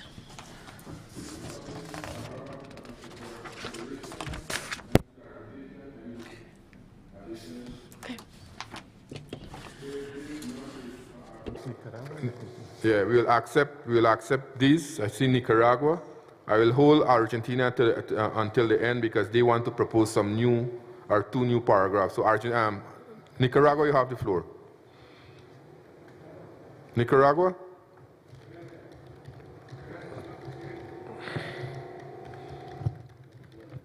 Muchas gracias, señor presidente. Thanks very much, Chair. I'd like to insist on the term volatility, please, so that it's clearer, not just increase, but also volatility. Thank you. Thank you. Argentina. Gracias, presidente. Thank you, Chair. In line with what I said at the beginning, I will read out at dictation speed the proposal for a sort of chapeau for this summary, for the segment. And I'd like, yes, Chair. Just before you move on, to add to what is there already, all of us agree that this represents the discussion that took place, so that this will proceed to the drafting committee to dress it up with the languages and so. So we'll look now at your paragraph, your two new paragraphs, to see if we want to accept those. So proceed. Gracias. Thank you, Chairman. I'd like to reiterate that, bearing in mind the importance and wealth of diversity among our countries and the different national positions expressed, I will now read out at dictation speed the proposal for this chapeau paragraph. The Chair's summaries. The summaries of the chairperson of the conference. The Secretariat has this text.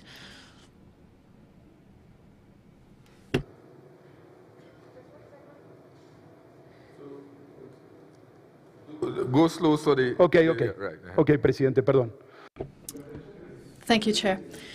The summaries of the chairperson of the conference on the thematic Ministerial Sessions brackets 4, close brackets, should be interpreted as the views of the panelists for each of the specific segments, and in no way prejudge or reflect national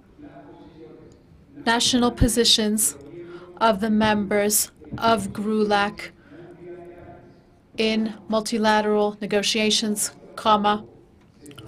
nor can they be considered to be part of the recommendations of the report agreed by members during the debates in the LARC37 conference plenary sessions.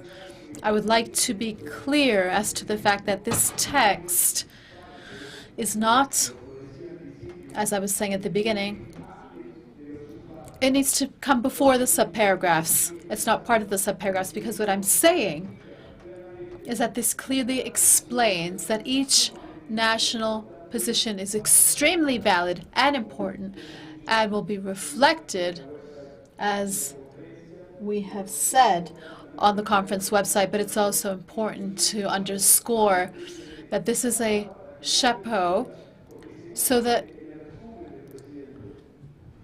let's see, in the chair's summary, there's no doubt that there will be elements that some of us feel uncomfortable with, others are comfortable with, others feel there might be something missing, and others yet feel there might be a need for corrections. But this isn't a negotiation, because each national position is sovereign. Therefore, this sort of chapeau allows us all to feel comfortable with the chair's summary. That's the rationale for this proposal and proposed text. Thank you, Chair. Okay, thank you very much. Mexico on the floor. Mexico. But let's look at the proposal before Mexico comes on. Let's look at the proposal that was made by Argentina. Let's hear views on that. We agree with that proposal. But put it to the plenary. I must read because we have our colleagues of Caribbean that don't speak Spanish. It was translated just now, but go ahead. I will ask the Secretary to go it back slowly, if we could, and at least those persons speaking English would have an ID. Los resúmenes del The chairperson of the conference's summaries on the Ministerial Thematic Sessions, item 4, should be interpreted as the views of the members on each of the specific segments, and in no way prejudge or reflect the national positions of GRULAC members in multilateral negotiations. Neither can they be considered to be part of the recommendations in the report agreed by the members of the LARC37 Regional Conference debates in the plenary sessions. Is there any objection to it? I will give the floor. Yes, Nicaragua. Gracias, señor presidente. Thank you, Chair. I have to be honest, I never thought that after we talked about increases and all of the matters related to fertilizers and inputs here in plenary, our intervention saying that that spirit be reflected would lead to this type of situation. I feel that having to draft a new paragraph to cover what we're trying to say, when here we've all talked about increases and rises, just doesn't make a lot of sense to me. I thought it was very simple to summarize what we said here. We're talking about food prices, food increases, and the rise in fertilizer prices and the impacts it's causing. Thank you. Thank you, Nicaragua. Mexico, you have the floor by Zoom. Thank you, Chairman.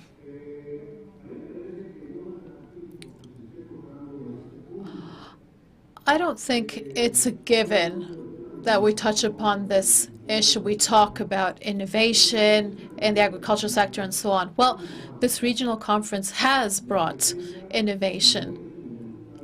It is putting forward as a substantial element the panelists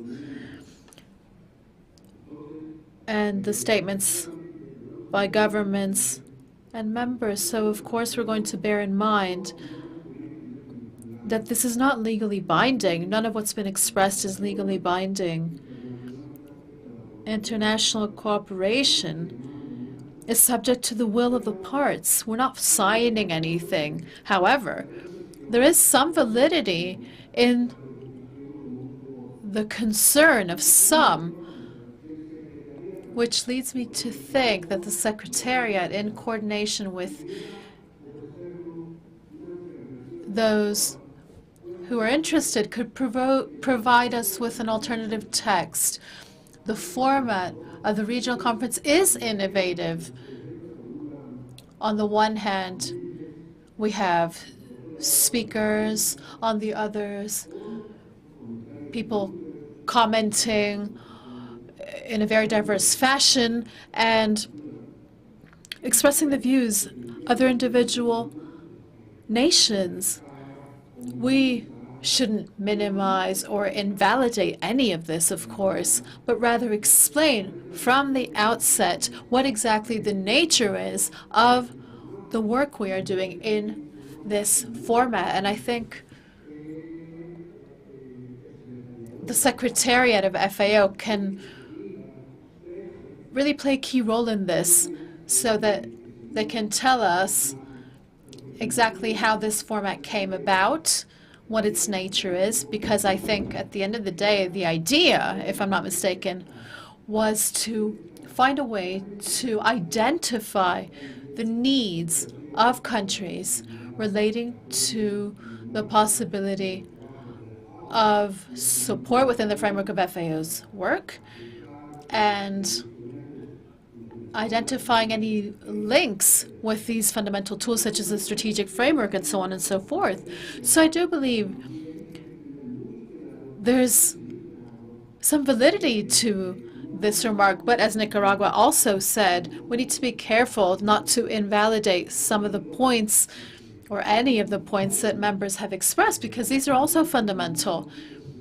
At the end of the day, this is not a binding document. It is subject to the will of the parts. And if we come up with a good introduction, if the Secretariat could come up with a good introduction, perhaps with the input of some countries who have an interest in such text, then I believe that it will be a more democratic text and hopefully also more consensus-based. Thank you, Chair. Thank you very much. I think we have some different opinions. Whilst Argentina wants a safeguard clause, we have in some other opinions. So I'll ask the original DG to explain and guide us here. Gracias. Thank you. I'm taking the floor at the request of Mexico for there to be a statement by the Secretariat, and I'll do so in trying to address the concerns of Argentina and other members. I'm not saying this is the final position. This is the Chair's summary. So with all due respect, I would like, if I may, to say the following. I think it's true that we cannot say that in these 4 ministerial panels there was a debate and discussion process on each of the innovations presented by the ministers who made their statements and provided their presentation. There was no discussion among countries on A, B, or C. There was no negotiation on any of those interventions. The spirit of GRULAC, when months and months ago this potential innovative format was discussed for the conference, was that there would be a structure whereby countries would present with the aim of sharing their innovative projects or measures. It wasn't meant to be a forum where countries needed to agree or conclude that such innovations were good, bad, or anything else. It was just a forum for exchange of views. Now, it seems to me that the way the paragraph is worded, with all due respect to the ambassador of Argentina, says, I'm sorry, there's a glare on the screen. This in no way prejudges or reflects national positions of members of GRULAC. Well, with all due respect, I think perhaps this should say it only reflects the positions of those countries that presented on their innovations, because I feel that the way it's worded it excludes that possibility. So if you think it's appropriate, based on what I've said, perhaps the Secretariat could come up with some language, if you wish, that reflects the basis of Argentina's rationale, reflects what GRULAC tasked us with months ago when it approved this format, and hopefully this will help us find a way forward out of this discussion. Thank you. Argentina. Gracias. Gracias, Presidente. Thank you, Chair. First, I'd like to say that I have no objection to what my dear friend from Nicaragua said. That's a different matter, because perhaps that would call for some dialogue for the Secretariat to reflect, as you said, Chair, so the Secretariat can adequately reflect the summary with a few corrections without there being a negotiation process within the plenary. So I don't feel like I'm objecting to Nicaragua or Mexico's position. What I would like to say, however, and this is important, is that we here, we came here to exchange experiences. These ministerial panels brought us here so we could listen to and learn from each of these countries' experiences. There was no negotiation. As Mr. Berdegues said, there was absolutely no need to agree on anything because it was strictly an exchange, a way to get to know each other better through our innovative experiences. And I'd like to correct the text again with all due respect to the ADG, because the text said the summaries of the chairperson of the conference on blah, blah, blah should be interpreted as the views of the members on each of the specific segments. So we're saying that the positions are national positions and that they in no way prejudge or reflect the national positions of GRULAC members in multilateral negotiations.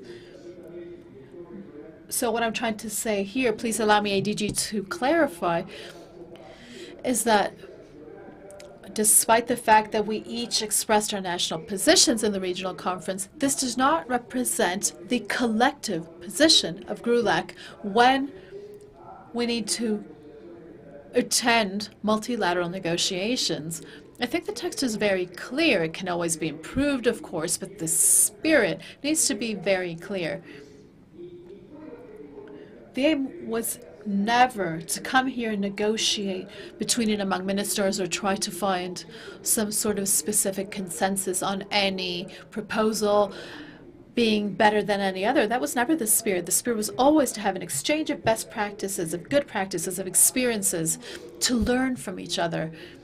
And the chair's summary, I feel, reflects in many ways the fact that it's very difficult to summarize in brief what many members have expressed. So again, I think I would opt, at least in the spirit of the paragraph, for this sort of thrust, and then with the Secretariat or whomever wishes to improve it. However, I would never want for this chapeau to lead to any sort of misunderstandings on the fact that there was some sort of agreement or consensus or joint or common position on this. There are other joint positions which we have defined in plenary. We've talked about fertilizers. We've talked about a whole lot of issues. But again, I'm not calling into question what my dear friend said. I just want to say that we should be clear on the fact that this was a panel for exchange, for experiences, and I respect each of these experiences. However, the aim here isn't to endorse the experience of any other country or any other country to endorse my experience. So that needs to be clear, again, with all due respect. Thank you, Chair. Thank you, Argentina. We have Venezuela and Costa Rica. Before I call on Venezuela, we have to agree that every one of us here represent our country. And at the end of it, we come out here with a statement that represents the outcome of a discussion that we would have had. I don't think that these are binding for us as individual members of FAO, but the general principle that we want to adopt. Because we were saying here this morning that, look, we are getting the short end of the rods. Although we are now considered the food basket of the world, we are getting a lot of issues with climate change. There are a lot of fora, a lot of international forum where these rhetoric are being said, but we in the Caribbean and Latin America are feeling the brunt of it. So when we come out of this, or when we conclude this conference, we must come out with a united position that reflects and represents the views of Latin America and the Caribbean. With that, I will ask Venezuela, you have the floor.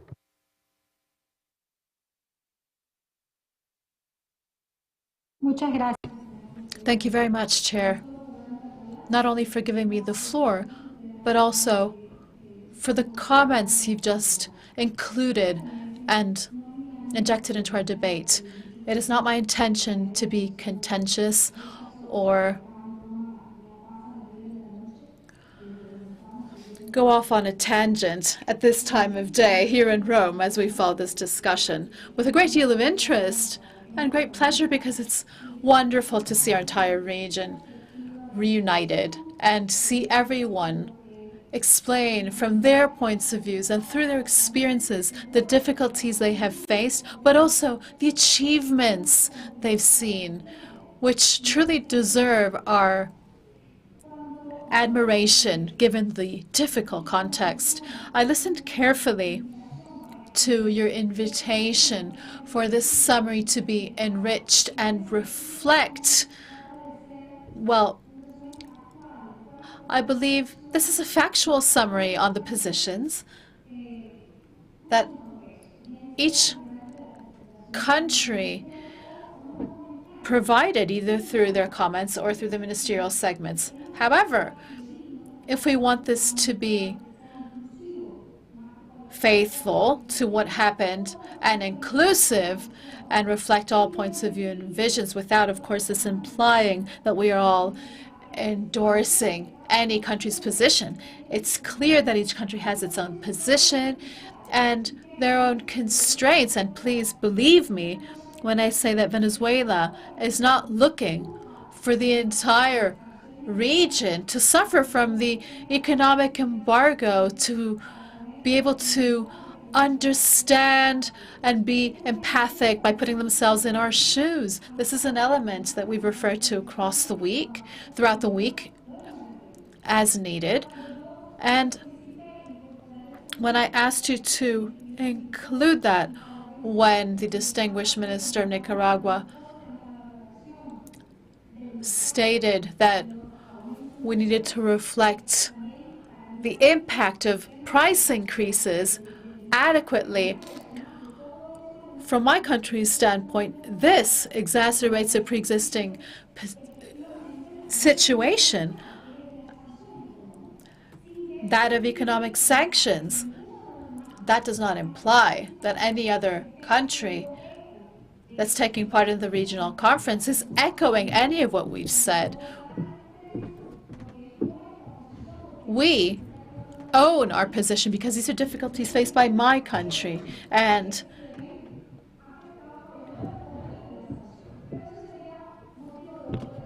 of course those who suffer from the secondary effects of these sanctions, but that's a separate debate. Having heard the very relevant and concise remarks of ADG Julio Verdeguer, I would be grateful if we could be clear as to whether we're trying to achieve a chair's summary alone here, just a chair's summary, or whether we want the chair's summary, as you invited us to do at the beginning, to be enriched with comments and views that countries believe are pertinent to be included. Once again, I'm just asking for some clarification as to the nature and aim of this paragraph, based also on what Mr. Verdeguer said. Indeed, I don't understand how. Apologies, it's difficult to hear the speaker over the echo. We're trying to reflect the facts of the debate. Simply mentioning positions that were expressed doesn't mean that they're carved in stone. Thank you. And we have Costa Rica and Zoom, but to clarify the point that Venezuela was making just now for her information, is yes, we need, that is why we're bringing this report here to plenary, to ensure that we have a correct reflection of the discussion that took place. So if we had to add in it, and if the draft doesn't capture the real intention, then yes, we can add and correct it. Yeah, Costa Rica. Thank you, Chair.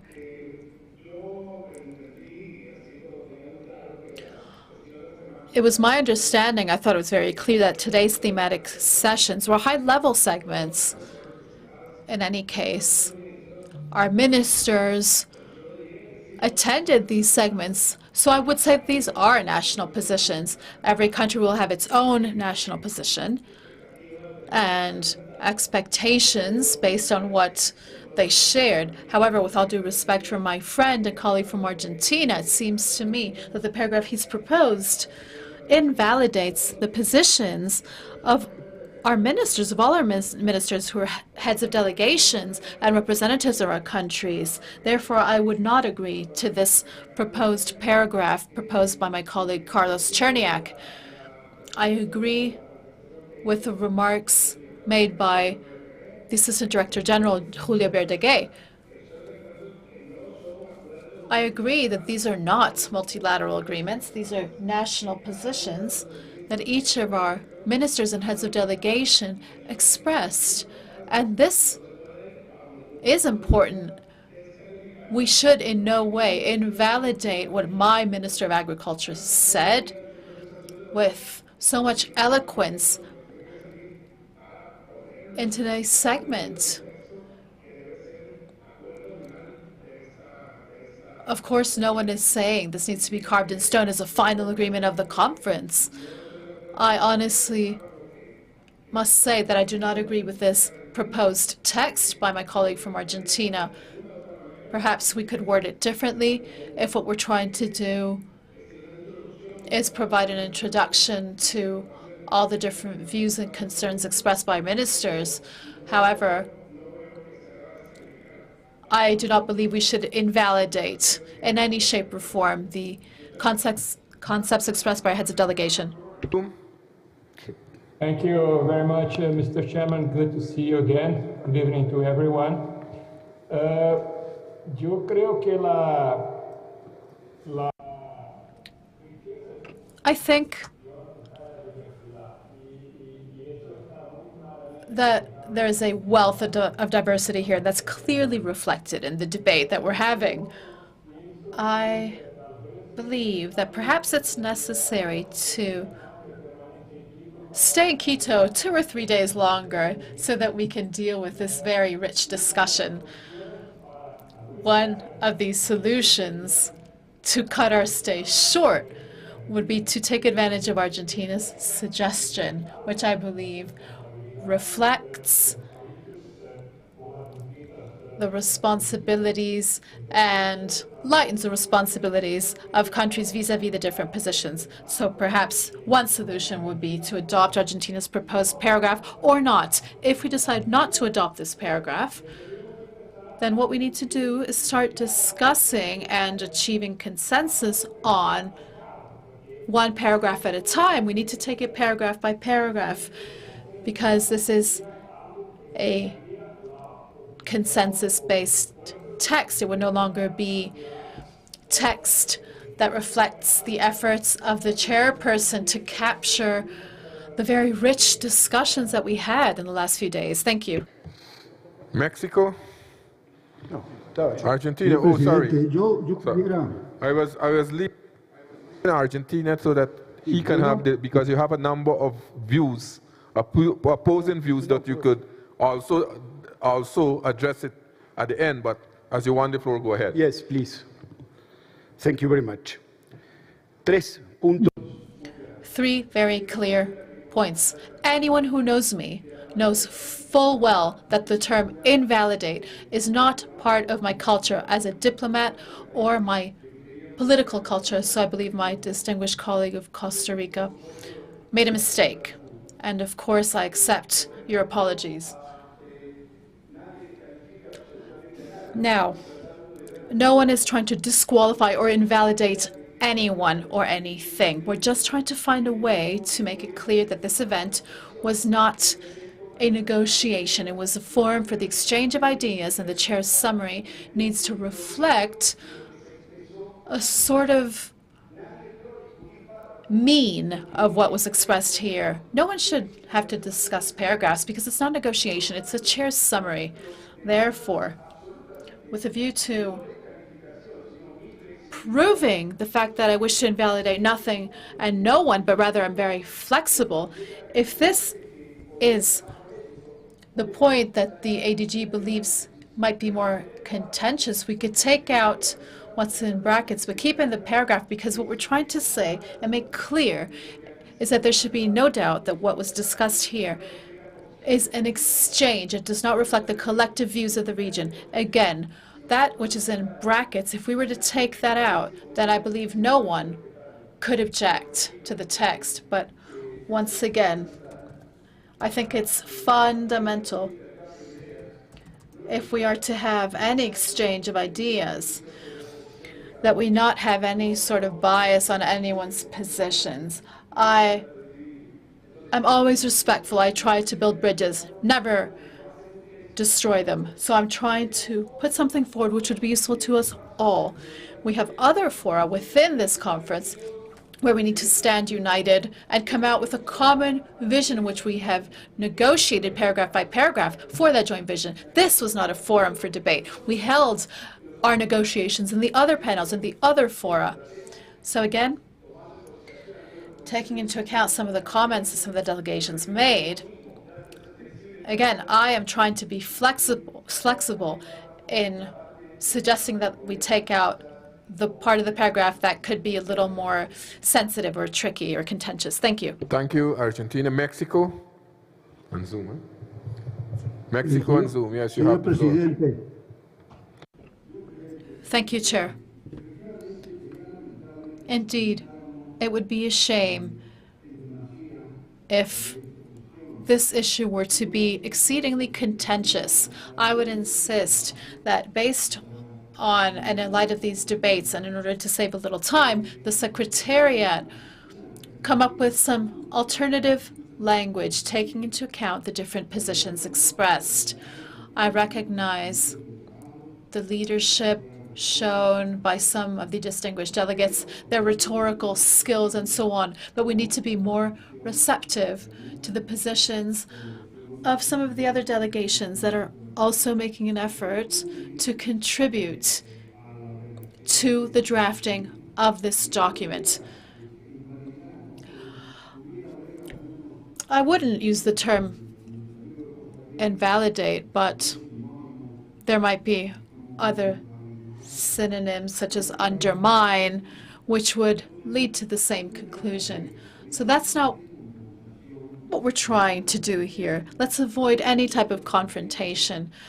In the spirit of a consensus, let's trust the Secretariat, who has already listened to the differences, the divergent views, and there's no doubt that with their experience and skills, they can offer us a valid alternative. And as the distinguished delegate of Brazil said, if necessary, then we can put the alternative to a vote, the alternative proposed by the Secretariat. All this with a view to achieving a harmonious consensus without taking any risks, but rather in the spirit of strengthening our international development cooperation, which we so need. Thank you. Costa Rica. Thank you, President. Vamos a ver, yo creo. Okay, let's see. I think that the comments and the information that we have received throughout these days are highly enriching. And I do believe that being clear that it is not a binding declaration for each one of the countries, because that is not the spirit of what is here. And so the report should gather the concerns, collect the concerns of the region regarding substantive issues that will generate a common space for all of us, and that understanding that I came to this meeting to make a contribution, and that additionally the FAO can maybe take some of these recommendations. We said what we said. I understand that this is not necessarily something that all the countries of the continent can embrace the same way, but it would seem unfortunate to not be able to leave that seed, plant that seed of concerns from the Caribbean countries and Central America on these things that affect our agriculture and our population. Someone might think that some of my positions have been discussed for many years and that they are outdated, but the situation is not the same as 20 years ago when we began our trade relationships. Today, the pandemic came to change the world reality, and the war in Ukraine has shown us substantive elements that impact the globe. So it is important to readdress discussions that maybe were left in the past because they were considered complete or concluded, but the new events that today humanity and the world, the trade, the commercial world is suffering should lead us to reflect on the new conditions that are arising, because here it has been shown, and it is very clear, that we have to, our agricultures have to undergo a transformation, and our production systems also. And the asymmetrical realities that we have in our countries in terms of trade relations are not something that should just be disregarded, because they impact 200 million poor individuals that we now have in Latin America. So I would expect that from here we could come out with some joint recommendations that are not binding, but that are statements on the possible consequences of not responding to the demands of our peoples and the situation that our countries are going through. I would make a call to that reflection, and maybe we could reach a consensus on certain positions, understanding that they are not binding for our countries. Brazil, you have the floor. Thank you again, Mr. Chairman. Muy rápida. Just very quickly, first, to remember that we already had the discussion on the resolutions, and fortunately they were very well coordinated, positive, and agreed upon. We already proved that. That is part of a discussion that was never thought that it would lead to an official position of the conference. It is an exchange of ideas, of positions, of experiences. Having said this, I would like to comment on Mexico's proposal. The Secretariat, by definition, is the Secretariat. It should play the role of a Secretariat and not of a negotiator. The members negotiate. The Secretariat, by definition, has the role of helping. Now, if we move along the line of fine-tuning the chair's report, and I'm not against that, but this should be done, I don't know, with the presence or not of the chair to improve this proposal, but I think that would necessarily be a matter of supplementing Argentina's proposal, which is a disclaimer. We are clarifying to avoid any doubt that these are national positions. Thank you very much.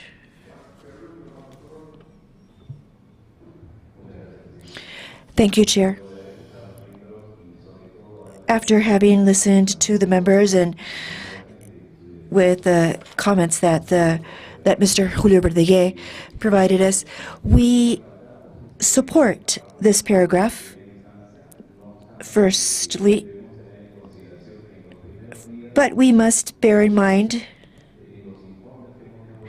that in the reports that we've been working on, many of the concerns that have been stated by the countries have been included, such as the increase in the prices of inputs and fertilizers. Now, it is important, and as has clearly been said, that this part that corresponds to the chair's summary, where we've seen the position of the countries that have been stated by our maximum authorities, they have to be shown in this part of the document.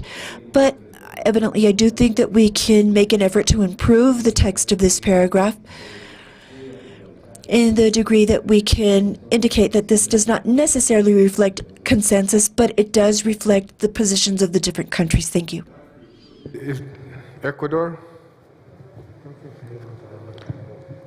Gracias, señor presidente. Thank you, Chair. I think that we've heard a series of participations that are extremely enriching on something that is important. It is controversial, definitely, but it is important.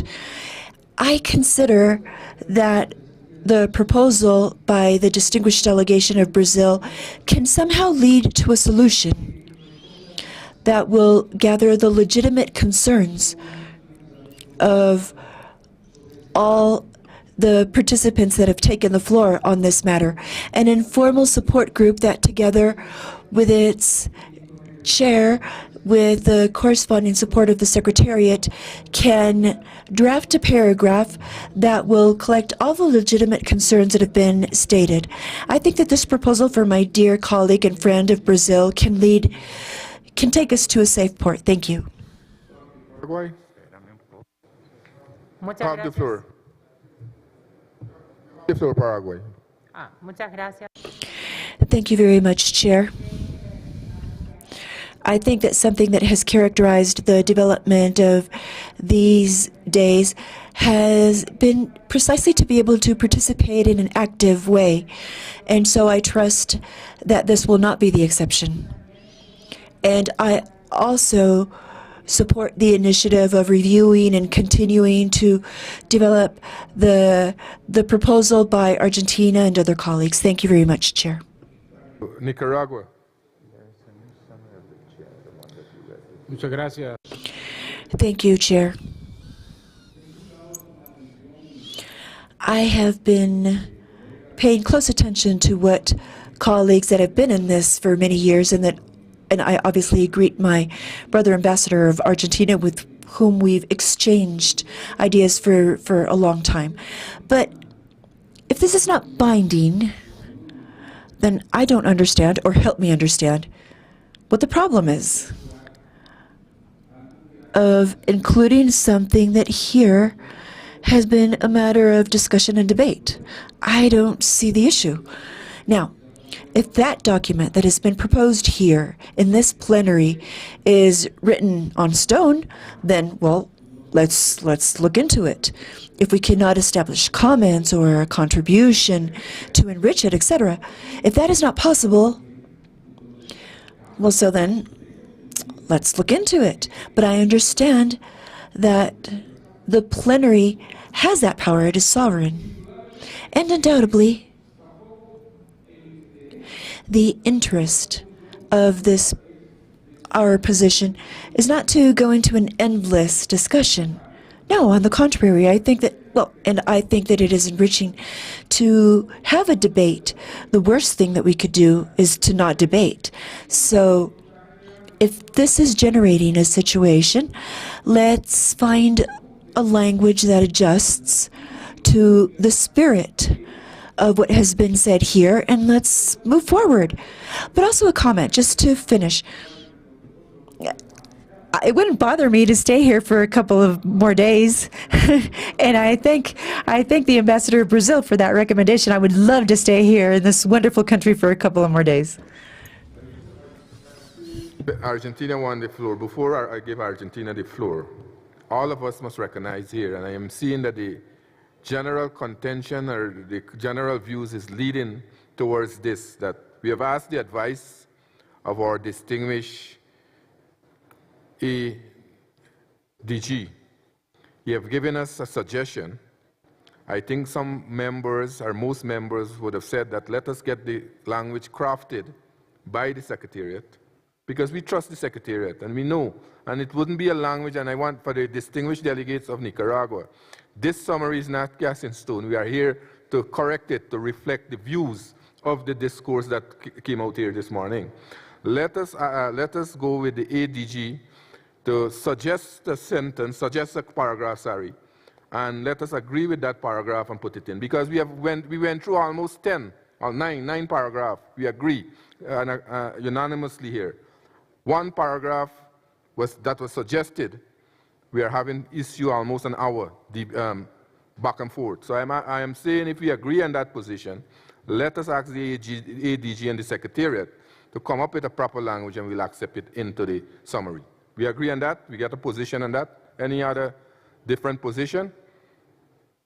So if not, I want to bring this debate to a close, or this discussion to a close, and we agree that the Secretariat will come up with the appropriate language. Thank you very much.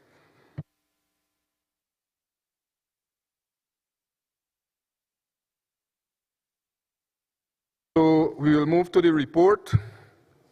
I will ask the Secretary to go through the report of the entire, from the first day, right? The rapporteur will do that. Go take us through the report. So you have the floor, Mr. Rapporteur. Presidente. Thank you, Chair.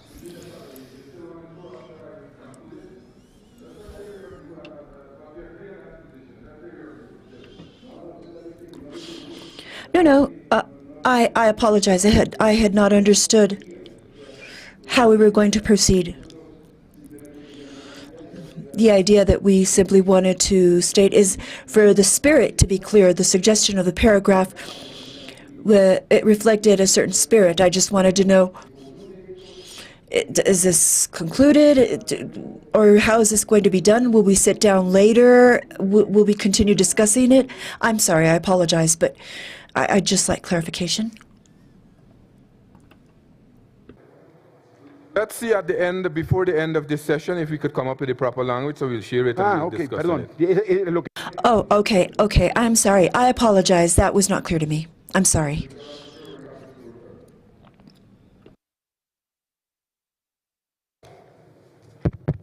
Gracias, señor presidente. Thank you, Chair.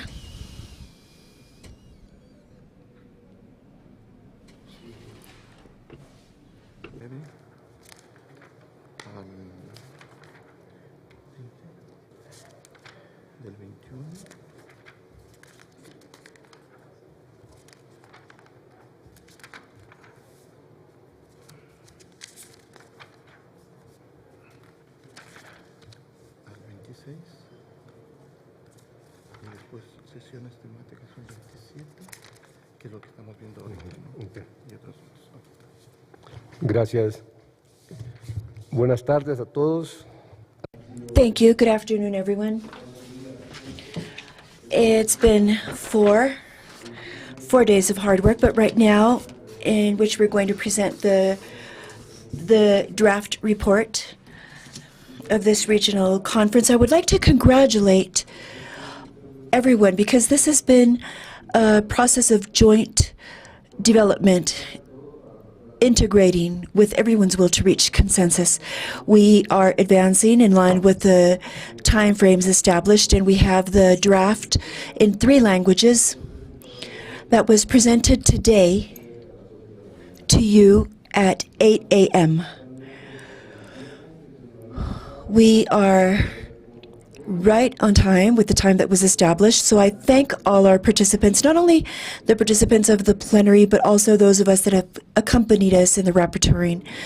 Approximately 98% of the draft that you received today reflects the plenary dialogues, the chair's summaries, and the discussions in the group of delegates in support to the rapporteur. 2%, which are 2 paragraphs, are equivalent to paragraphs 21A and 26G that I suggest should be discussed with the support group with the rapporteur this afternoon, and you are all welcomed to join. This will allow us to take the necessary time, aside from what we have discussed today in this plenary, to take time to work on those paragraphs that I do not think are a complicated matter either. But in virtue of everything that we have received today, after submitting the draft, we have some requests. I would also like to review this draft by blocks. As I mentioned before, you have received this document. This document has an initial block, which are the preliminary matters, a second block, which are regional and world matters related to policies and regulation, regional results, priorities, the four betters, and sustainable development goals. That's the first part. Block 3, that has programmatic and budgetary matters that are made up of 3 elements. 1, which are regional results, priorities, the 4 betters, and SDGs in the second part. And second part, which is updated information on the development of the FAO strategy for science and innovation, and number 3, which is updated information on the development of FAO strategy on climate change. Block 4 is the one that we're looking at now, which are the thematic sessions that we will now take to another session in rapporteuring, and block 5, which are other matters that were discussed this morning. So, based on the fact that you have now received this document, for which, once again, I thank the drafting committee and all of you, because we've submitted it in all 3 languages in a timely manner so that nobody can feel that they did not receive the adequate information. I would like to go into these blocks and suggest that in block 1, which corresponds to paragraphs 1 through 18, if there are no objections. Well, if there is an objection, in a paragraph, you could specifically indicate in what paragraph so that we could make more efficient use of time. If there are no observations in this preliminary matter, which is paragraph 1 through 18, then I would understand that we accept it, and we would move on to block 2. Block 2 goes from paragraph 19 to 20. And also, if there is an observation, if you could please let me know. Argentina, I'm sorry, Rapporteur, I don't know if we could, I'm a member of the drafting committee. I don't know if we could advance in approving the general report that we have thus far and that we've discussed, if we could approve it in parts, or if it would be better to present the whole general report that will be approved tomorrow, because we still have space for revision. We have the drafting committee in a moment. We could review the report and present everything to the plenary, the whole content of the report. I think that will be more appropriate. I honestly, unless what we're doing now is not considered an approval and you give us the opportunity to make any additional comments between today and tomorrow, which is the time of the adoption, but to be more thorough, I think that it would be better to present to the plenary the total work of rapporteuring and not by parts. It's what we normally do in a conference. And I think that we've been working very well. And as you've said, we have almost 96% of the document agreed. There's just a little bit more to go. So let's continue working on it and present the whole thing. Otherwise, I think that we could make mistakes. And I don't know if the delegations are all in conditions now to see, when you mention the paragraphs, if we all are in the position to agree. It's my opinion. If you don't agree. This session is for review, and no, it's not the approval. The approval is, as you've said, tomorrow. What the rapporteur is asking, if there is a specific comment, considering that this has already been discussed. The idea is not to change the content or to add or delete paragraphs, but maybe very concise, very specific recommendations or comments that could be adjusted and fine-tuned later. Thank you, Chair. And as the rapporteur has stated, the document is very well prepared. It's, I think, almost 98% ready, and we want to be in line with the meeting established for the drafting committee, because participation is not only of the people that are here, but also people that accompany us from the capital or from Rome. So I think that that review, because we do have some comments, minimum, and I think that many are of form, but I do think that we should review this within the schedule established, because we have people from the capital or from Rome that are going to participate. Thank you. Thank you, Mr. Chairman. Thank you very much. Joe, I agree to have a brief discussion on the report that we're going to approve. I have minor suggestions, but one is very, very important, which is a serious divergence in the English version with regards to the version in Spanish that we negotiated here and the version in French. Having said that, I would like to take note of paragraph 25, line B, B of ball. The Spanish version is took note, which is correct.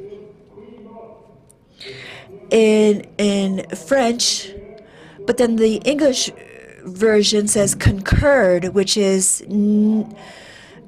nothing to do with taking note. It's much more positive, and of support and of approval. And I'd like to ask in the English version to say took note. By numbers, we are at number 20 now. So we haven't reached 25 as yet. I don't know if the rapporteur was going through it. So let's hear his views. Sí, señor presidente. La idea es... Yes, Chair, the idea is that a review is not an approval, but those that have been working with us in the drafting committee know that we have made a lot of progress, and that's why I started by congratulating everyone, because we have been able to work adequately in line with the timeframes established. And well, since you received the document this morning, my suggestion was to go over the different parts. So if there is a suggestion, as the ambassador of Brazil just made, we could review it then in the committee, in the review. And I also think that a comment that Peru made is very important, and it's that yesterday, for example, we finished at 10 a.m. our time, which is 2 or 3 o'clock in the morning Rome time. And I think that I really appreciate the fact that the people from Rome were present, but I also feel that we do have a responsibility. Since we've advanced so much, we should be able to finish. But as I said, this is just a review, and then you're all invited to the drafting committee. Thank you. Sí, exactamente, la sesión es de revisión y examen. Yes, and this is a review, just a brief review, and you should focus on the most important, the most substantive matters, because after this we're going to have a meeting of the delegates that support the rapporteur, and the minor matters of form could be adjusted there, but here may be important matters that may arise, and I think that if we go by blocks, right now we are in the first chapter there. If you have any observations, any significant observations, you can raise your hand, and in the plenary we'll take note and it will go to the drafting committee.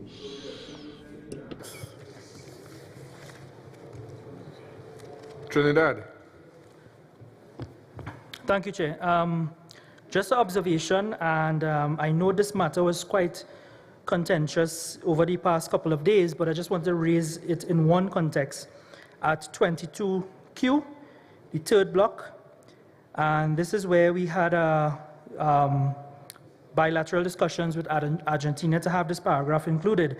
So I saw we actually came to consensus and used the terminology blue transformation, but in relation to mainly the CARICOM countries, I'm not sure if we can also find a way to have green economy, which refers to the environment included in this paragraph. Seeing that we made some consensus for blue transformation, Mr. Chairman, thank you. Was that in the initial conclusion when we concluded the blue and green economy? Yes, but in this paragraph, so it only speaks... that is left out. The green, if we could add that into this one here, this paragraph. That's a suggestion. The drafting committee will take notes of that. No, Mr. Chairman, Mr. Chairman. No, that's why I was asking if there was in the original text, if there was the green economy mentioned. No. Well, if not, we'll pass it. Yes, Brazil is still on the floor? No, thank you. All right. Is there any objection to any of the paragraph mentioned in this document here? Any part? Those objections that were already made, those suggestions that were already made in terms of addition to certain paragraph and we agree on, the drafting committee will take note of those and ensure that those are in the report, the final draft. Is there any other addition, clarification, deletion you think that should not be in this report?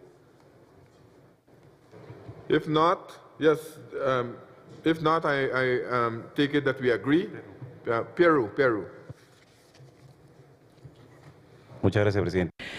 Thank you, Chair. As we mentioned a moment ago, there are some matters of form in the wording, but we would wait for the comments of the drafting committee. Thank you. You know that the drafting committee will ensure that they put it in proper language and bring it back here. But I'm saying contents. If there, yes, Argentina. Gracias, Presidente. Thank you, Chair. Along Peru's lines, I think that we have to go to the drafting committee, and regarding what my dear colleague from Trinidad has said, I think, well, we've had a discussion, a negotiation, and a consensus, and we clearly explained that green is in sustainability because we specifically said that the 3 dimensions of sustainability had to be included. And in the paragraph, it specifically talks about sustainability.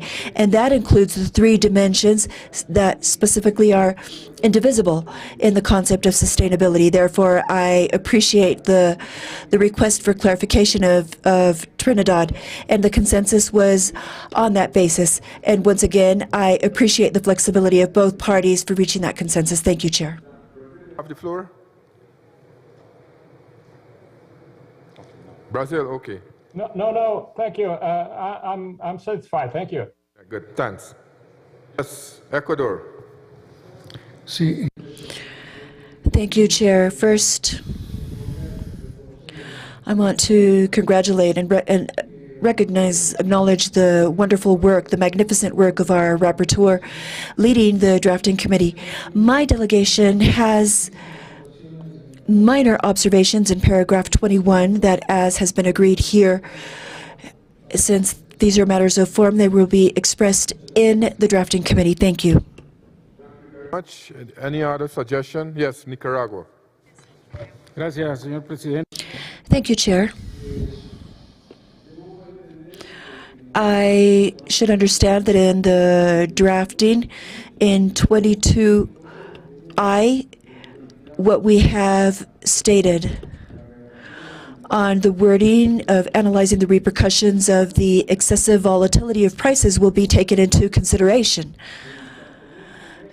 Our proposal should be taken into consideration at the time of drafting. Thank you.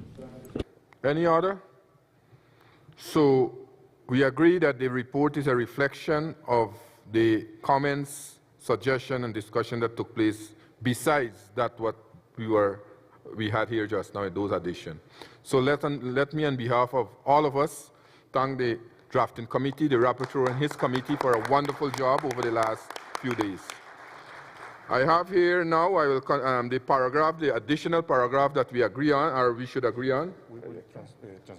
Oh, we'll go in Spanish because the secretary, so he'll read it. The chairman summary, the new paragraph or the chairman summary? The secretary, read. Yeah, they are going to transmit. Oh.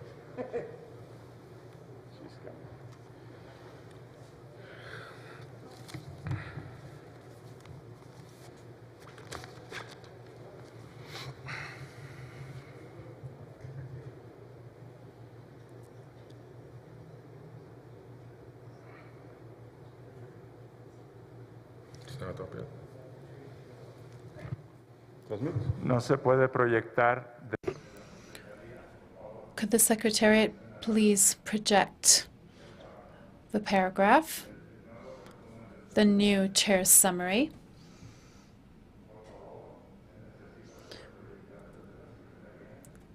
Can the Secretariat please project the summary? Yeah, they're having some technical issues they cannot project.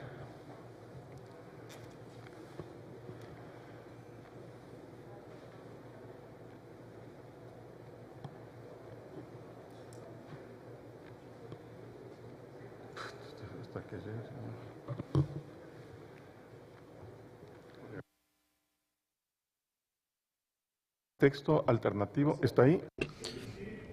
Alternative language. In the spirit of finding solutions to the many challenges that affect the agri-food systems in the region, members shared and debated better nutrition, better environment, better production, and a better life, leaving no one behind. And the innovations presented on only reflect the views of those countries that presented them, but do not necessarily reflect the views of LARC37. The views expressed by members include the following. To conclude the chair summary for that. Any comments on that? We agree on that paragraph now. Argentina, we agree on that? Sí, Presidente. Yes, Chair. As I've always said, we're part of the solution. It's calling 2 members to Nicaragua agree, so it seems we have a consensus. And that shows the true spirit of cooperation, once again. Compromises and cooperation. Thank you very much. So we have come to the end of today's business. I think today was a wonderful day. We were able to conclude. We are able to conclude. No, I know that. What's all?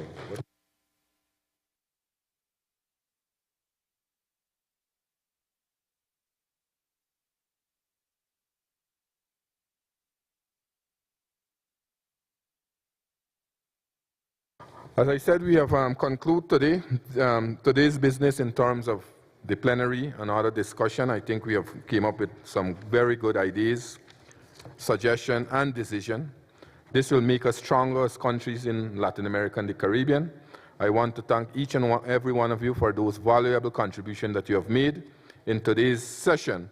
And as I said, that the rapporteur have been doing a wonderful job. I hope that we will capture all those ideas and we will use it in our country. So once again, thank you very much.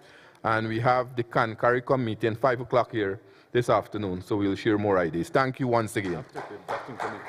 And after that is the drafting committee, right? We are not spared. The drafting committee just reminded me here. We are not spared from them. So thank you very much, and good.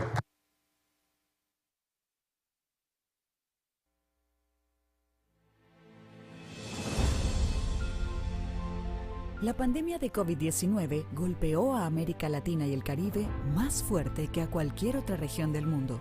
Y sin embargo, el sector agroalimentario no se detuvo. La región continuó siendo un pilar de la seguridad alimentaria global, garantizando el abastecimiento local y la exportación de alimentos durante toda la pandemia. Los pequeños productores adoptaron nuevas tecnologías digitales para acercarse a los consumidores, y los gobiernos y el sector privado innovaron para asegurar el suministro alimentario incluso en los peores momentos de la crisis sanitaria. Pero la región aún debe enfrentar grandes desafíos. El hambre se encuentra en su punto más alto de los últimos 20 años. Y millones de personas han perdido sus empleos y sus medios de vida, teniendo que optar por alimentos menos saludables. América Latina y el Caribe debe fortalecer su sector agroalimentario para responder a una población global creciente y para proveer alimentos nutritivos a precios asequibles a todos sus habitantes mediante una producción sostenible que preserve los recursos naturales. Por todas estas razones, la próxima Conferencia Regional de la Organización de las Naciones Unidas para la Alimentación y la Agricultura es más urgente y necesaria que nunca. Es una oportunidad única para que los países unan sus esfuerzos, porque la pandemia alteró todos los aspectos de nuestra vida, pero también abrió un gran espacio de cambio. Un espacio para que cada país transforme sus sistemas agroalimentarios para volverlos más eficientes, inclusivos, resilientes y sostenibles según sus condiciones y prioridades. Un espacio para transitar hacia una mejor producción, una mejor nutrición, un mejor medio ambiente y una vida mejor sin dejar a nadie atrás. Del 28 de marzo al 1 de abril de 2022, en Quito, Ecuador, la Conferencia Regional de la FAO será la ocasión de aprovechar esta oportunidad de cambio.